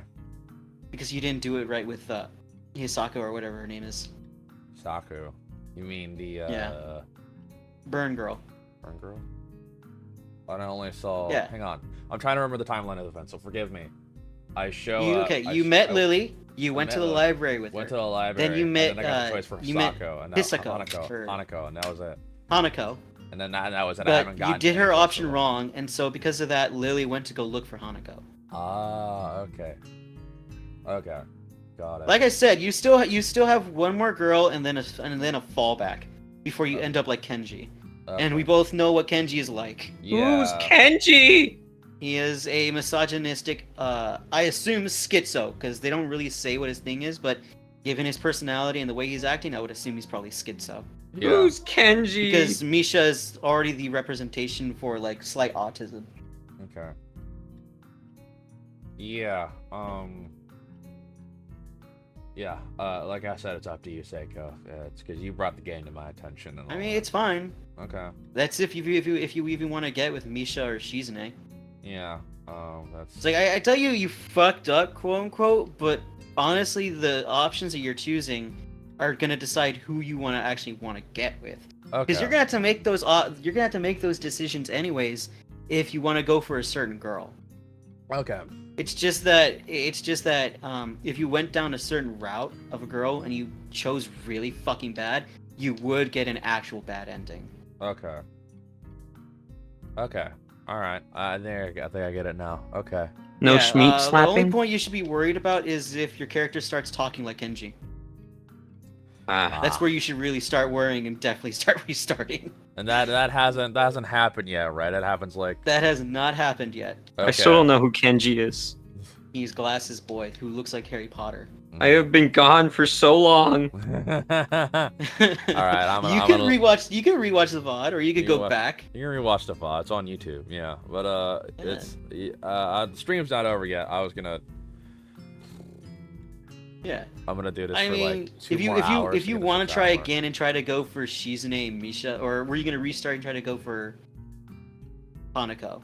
I want to try and go for Hanako, to be honest. I would highly suggest you continue until you meet the last two girls, and then decide if you want to restart. Okay. All right. I can do that. I can do that at least. At the very least, yeah. Like I'm saying, Hanako was best girl number 1. There's still best girl number 2 that you need to meet. Okay.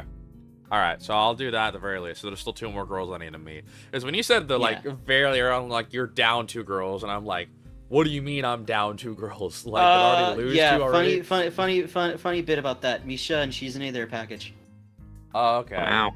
So I thought you said like I had already screwed up and already locked myself out of 2. Technically, you did because Misha and Shizune are a package. Okay. They literally can't be without each other because only one person understands the other to Yeah, such an of extent course. where she doesn't course. need to sign as much to be able to talk through Misha. Mm-hmm. She just glances at her and tells Yeah, she wants basically do that. Whataburger. Pretty much, honestly. Yeah. I mean, for fuck's sake, she was able to tell that Shizune wanted a fucking challenge Salvo to a Game board of Risk. game and stuff. Yeah. To a Game duel Risk. to the death. Pretty much. Alright. Alright. But yeah, have fun meeting the next two girls. I think you'll definitely like them. Okay. Alright, I'll do that. I'll do it at the very least, and then I'll decide if I want to restart and all that. Okay. Yeah. Alright. Thanks, Seiko. And thank you for giving me a good mirror to look at. I definitely needed it. Definitely. Yeah. Yeah. No problem. Alright. I don't block people, by the way. The only person I've ever blocked was my ex. And that's because she was an actual horrible person. Okay. See, I've had people block me over small shit like that. Well, not... Dude, Let me correct if that were the myself case, I would have blocked Lightning long ago. Absolutely. Let me correct myself. Not small shit like that, but like over like. Unfortunately, they are both on the same payroll, so it's not like they can block each other anyway. Yeah. When are you gonna pay me, Bear? When are you gonna pay me, Bear? I'm running out of gas money. I need to pay rent, Bear. Forget I said anything for now. All right, I will let He y'all go. says, knowing full well we can't do it I 'cause will let Twitch y'all hasn't go. paid If him y'all are yet. still on, I might talk to y'all later. All right. I mean, I'm streaming later, so it's Wednesday. Remember? Yeah, it is Wednesday. Yeah. Yee. Peace. All right, that was cool. We're gonna go ahead and we should be able to minimize that. All right, so we got two girls that we're still gonna meet, and then I'll decide if I want to restart. Yeah, no, that was a very, very intriguing mirror to look at. If I want what I have planned for myself in the future to work, I gotta start reevaluating myself a lot more than what I currently am. So thanks, Seiko. Thank you. Thanks, Seiko. You've opened my eyes to something today, and that's something rarely anybody does. Thank you. Anyway, let's do this. I feel better. I don't feel as agitated anymore. This is Season and Misha arguing amongst themselves about their favorite restaurants. All of them are downtown, so I don't think we have time to go all the way there. What about the bill? Are they arguing just for the fun of it? Maybe they seem so distracted by it that they don't even notice the start of the actual lunch break. I look over my shoulder towards the back of the classroom. She seems to be studying her notes from her previous class. It's an odd sight. Everyone else in the class is busying themselves with the lunch break. Socializing, gossiping, rearranging desks. The ones with the actual box lunches mixed in and shattering like everyone else, only interrupted by short bouts of eating. When I watch Hanako, it feels like I'm the only one who can see her, almost as if she was invisible, sort of hiding in plain sight. Is she being bullied? Is she isolating herself from the rest of the class on her own accord? I can see her look over her shoulder towards the classroom through the door. Come to think of it, she hasn't turned a page since I started watching her. I guess she's waiting for someone. What to do now?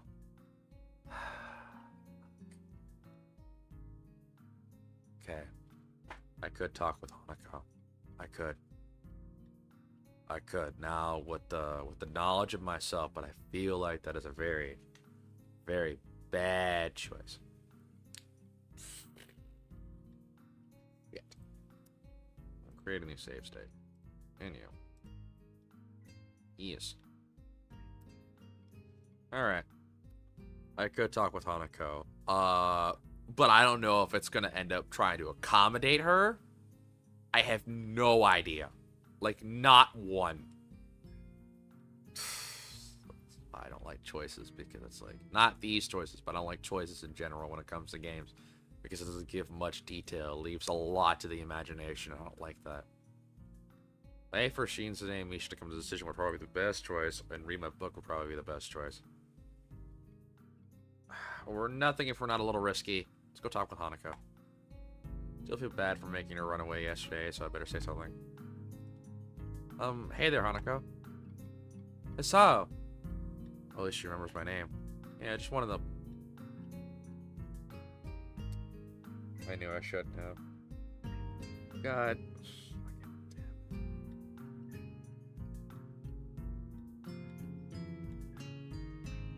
I can already tell this was a bad choice. Okay, remember, we still gotta meet the other two girls, and I'll decide if I want to restart.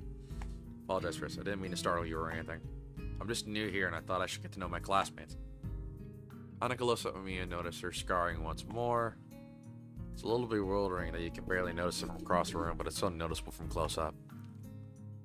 That's okay. It was my fault. Nah, that wasn't anyone's fault. It just kind of happened. So you're waiting for someone? I saw you looking at the door before. Yes, Lily. Oh, you mean Lily the blind girl? Hanako nods in response, but I can't help but wonder if defining people through their disabilities is a faux pas of the worst kind, or just normal here. I guess it only explains why Lily took off with you yesterday. She seems like a nice girl. Are you two friends? Yes. Okay, so things are looking up. I have it completely screwed up. As if hoping for Lily to appear, she checks over her shoulder again. I think I'm making her nervous again. Hope I'm not disturbing you right now. No, that's not it. It's just easier if Lily doesn't come here.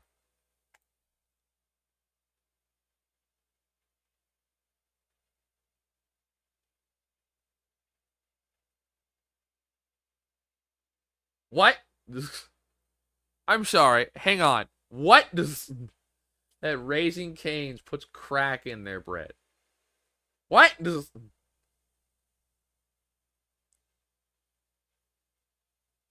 You know what?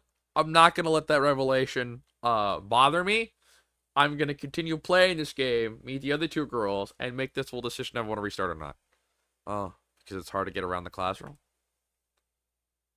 Why would you say that? Why would you say that? Not really. Hanako's gaze drifts past my shoulder towards Shinzune. Shinzune? Hanako nods again. What about her? Don't they get along? Hanako shakes her head. Clearly, this is something she doesn't want to talk about. It does make a strange sort of sense, Shinzune and Lily not getting along so well. Ah, I see. It's a classic rivalry of a blind and a deaf girl not getting along. Okay, I can see why. Communication between you two would be all but impossible. It's hard talking up to Shinzune through Misha, even when you can't see whose hands are talking. Hanako is focused on Shinzune, and I am the first to notice Lily at the door. Oh, she's here now. Hanako spins around to confirm this. Upon seeing Lily, she moves quickly to the door. Lily. Ah, Hanako. Good morning. Is the president here? Yes. Hanako glances over her shoulder at Shinzune again as if to confirm she can't hear them, even though that's impossible. I suppose we best off then. Lily's sighs and tone for what seems like frustration makes me raise an eyebrow. I guess there's some kind of enmity between the two. It's intriguing, but it's not really something I'd ask about. I'm sure if they wanted me to know, they would tell me. It's only my third day here, and I should be trying to make friends, not finding out how people are enemies. Still, it's a little funny to find out that the school has little feuds, just like my old high school. Even if people are more tolerant of others, they're still going to get on each other's nerves. Hey Lily, how are things? Sorry for making you run off yesterday. Oh my, is that Hasano? I didn't realize you were here. Seems like Lily is a little embarrassed about being so frank in front of me. Sorry, Lily. I thought you realized. No, it's alright, Hanako. Sayo, please don't worry about yesterday. It was just a misunderstanding. You say so. I'm still working this place out. Well then, I think you'll find most people here are a lot more forgiving than elsewhere. If you're feeling a little confused, please don't be afraid to ask questions. Sure, I'll remember that. Lily? Lily gives a small nod of acknowledgement. I'm sorry, Hasao, but we must be off. Hanako really doesn't look all that comfortable here right now, and Lily still seems a little embarrassed. I wonder if my apologies really made any impact. Mind if I accompany you two? I know I'm kind of pushing it, but Lily hums quietly, still smiling. I'm sure that we can accommodate you. Can we, Hanako? She looks at Lily, then at me, and then she freezes, wide-eyed. Sure. Well then, shall we go? Sure, Lily wouldn't do this so easily if she saw how scared Hanako looks. But it can't be helped. Declining after the deal is sealed would only cause confusion and problems. Oh, good. Got away from the two stooges. Sorry, I don't mean to call them stooges. I'm just saying. Not really fond of bureaucrats. I kid on that remark. I kid. If you want to join a student council, that's perfectly fine. So we leave, all three together. Lily walks beside the wall, letting her cane gently tap against it. Every now and then, Hanako comes along right beside her, so close, she's practically half hugging her as they go. Although it must make her walking that much harder, Lily takes it in stride. As we turn around the corner of the hallway, something hits me in my chest with the force of a steam train. Hanako shrieks a little as my vision briefly goes black. Ow! Ouch! Oh! This is another girl. Got it. Opening my eyes to see a pair of saucer-like green eyes look upon me. Ah, okay, she's legless. They belong to the perpetrator.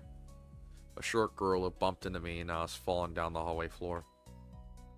She wears a PE uniform that is very worried, and a very worried frown.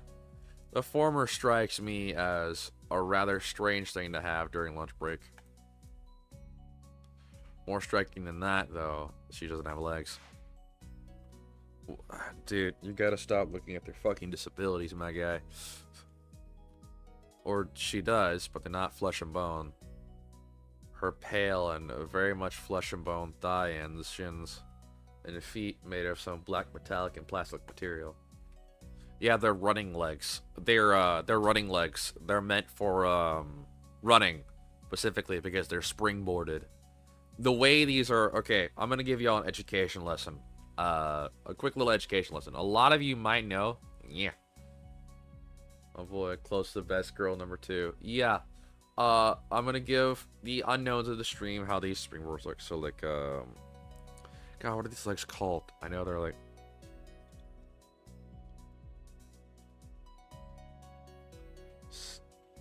So the way these legs work. This is not at all what I am talking about. Right. Google's gonna have the answer a lot better. Here. Give me Google, damn it. Need to change the browser on Brave, but yeah.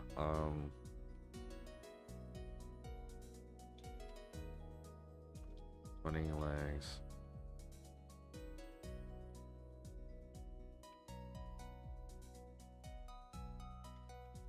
I forget what they're called. Blade Runners. Blade Runner artificial legs. Yes, so what they are, they allow for they're spring motivated.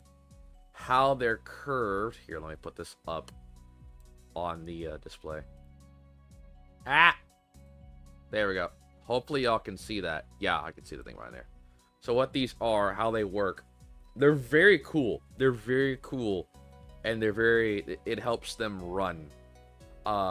These curvatures act like a spring, per se. But if you put like a regular coil spring on it, it's only going to bend around. So how do you do that? You make it curve like this. Like where you got these legs that are made for standard walking, you try and run in these, they're only going to come apart. These help for running and constant movement. And they're braced, I believe, down here with some sort of material so that it doesn't hurt, I guess? I don't know. I don't know the specifics about the sockets, but I know these things. You know the leaf springs of a car? Here. The leaf springs of a car, they allow for... I don't know if y'all can fucking... Okay. Yes. See, I can only see on the other monitor, and my current monitor currently is 800 by 600. So the leaf springs of a car, they're not like standard coil springs. Here.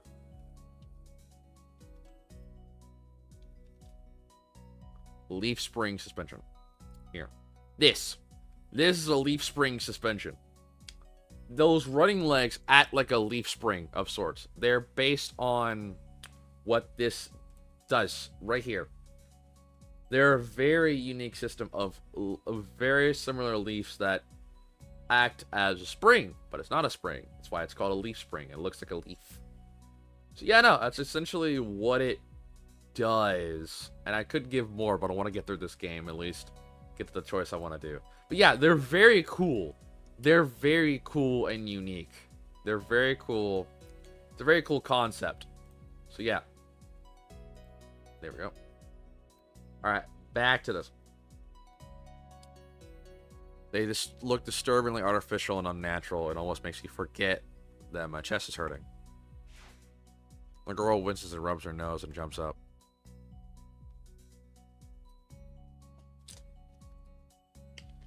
Oh, man. Hey, are you alright? Sorry about that, really.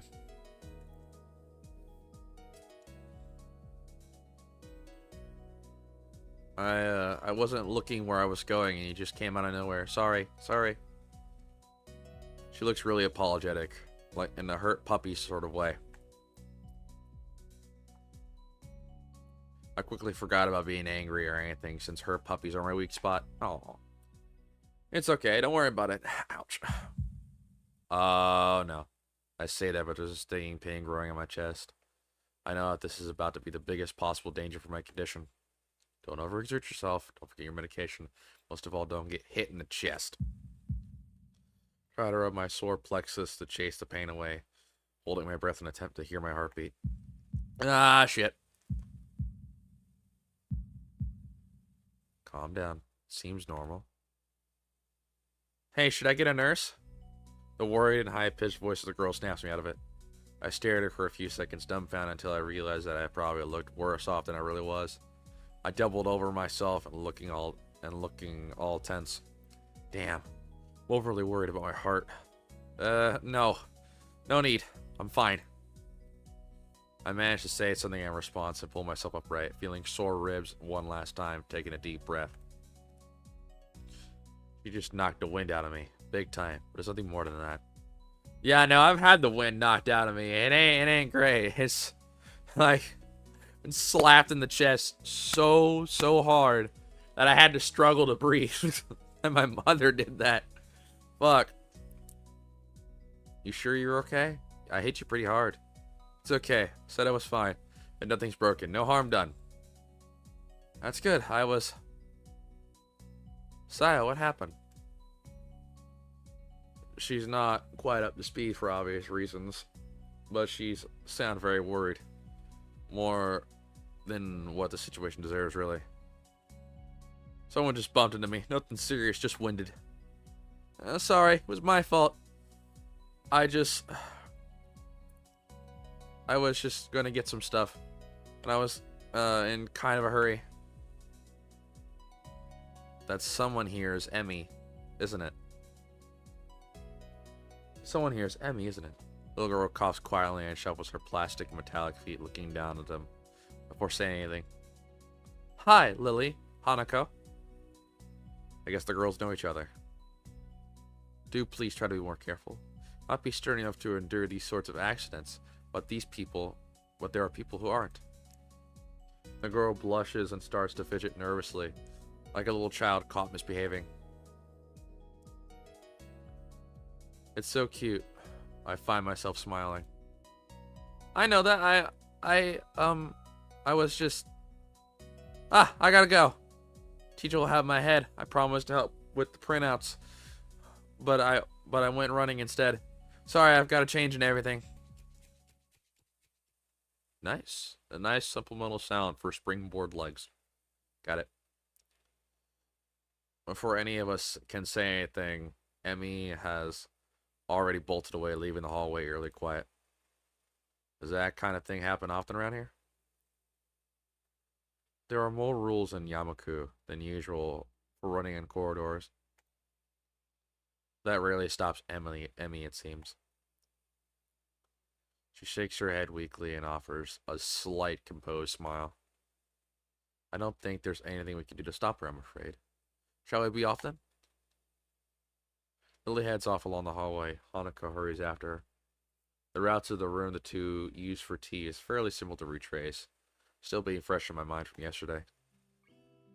Lily and Hanako go quickly about their business of making lunch. Before I can open a small bag of food, Lily is busying herself with a thermos and the tea bags as Hanako is setting out both their lunch boxes. This is what you meant by coming here almost every day. Yes, Hanako and I usually have lunch here. It suits us both, so we end up using this room regularly. After seeing, oh god, I can go for some fucking lunch right now. Shit. After seeing Hanako, I'm gonna have to pass though. After seeing Hanako's reactions to me over the past couple of days, I can understand that why that room is a boon. That and Lily being able to get some quiet away from her class as well. I gotta sit up, Steven. Sit up. Back posture's good. Take my seat at last. After Lily poured the tea for us and sits down. This is nice. Especially after the reflection I had. The more time I spend with these two girls, the more I think they're perfect foil for Misa and Shinzune. Shizune. Even without a voice, Shinzune is direct and brash, and Misha seems to get along with everyone. On the other hand, Lily is soft-spoken and relaxed, while Hanako seems to be the shyest girl I've ever met. So how are you faring, in Yamaku, Sayo? You seem a bit flustered before. Apart from getting lost every now and again, and being crash tackled outside my classroom, fine, I guess. You look pretty hurt before. Are you really okay? Or before what I consider telling Hanako a little about my condition, but then I hold it back. Can't tell why, but for some reason I feel uncomfortable talking about it. These relative strangers. Even if they have been pretty friendly. Yeah, it's nothing. Just a bit startled. Even the two girls' expression, I don't think they're buying it. But in what I assume is their way of respecting my privacy, they don't press the matter. I guess that is one of unwritten rules around here. Don't ask. Even if people's conditions are obvious, like Hanako's, there's still bound to be a story involved. Everyone has things that they don't feel comfortable speaking about, and I think everyone here recognizes that. So, how long have you been in this school? You both seem to know your way around pretty well. Well, I've been here since the start of high school, but I've only moved to dormitories years ago. Hanako joined at the start of high school, as well, and moved to the dormitories when she did, if memory serves me right. That's right, since high school. Tea time. Tea time. So you've known each other since then? I've since moved, yes. Since I moved, yes. Hanako lives next door to me, so it's only natural, right? Right. Yeah, of course. Living next to someone is probably the reason to befriend them, though I'm guessing that Lily's blindness played a part in that as well. Can't imagine Hanako easily making friends with someone who has to deliberately avoid looking at her scars. With the immediate conversation dried out, we start to eat our lunch. It isn't long before the bells are signaling the end of a break. Like me, the girls pack up their lunches as efficiently as I set them out. I guess I'd better be off. Are you gonna go with Sayo, Hanako? Hanako looks up at me. For a second, I can see that she is considering skipping class, maybe just to avoid walking to the classroom with me. Yes, I don't know what to think, of it. Hanako is really really delicate to the point of breaking if looked at in the wrong way. If looked at in the wrong way. Makes me a bit nervous too. But I push the feeling aside, try to be as natural as I can. We should hurry then. Class has already started by the sound of it. Hilda gives a nod of farewell. She bends down to take her cane. Hanako and I filing out before her. We walk quickly down the empty halls to our respective classes. As we reach the door to Lily's 3-2 classroom, she turned towards me. Sayo, thank you for sharing lunch with us today. My pleasure, Lily. And with that, we part ways. Lily entering her classroom and leaving Hanako with me to make off to our own. She's looking like she wants to run away. So do you really want to go back to class now? Yes. Okay then. I feel like I should say something more to her, but it's hard to come up with anything that would be appropriate and safe enough. And Lily was right. The more time we spend out here, the more explaining we have to do. I open the rear door to the class and walk in. Teacher looks up at me and opens his mouth to say something. However, Hanako follows me in and closes the door. He simply nods to us and continues his lecture. This is the third time that Hanako has had her truancy practically ignored. There's something going on here. We make our way to our seats, and I notice Misha and Sensui both missing as well. I wonder if some form of informal agreement with the staff, or if it's a perk to afford it to unique students at the school. I try to make as little disturbance as I can. I extract irrelevant textbooks from my bag and start catching up. The class goes on quietly. Teacher seems like an okay person despite the weird first impression I got, and the material is relatively interesting. However, the way he teaches is really bizarre, as if he expects that everyone is a natural genius. I know the feeling. When the final bell sounds, I realize that there is a lot of time left in the day, and I'm wondering what to do. It's odd. At the hospital, I had a 24-hour day of free time. But here, filling the considerable shorter hours feels difficult. Everyone leaves and I'm left alone with the teacher. Muto is examining the assignment sheets we were working on earlier, marking them in a red ball pen. Raising his eyes from his paper briefly, he noticed me and furrows his brow.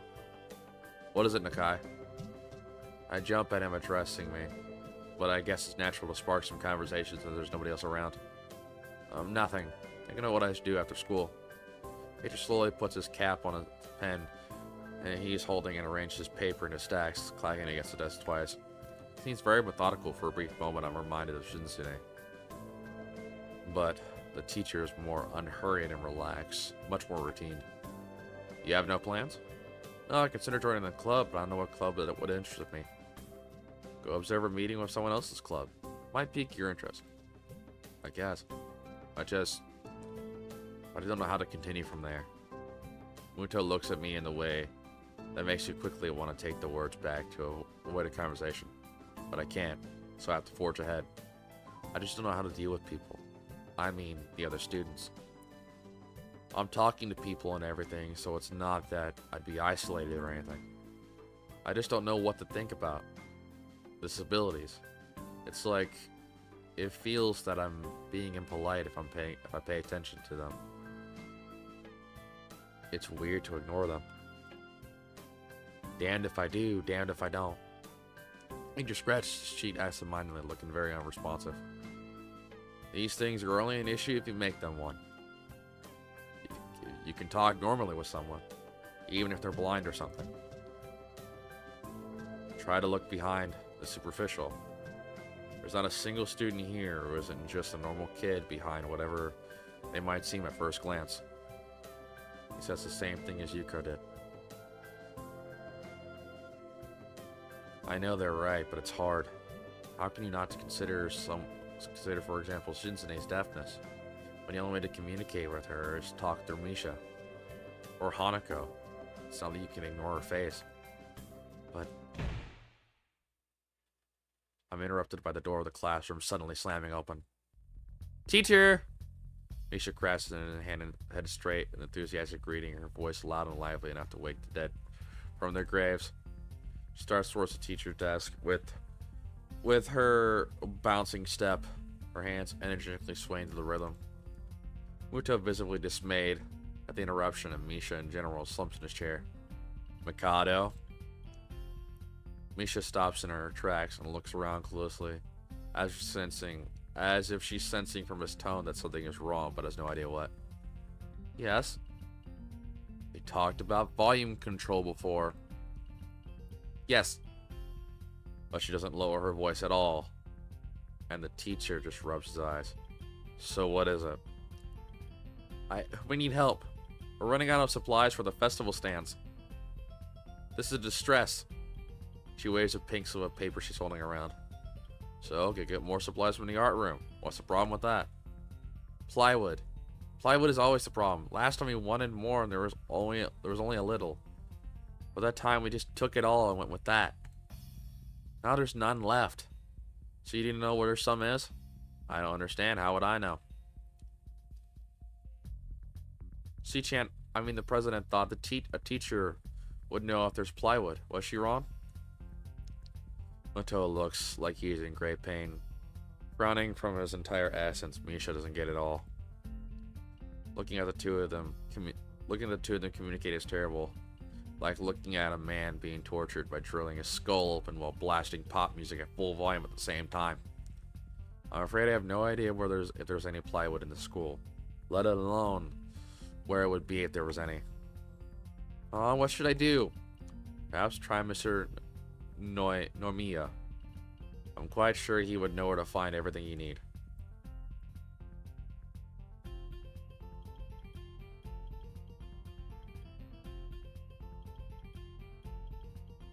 Okay.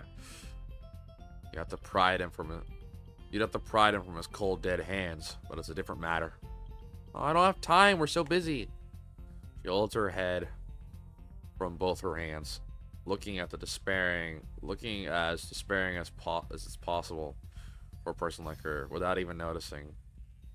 She crumples the note she's holding against her hair.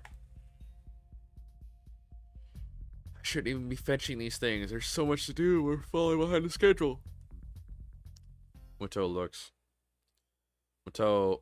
looks at her gravely, then suddenly smiles. Smiling doesn't really fit his face.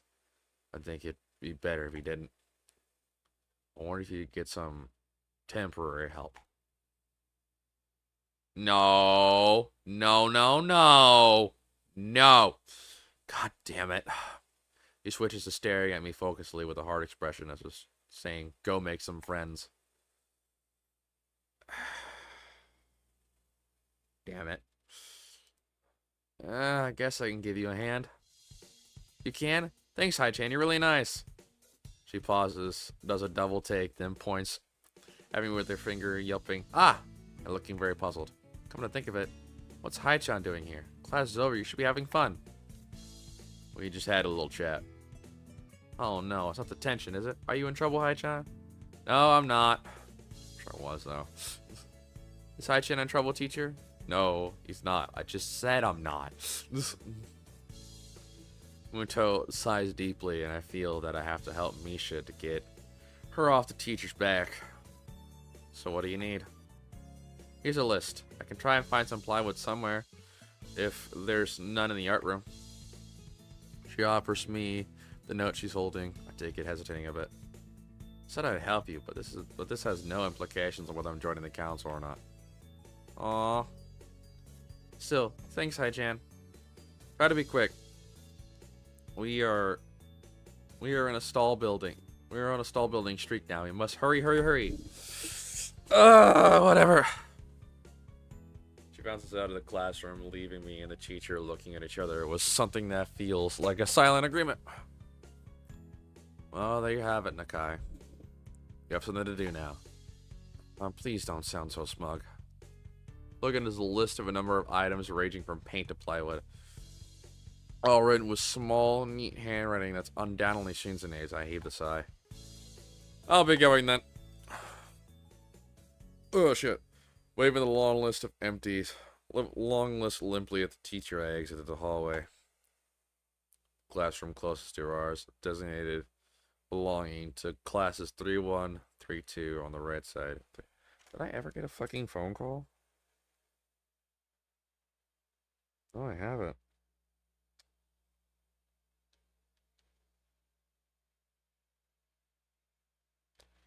No, I have not gotten a phone call. Only that scam call from earlier, a few minutes ago. That's interesting. I'll check my messages. Probably at work, but...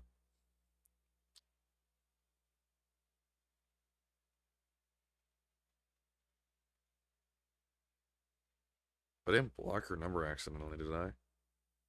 I shouldn't have. No, no new messages. It's very strange. Let me check my block list. My phone likes to fucking do that sometimes. It's very concerning. Settings. Block numbers.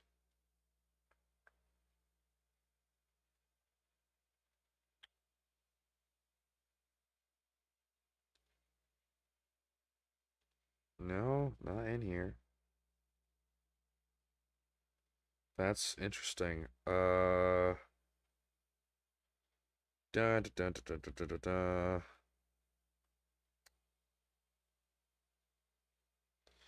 No, she hasn't messaged me. Okay. Probably busy. Classrooms closest to ours designated all belonging to classes 3-1, 3-2 on the right side, and 3-4 on the left side, each door looking exactly the same. Further down the corridor, still with identical doors, are rooms that I didn't think were used for classes. Guess the art room is not a classroom as such. Push open the furthest door and peek in. Oh, don't worry about it. Call it a personal matter. Nothing to worry about. Nothing important. At least, I hope. Nothing at the moment. It's a classroom, but it seems rather badly kept and or not in use. Am I in the right place? Desk and chairs all around the room. Thin layer of dust settled on them. There's some easels in the corner that at least look like in the right place. The room is flushed in sunlight from big windows. Shadows creeping all over the desk. Specks of dust are dancing in the stagnant air, making beams of light almost visible. Jerkingly, I call into the empty room. Anybody home? Someone catches my eye and stops mid-sentence. Oh, she has no arms. Okay, that caught me off guard for a second, but she has no arms. Got it. Sitting on a desk with a short-haired girl curiously wearing a boy's uniform with a fork between her toes and a morsel of food stuck firmly on the end. This odd way of dining seems to be caused by her apparent lack of hands. But her presence here is what takes me aback even more. How did I miss her before? She's sitting in a corner very still. But I still somehow took her as part of the furnishing or statue at a first glance. I'm not being too observant today as a whole. The girl seems to be frozen in place, staring at me. Her huge eyes like a rabbit in headlights. She's staring at me, mouth wide open, ready to accept the fork. I'm staring at her, my mouth wide open, suddenly remembering I didn't finish my sentence, trying to think if I should. It's this weird stalemate keeps us both stunned into silence, punctuated only by the wall clock ticking rhythmically. Hello. The girl stuffs the forkful in her mouth, now staring at me expectantly while chewing. It's a bit awkward. Hello. Still to pick up some supplies from here. For some festival stalls, I think. I didn't think there would be someone here.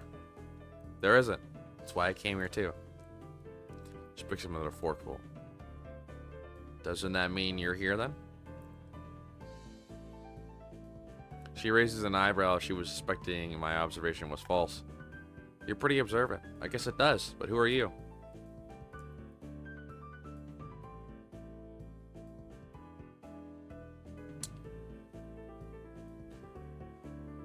This girl is pretty straightforward, isn't she? I'm Nakai. Isayo Nakai. I just transferred on in a Monday. I'm Rin. Tetsuka Rin. Rin Tetsuka. I won't shake hands with you, but at least we know who we are now. That's very nice. Her deadpan manner of talking makes it hard to determine whether she's joking about shaking hands or not. Kind of bothers me. Joking about these matters doesn't feel appropriate at all. Trying to figure out what's appropriate, and whether this girl seems to have lost interest in me and is now gazing yearningly back at her food. Can I continue my lunch? If you don't mind me, I won't mind you. If you need to get your stuff, the supplies are at the back. Go right ahead, but lunch, school's already over for the day. What word were you used then? There's no word for a meal you eat after lunch, but before dinner, right? It bothers... Jesus fucking Christ, she's right. There is no word. Shit. It bothers me very much too, but I don't really know what else to say. I don't think you're supposed to eat a meal between lunch and dinner to begin with. But I'm hungry now. My delicious box of lunch would go to waste otherwise. I have curry. It's very delicious. With much decisiveness, Rin once again picks up the fork between her toes and at least as much impoliteness as she points it straight at me. So Nakai, what brings you to this place? Like I said, I was told to look for these things. No, this school. From outside, you look fine. Is there a problem inside? I come to a full stop, opening my mouth, but not getting a word out. I can guess. I'm good at guessing, better than most people. Rin cuts me off before she can answer her question, or skirt around it somehow. I don't know which I would have done. I froze in front of the issue again. I haven't even told anyone here about my condition, or maybe it's only because it hasn't really come up. I do get the feeling that it's not making issues of this is a part of the social code around here, as the teacher said. I wonder if people here could relate. Probably not better than any normal person could. I can relate to Shinzune's circumstances. I can't relate to Shinzune's circumstances or Lily's either. Naturally, while I'll go through this in my head, Rin keeps considering what condition it would be, with an overly contemplative look on her face. She puts her fork in between her lips and leans back, looking at the ceiling as if the answer was written up there. Beam and light illuminates her face from the window side, creating a mask of dark shadow on the other side. I don't think it's anything in your head. Something in your guts would be boringly ordinary, like this lunch of mine, and less delicious. The problem must be in your... wow! Okay, we're going there. Must be in your pants. This is a messed up Sherlock Holmes kind of statement, and the sheer lack of tact.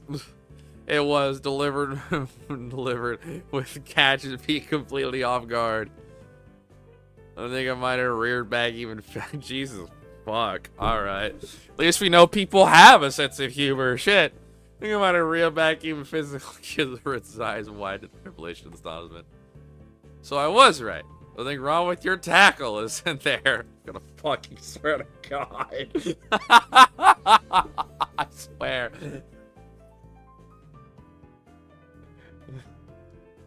We're already fighting over her. Oh my God, dude. Jesus Christ. Oh my God. Dude. Y'all can have her. No, I respect her sense of humor, and I respect her tenacity. I do. I really do. Y'all can have her.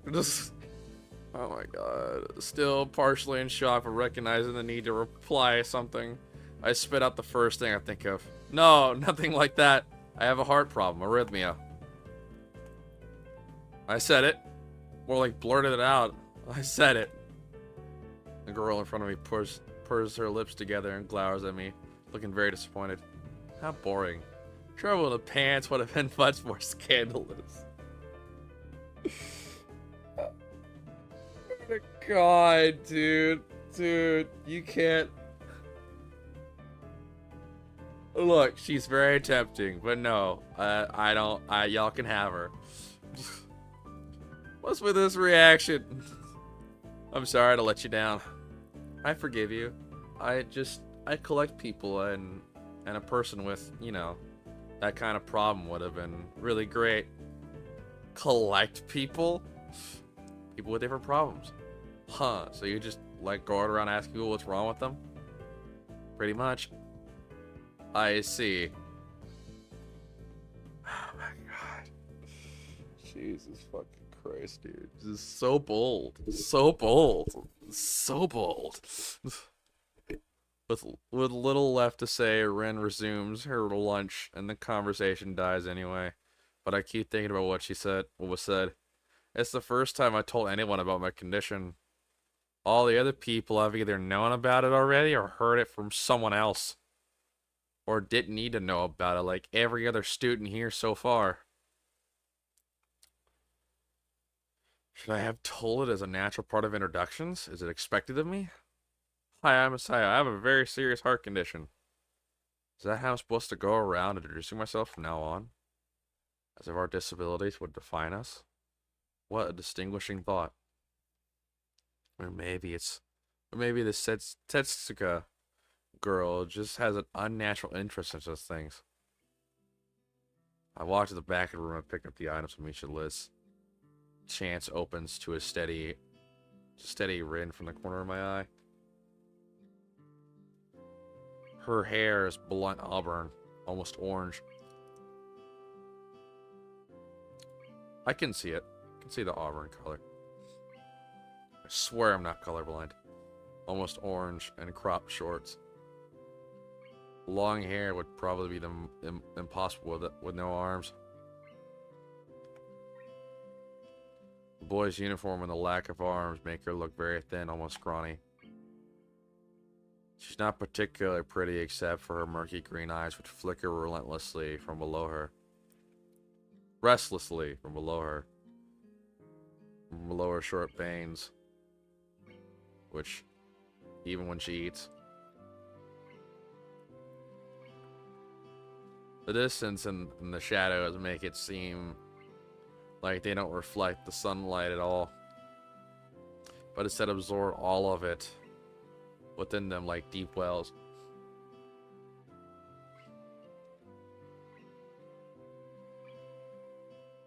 Okay, Seiko. She moves her feet almost as deftly as a normal person would use their arms. However, I can see how this sight would discomfort people, especially while eating. It makes me feel a bit uncomfortable, at the least. I hesitate to think about the word unnatural, but it's too late now, isn't it? I keep searching the cabinet and the shelves for Misha's things, but after enough time, passing the silence grows too uncomfortable. Let's try to force some conversation out of this strange girl. So how do you eat alone and this late? Or do you get the occasional visitor? Visitors? Maybe. Maybe you're my first occasional visitor, but I don't always eat alone either. I'm not to eat with a certain person on the roof if she's not horsing around. Horsing? She likes to do sports. Oh, the running chick. That's all I can think to say. Both of us fall silent and Ren forks the last bit of her meal to her mouth. Don't laugh.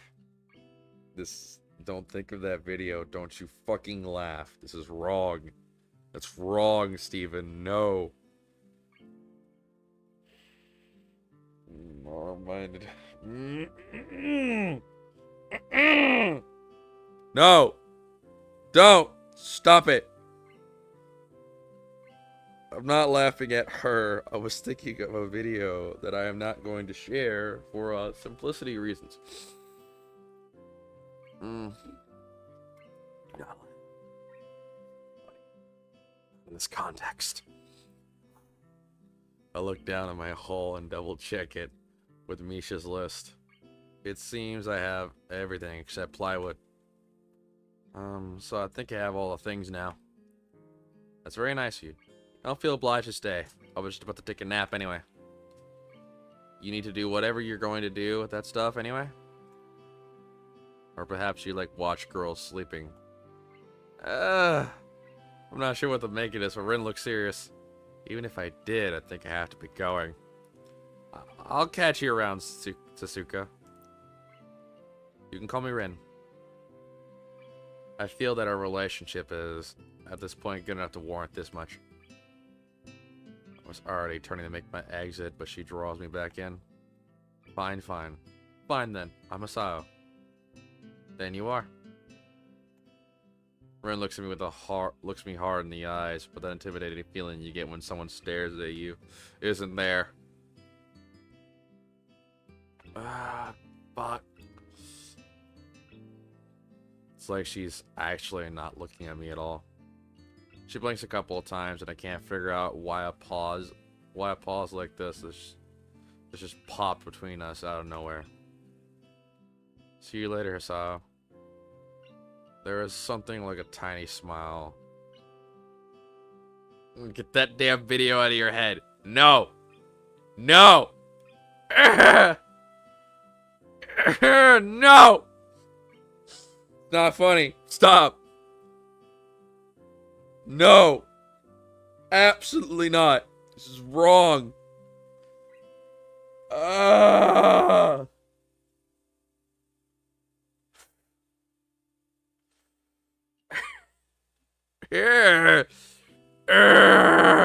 No. Think angry. Think bureaucrats. Think politicians. Yeah. No. Such an asshole. No. Oh, I'm such an asshole. I've been fucking drained by dark humor. No. No. No. Stop. This is wrong of you. You should know better. This is a very good game about disabled people. You should not be making jokes about them or thinking jokes or thinking of videos of them. No. Stop.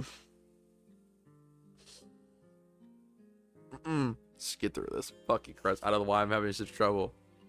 There's something like a tiny smile.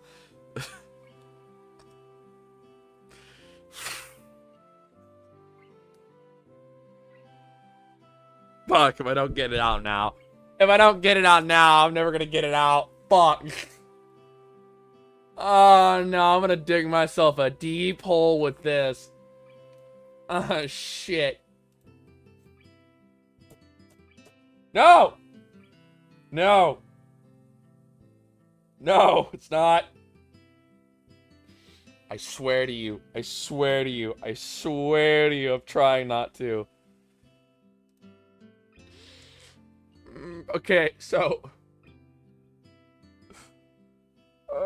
you know the video of the dude, the Paralympic dude, or who was shooting the bow and arrow with his feet, and he hits the bullseye and wins the medal? I can't get it out of my head. I need help. No, no, no, no, don't, no, no. No. This is a very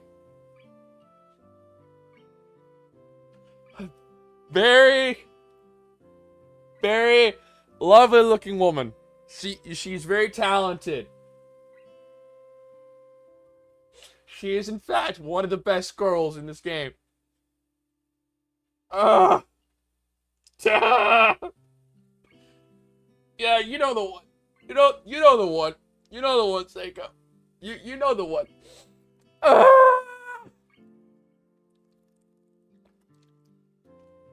No. Don't. No. You were... No, don't laugh.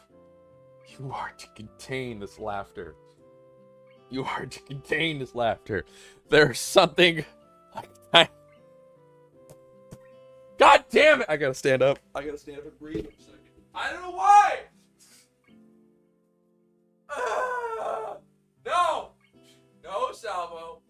Steven! No!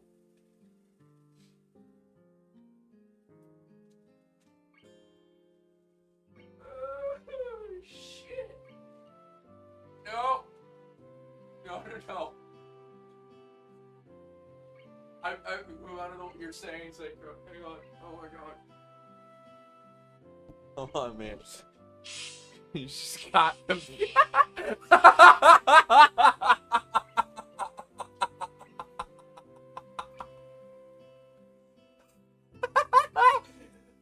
God damn you! You fucker! You son of a bitch! You son of a bitch!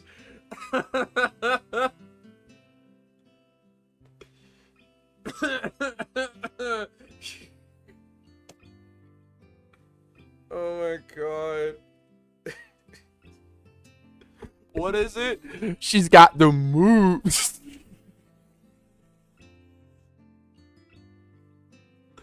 I'm so sorry.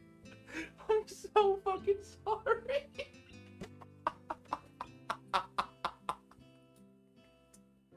can't. God damn it. Oh my god. Oh my god. Oh my fucking god. Oh my god.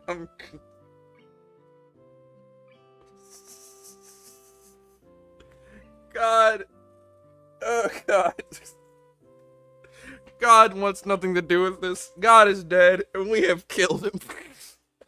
God is dead, and we have killed him. God is dead, and we and we have killed him. We've killed him. Oh my god. Oh my god. Okay. I think I got it out of my system, and I gotta thank Seiko for that. Oh my god. I think I got it out of my system. Oh my god. Oh shit. You know what else I just got reminded of? You know the scene from Toy Story 2? Or was it Toy Story 2 or was it Toy Story? I can't remember. Where where Woody has Buzz's arm. I'm going to hell. I think I'm this closer to achieving the fast pass. Oh my god. Oh fuck. Okay. Alright. I think I got it out of my system. Hopefully I got the giggles out of my system. The dark humor out of my system. Alright. There's something... sorry. Water. Water. I need water. Drink water, people. Ow! Damn. Rim boarded off. There is something like a tiny smile there in her face, maybe. I quietly back out of the room as I shut the door in front of my face and whisper to myself, what an intriguing person. Yeah, very intriguing indeed. From inside, I hear a muffled sing-song voice. I heard that. What did she hear? Ah! Fucking, she's got the... I jump at the sudden appearance of Misha, who I had not heard approaching despite the completely empty hallway. So she had gotten the jumping distance of me without making a sound. Creepy. Oh, shit, now the belches are coming. God damn it. Creepy. Briefly reminds me of Kenji's nutty theory about the global no, but you're not. Feminist conspiracy, but I pushed that thought aside. Thanks. Shinsuke is standing right slightly behind Misha. Looks aloof as she couldn't have heard the remark that drew. No, the joke's long gone. Don't. She remarks that drew Misha's attention. But Misha is visibly excited. No way. More importantly, who is in there? No club meetings today. She tries to curiously peek past me, even though the door prevents her from seeing anyway. What are you doing here? It took so long, so we had to come check what's wrong. That's no good, Hi-chan. Stop calling me that. How dare you? Stupid pink-haired woman. Stupid chest. Stupid bow tie. White t-shirt.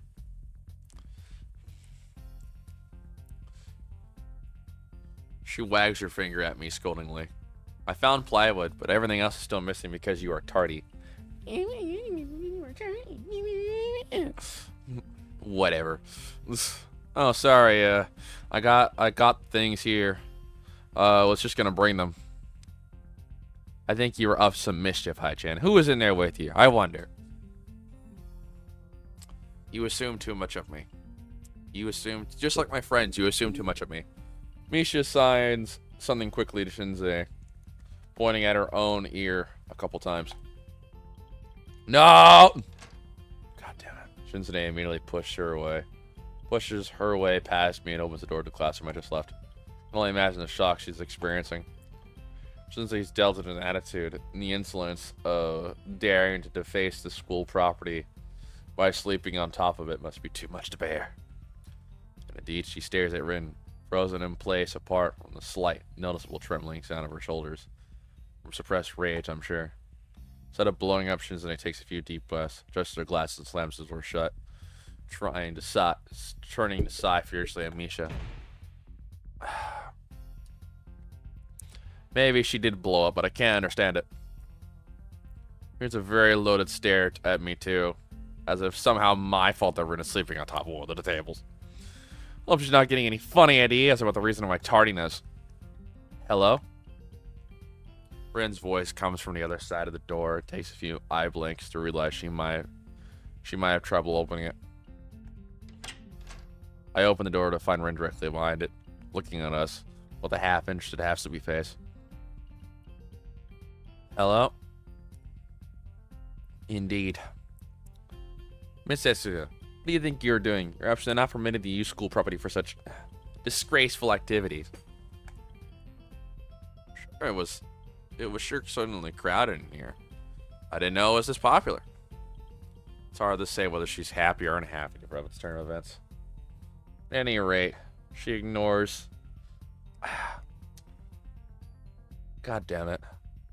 Listen, y'all might have heard my laughing, but that's about it. That's about it. Anyway, she ignores Shinzei and Misha's scolding, so they have no choice but to drop the issue. Shinzei taps at Misha's shoulders to point at Rin, and makes some quick signs. Indeed. Popularity aside, please don't do that anymore. Do what? Indeed. Anyway, how's your project going? Will it be done for the festival?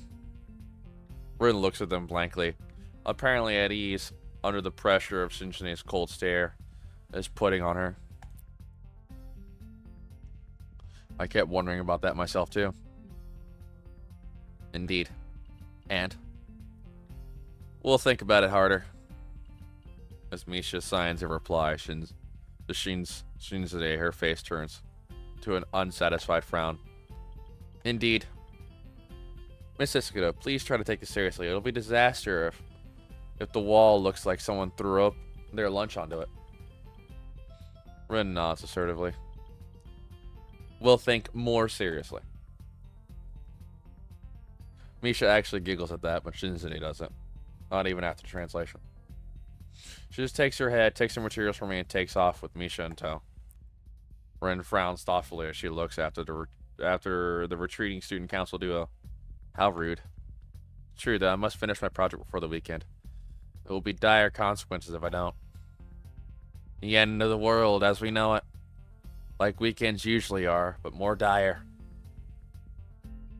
I get her vibe, though. Totally get it. Much more dire. Maybe I'll postpone my nap to unforeseen future. I'm about to ask what projects she has. And what are these apocalyptic consequences when she walks back into the art classroom. And she got nothing to do. Would you give me a hand? Sure. The paint doesn't fit into my bag, but I need it. She kicks lightly at the huge can of paint that's lying on the floor next to the table she was sitting and sleeping on. It lets out a dull clang. Being the gentleman that I am, I naturally pick it up. Heavy. Yeah, sure. Where do you need to take it? Away. With that, she takes off to the hallway. Me and the paint can following, since there's little choice for either of us.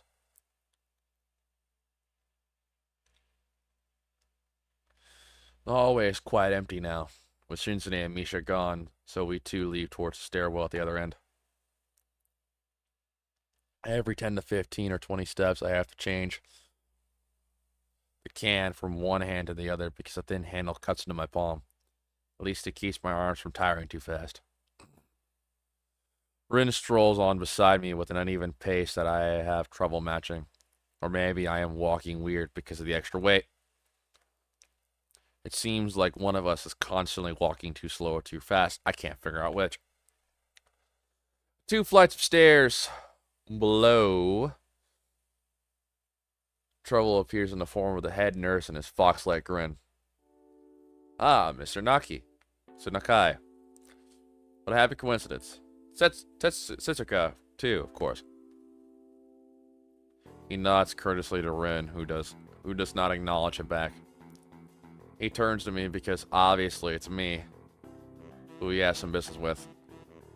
Something I forgot to mention on Monday. I nod and wait passively because I can't even begin to guess what he forgot. The feeling of the handle delving deeper into my skin because it makes me feel enthusiastic about the interruption either. But your medication. If you haven't been that long on your current medication, there might be some unexpected side effects, which might require adjusting dosage or even changing for another kind of medication. So we'll do a few tests regularly. But what I want is for you to keep an eye on everything in your condition that feels off, if you get what I mean. Nausea, headaches, anything. And see me if something comes up. Something happens. Alright. So, how are you? Everything fine? I give up and drop the cans on the floor for answering. Apparently, this takes longer than my biceps can handle. I'm about to say something generic as an answer, but I realize how often I've done that lately. Other people have asked me that too. Teachers, students here, my parents, visitors, nurses, doctors at the hospital. Everyone seems to be concerned about that. It's natural for a hospital, not so much a school, except this school. This is a small school, and both the student base and the faculty seem to be very tightly knit. At least that's the feeling I'm getting.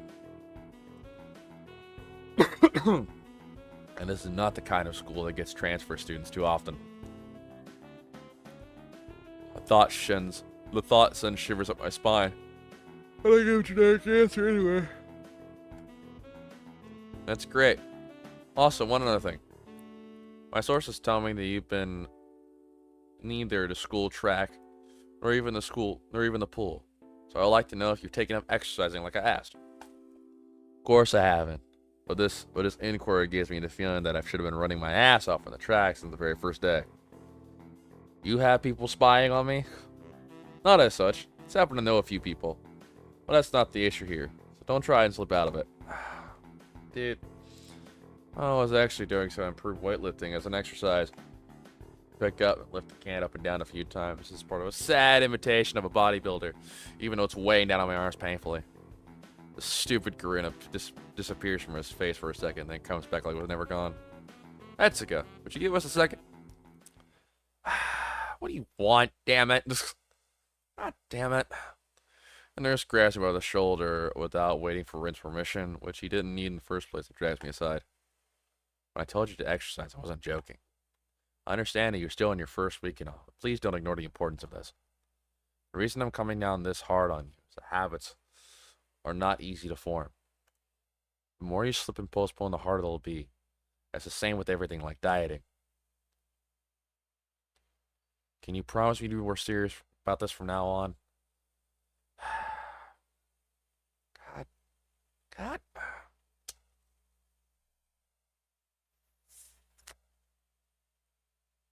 I mean, I don't know what these choices entail. You are really putting me into a bind here. You are really, really putting me into a bind.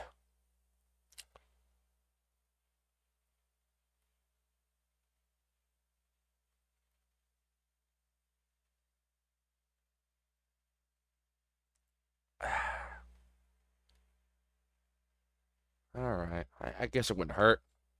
Yes, I promise, definitely. He stays for a moment, then shrugs, smiling again. Okay, that's more like it. You go to the school track tomorrow morning, you'll meet my spy, who probably has no qualms offering consultation to you. You want to jog for a bit. Consultation. See you around. He leaves with a wave of his hand and no answer.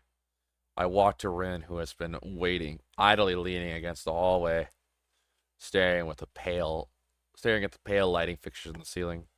Even when I approach, she doesn't move her eyes off them. Are you getting medications for your heart thingy? Were you listening? Comes down to more accusatory than I intended, accidentally lashing out on her. But even so, I don't really want to start talking about it. I just met her, and I don't know her. It's not her business. The nurse seems to be happily ignorant about confidentiality too. Talking about that kind of thing in public. It's not Ren's fault, is it? I look up her, suddenly feeling guilty, but Ren is staring past my shoulder, quizzically. Her head tilted like a bird's. Sigh.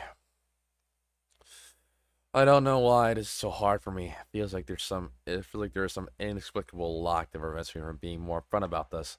Yeah, like for my heart. Will they make you better? No, not really.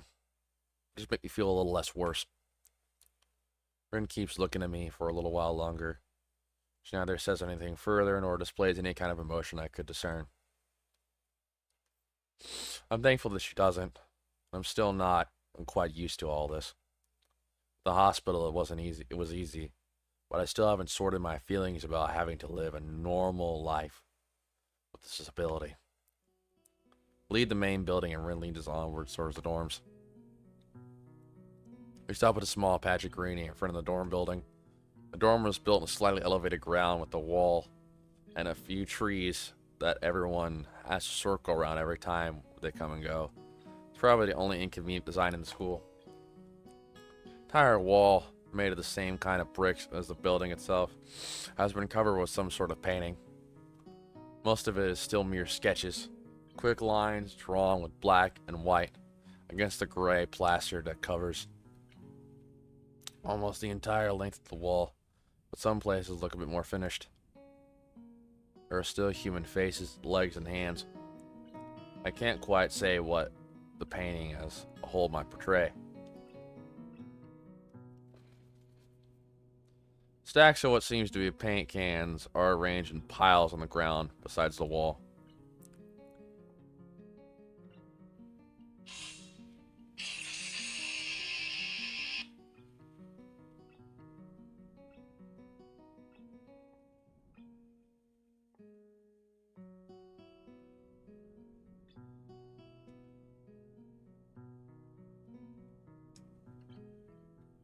Give me a moment.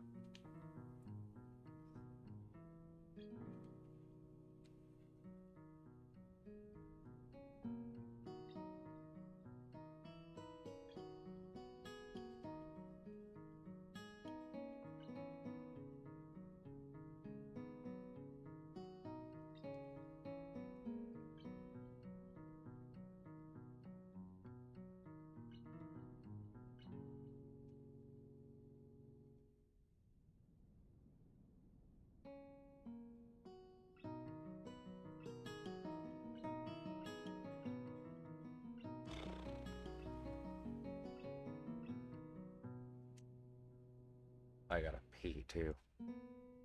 Great.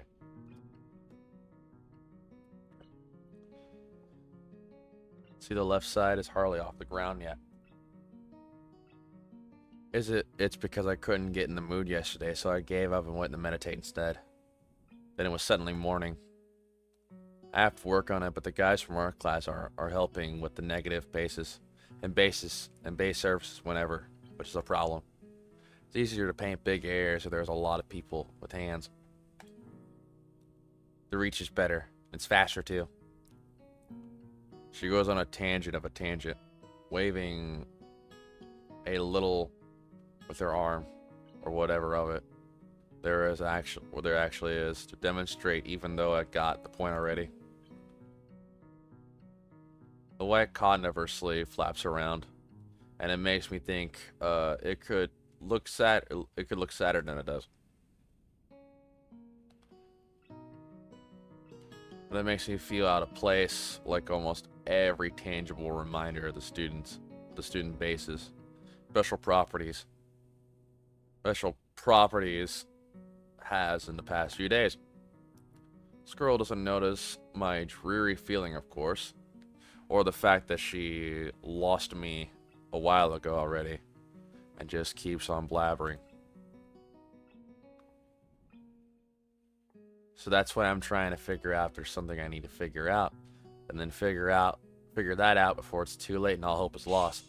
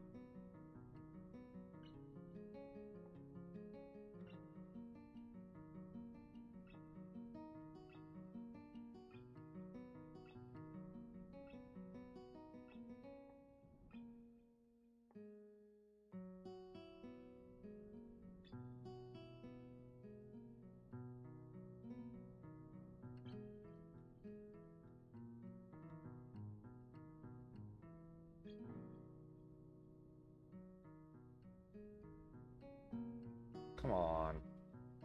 God damn it. I can send the text. I gotta piss and I gotta shit. So we'll be right back. You can enjoy the music.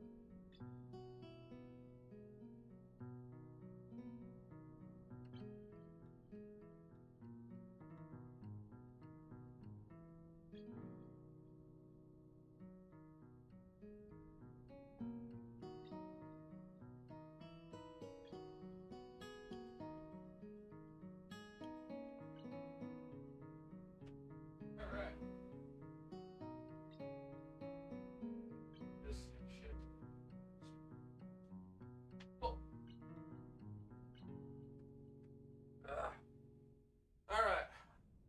The piss.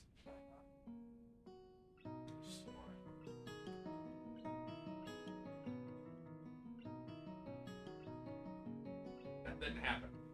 That didn't happen. Oh, shit. Alright. Alright. Back to this. Why would the hope be lost? Because the paint has to be painted. Then it has to dry. And I say painted over with another kind of paint. It takes time. She finally stops, apparently thinking she made some kind of statement that makes sense. I think it's best to start from the top. So this is your project. You did this? Yes, yes. All of it? Yes. Nice, but I stumble my words, suddenly feeling like I've walked straight into a minefield of political incorrectness. It's okay, you can say it. I probably won't get mad. I blush really hard. I don't really know what would be the right thing to say, if any. It feels that I'm way more sensitive than Rin is, though. This is really awkward.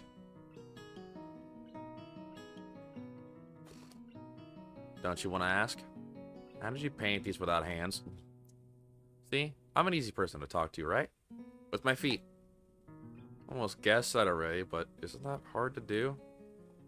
You're good at guessing. Anyway, I don't think it is. Maybe I'm just used to it by now.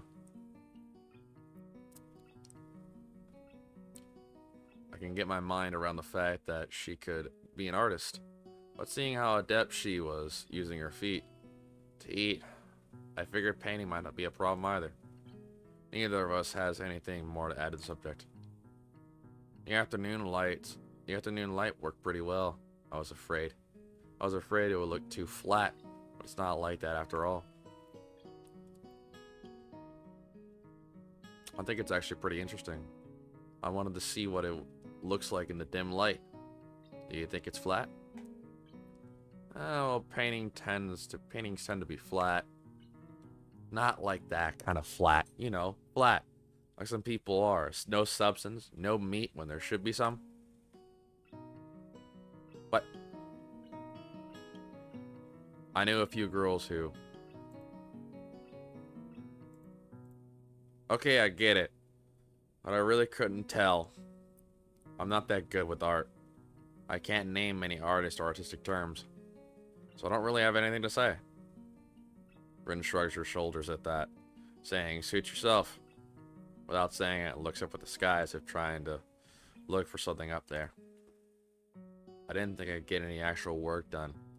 But if you give me a hand with the paints, I could do a little before it's too dark. I wanted to get a halogen lamp like the ones they have at the sports tracks, but there aren't any. Rin sure is quick to recruit my help, as was Shinzune. It really makes me feel that the festival is such a big project that every pair of hands is needed. Why not? I'm not really sure if I can be of any help, though. It's just mixing some paints. You can do that, probably.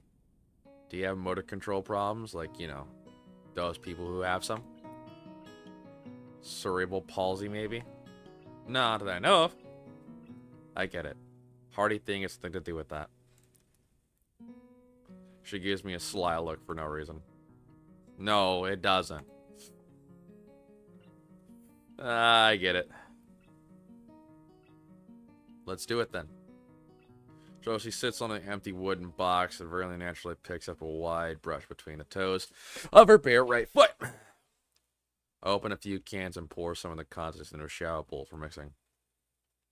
A thick planes flow lazily from the can to the bowl like syrup.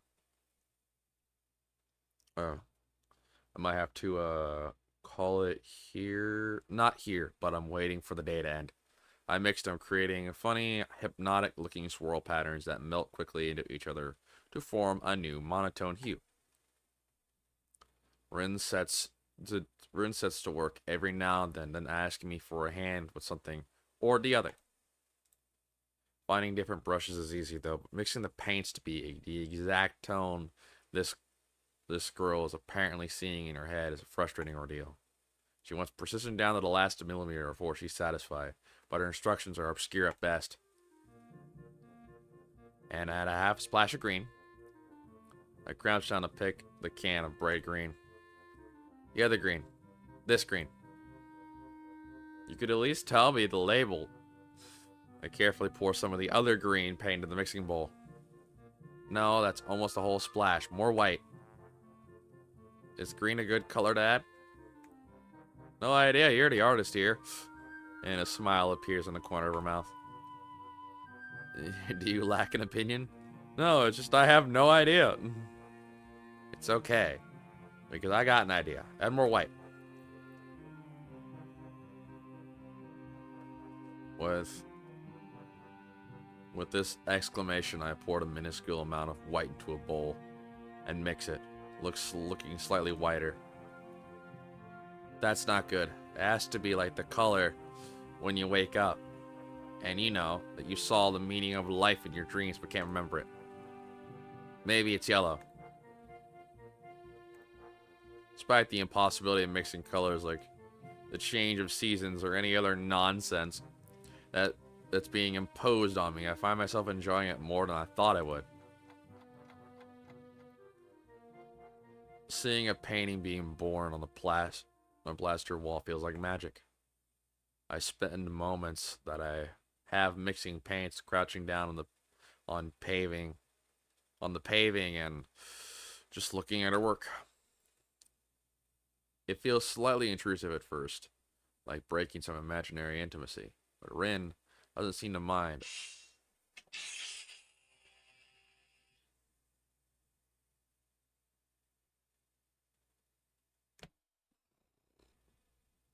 Doesn't seem to mind at least a bit. Maybe it's just in my head. Her entire presence emits a completely different air as she patiently works the details, adding layers of paint on top of the other layers of paint, steadily moving her foot across the wall to add new shapes. When I manage to produce a passable mixture of paint, the rare smile on her face is all rewarding. Hold on.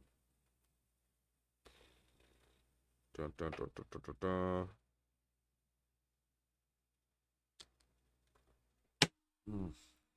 Far from the few words. I like how my friends always comment how I slam the phone down, you know, just wham, wham. Far from the few words when discussing paint mixes, neither of us say a word for the longest time. And even those short discussions soon evolve into a shorthand, both of us developing and using weird impromptu code words for various paints and hues, as there's some need to conserve words and breath and sound.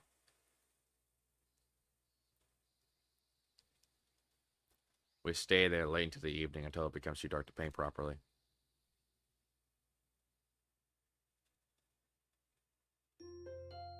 Good, it's the next day, thank God. I think I'm gonna roll with this, but I don't think I've screwed up too badly. Ah. Alright, we're gonna go ahead and call that there. All the way up. Okay, so we're at save. I'm putting the condition where I'm going right there. Alright, cool. So we're still in Act 1, I'm assuming. So yeah. Turn. And the menu. Yes. So this is, so far, a decent game. It's not bad. It's not bad. So yeah, no. It's not bad. Now, if you excuse me, let me fix my resolution back to what it was. Say recommended right here. Bah! Key changes. Bah! There we go. Jesus Christ. There we go. Alright, my resolution is fixed. Yeah. You guys. Yeah, no, that was a very interesting game. I like it. And it's definitely given me a mirror of self-reflection. It's definitely done that. And I could say that very few people and very few games have done that. So props to Seiko for doing that. And props to this game for doing that. If you have the time, I recommend playing it. So far, it's good. So far, it's good. It hasn't disappointed me yet. And I think I'm going to roll with the choices that I have for now. But I am going to try and go for Hanako as well. Hopefully. Yeah, Rin is definitely a good character, but it's not my preferred choice. Not gonna lie, it's more of a personal thing. But yeah, no. You guys, take care of yourselves. It's always good to self-reflect. It's always good to self-reflect. if you have the time and you have the chance. It's always good to self-reflect on things. Yeah. You guys, take care of yourselves. Peace.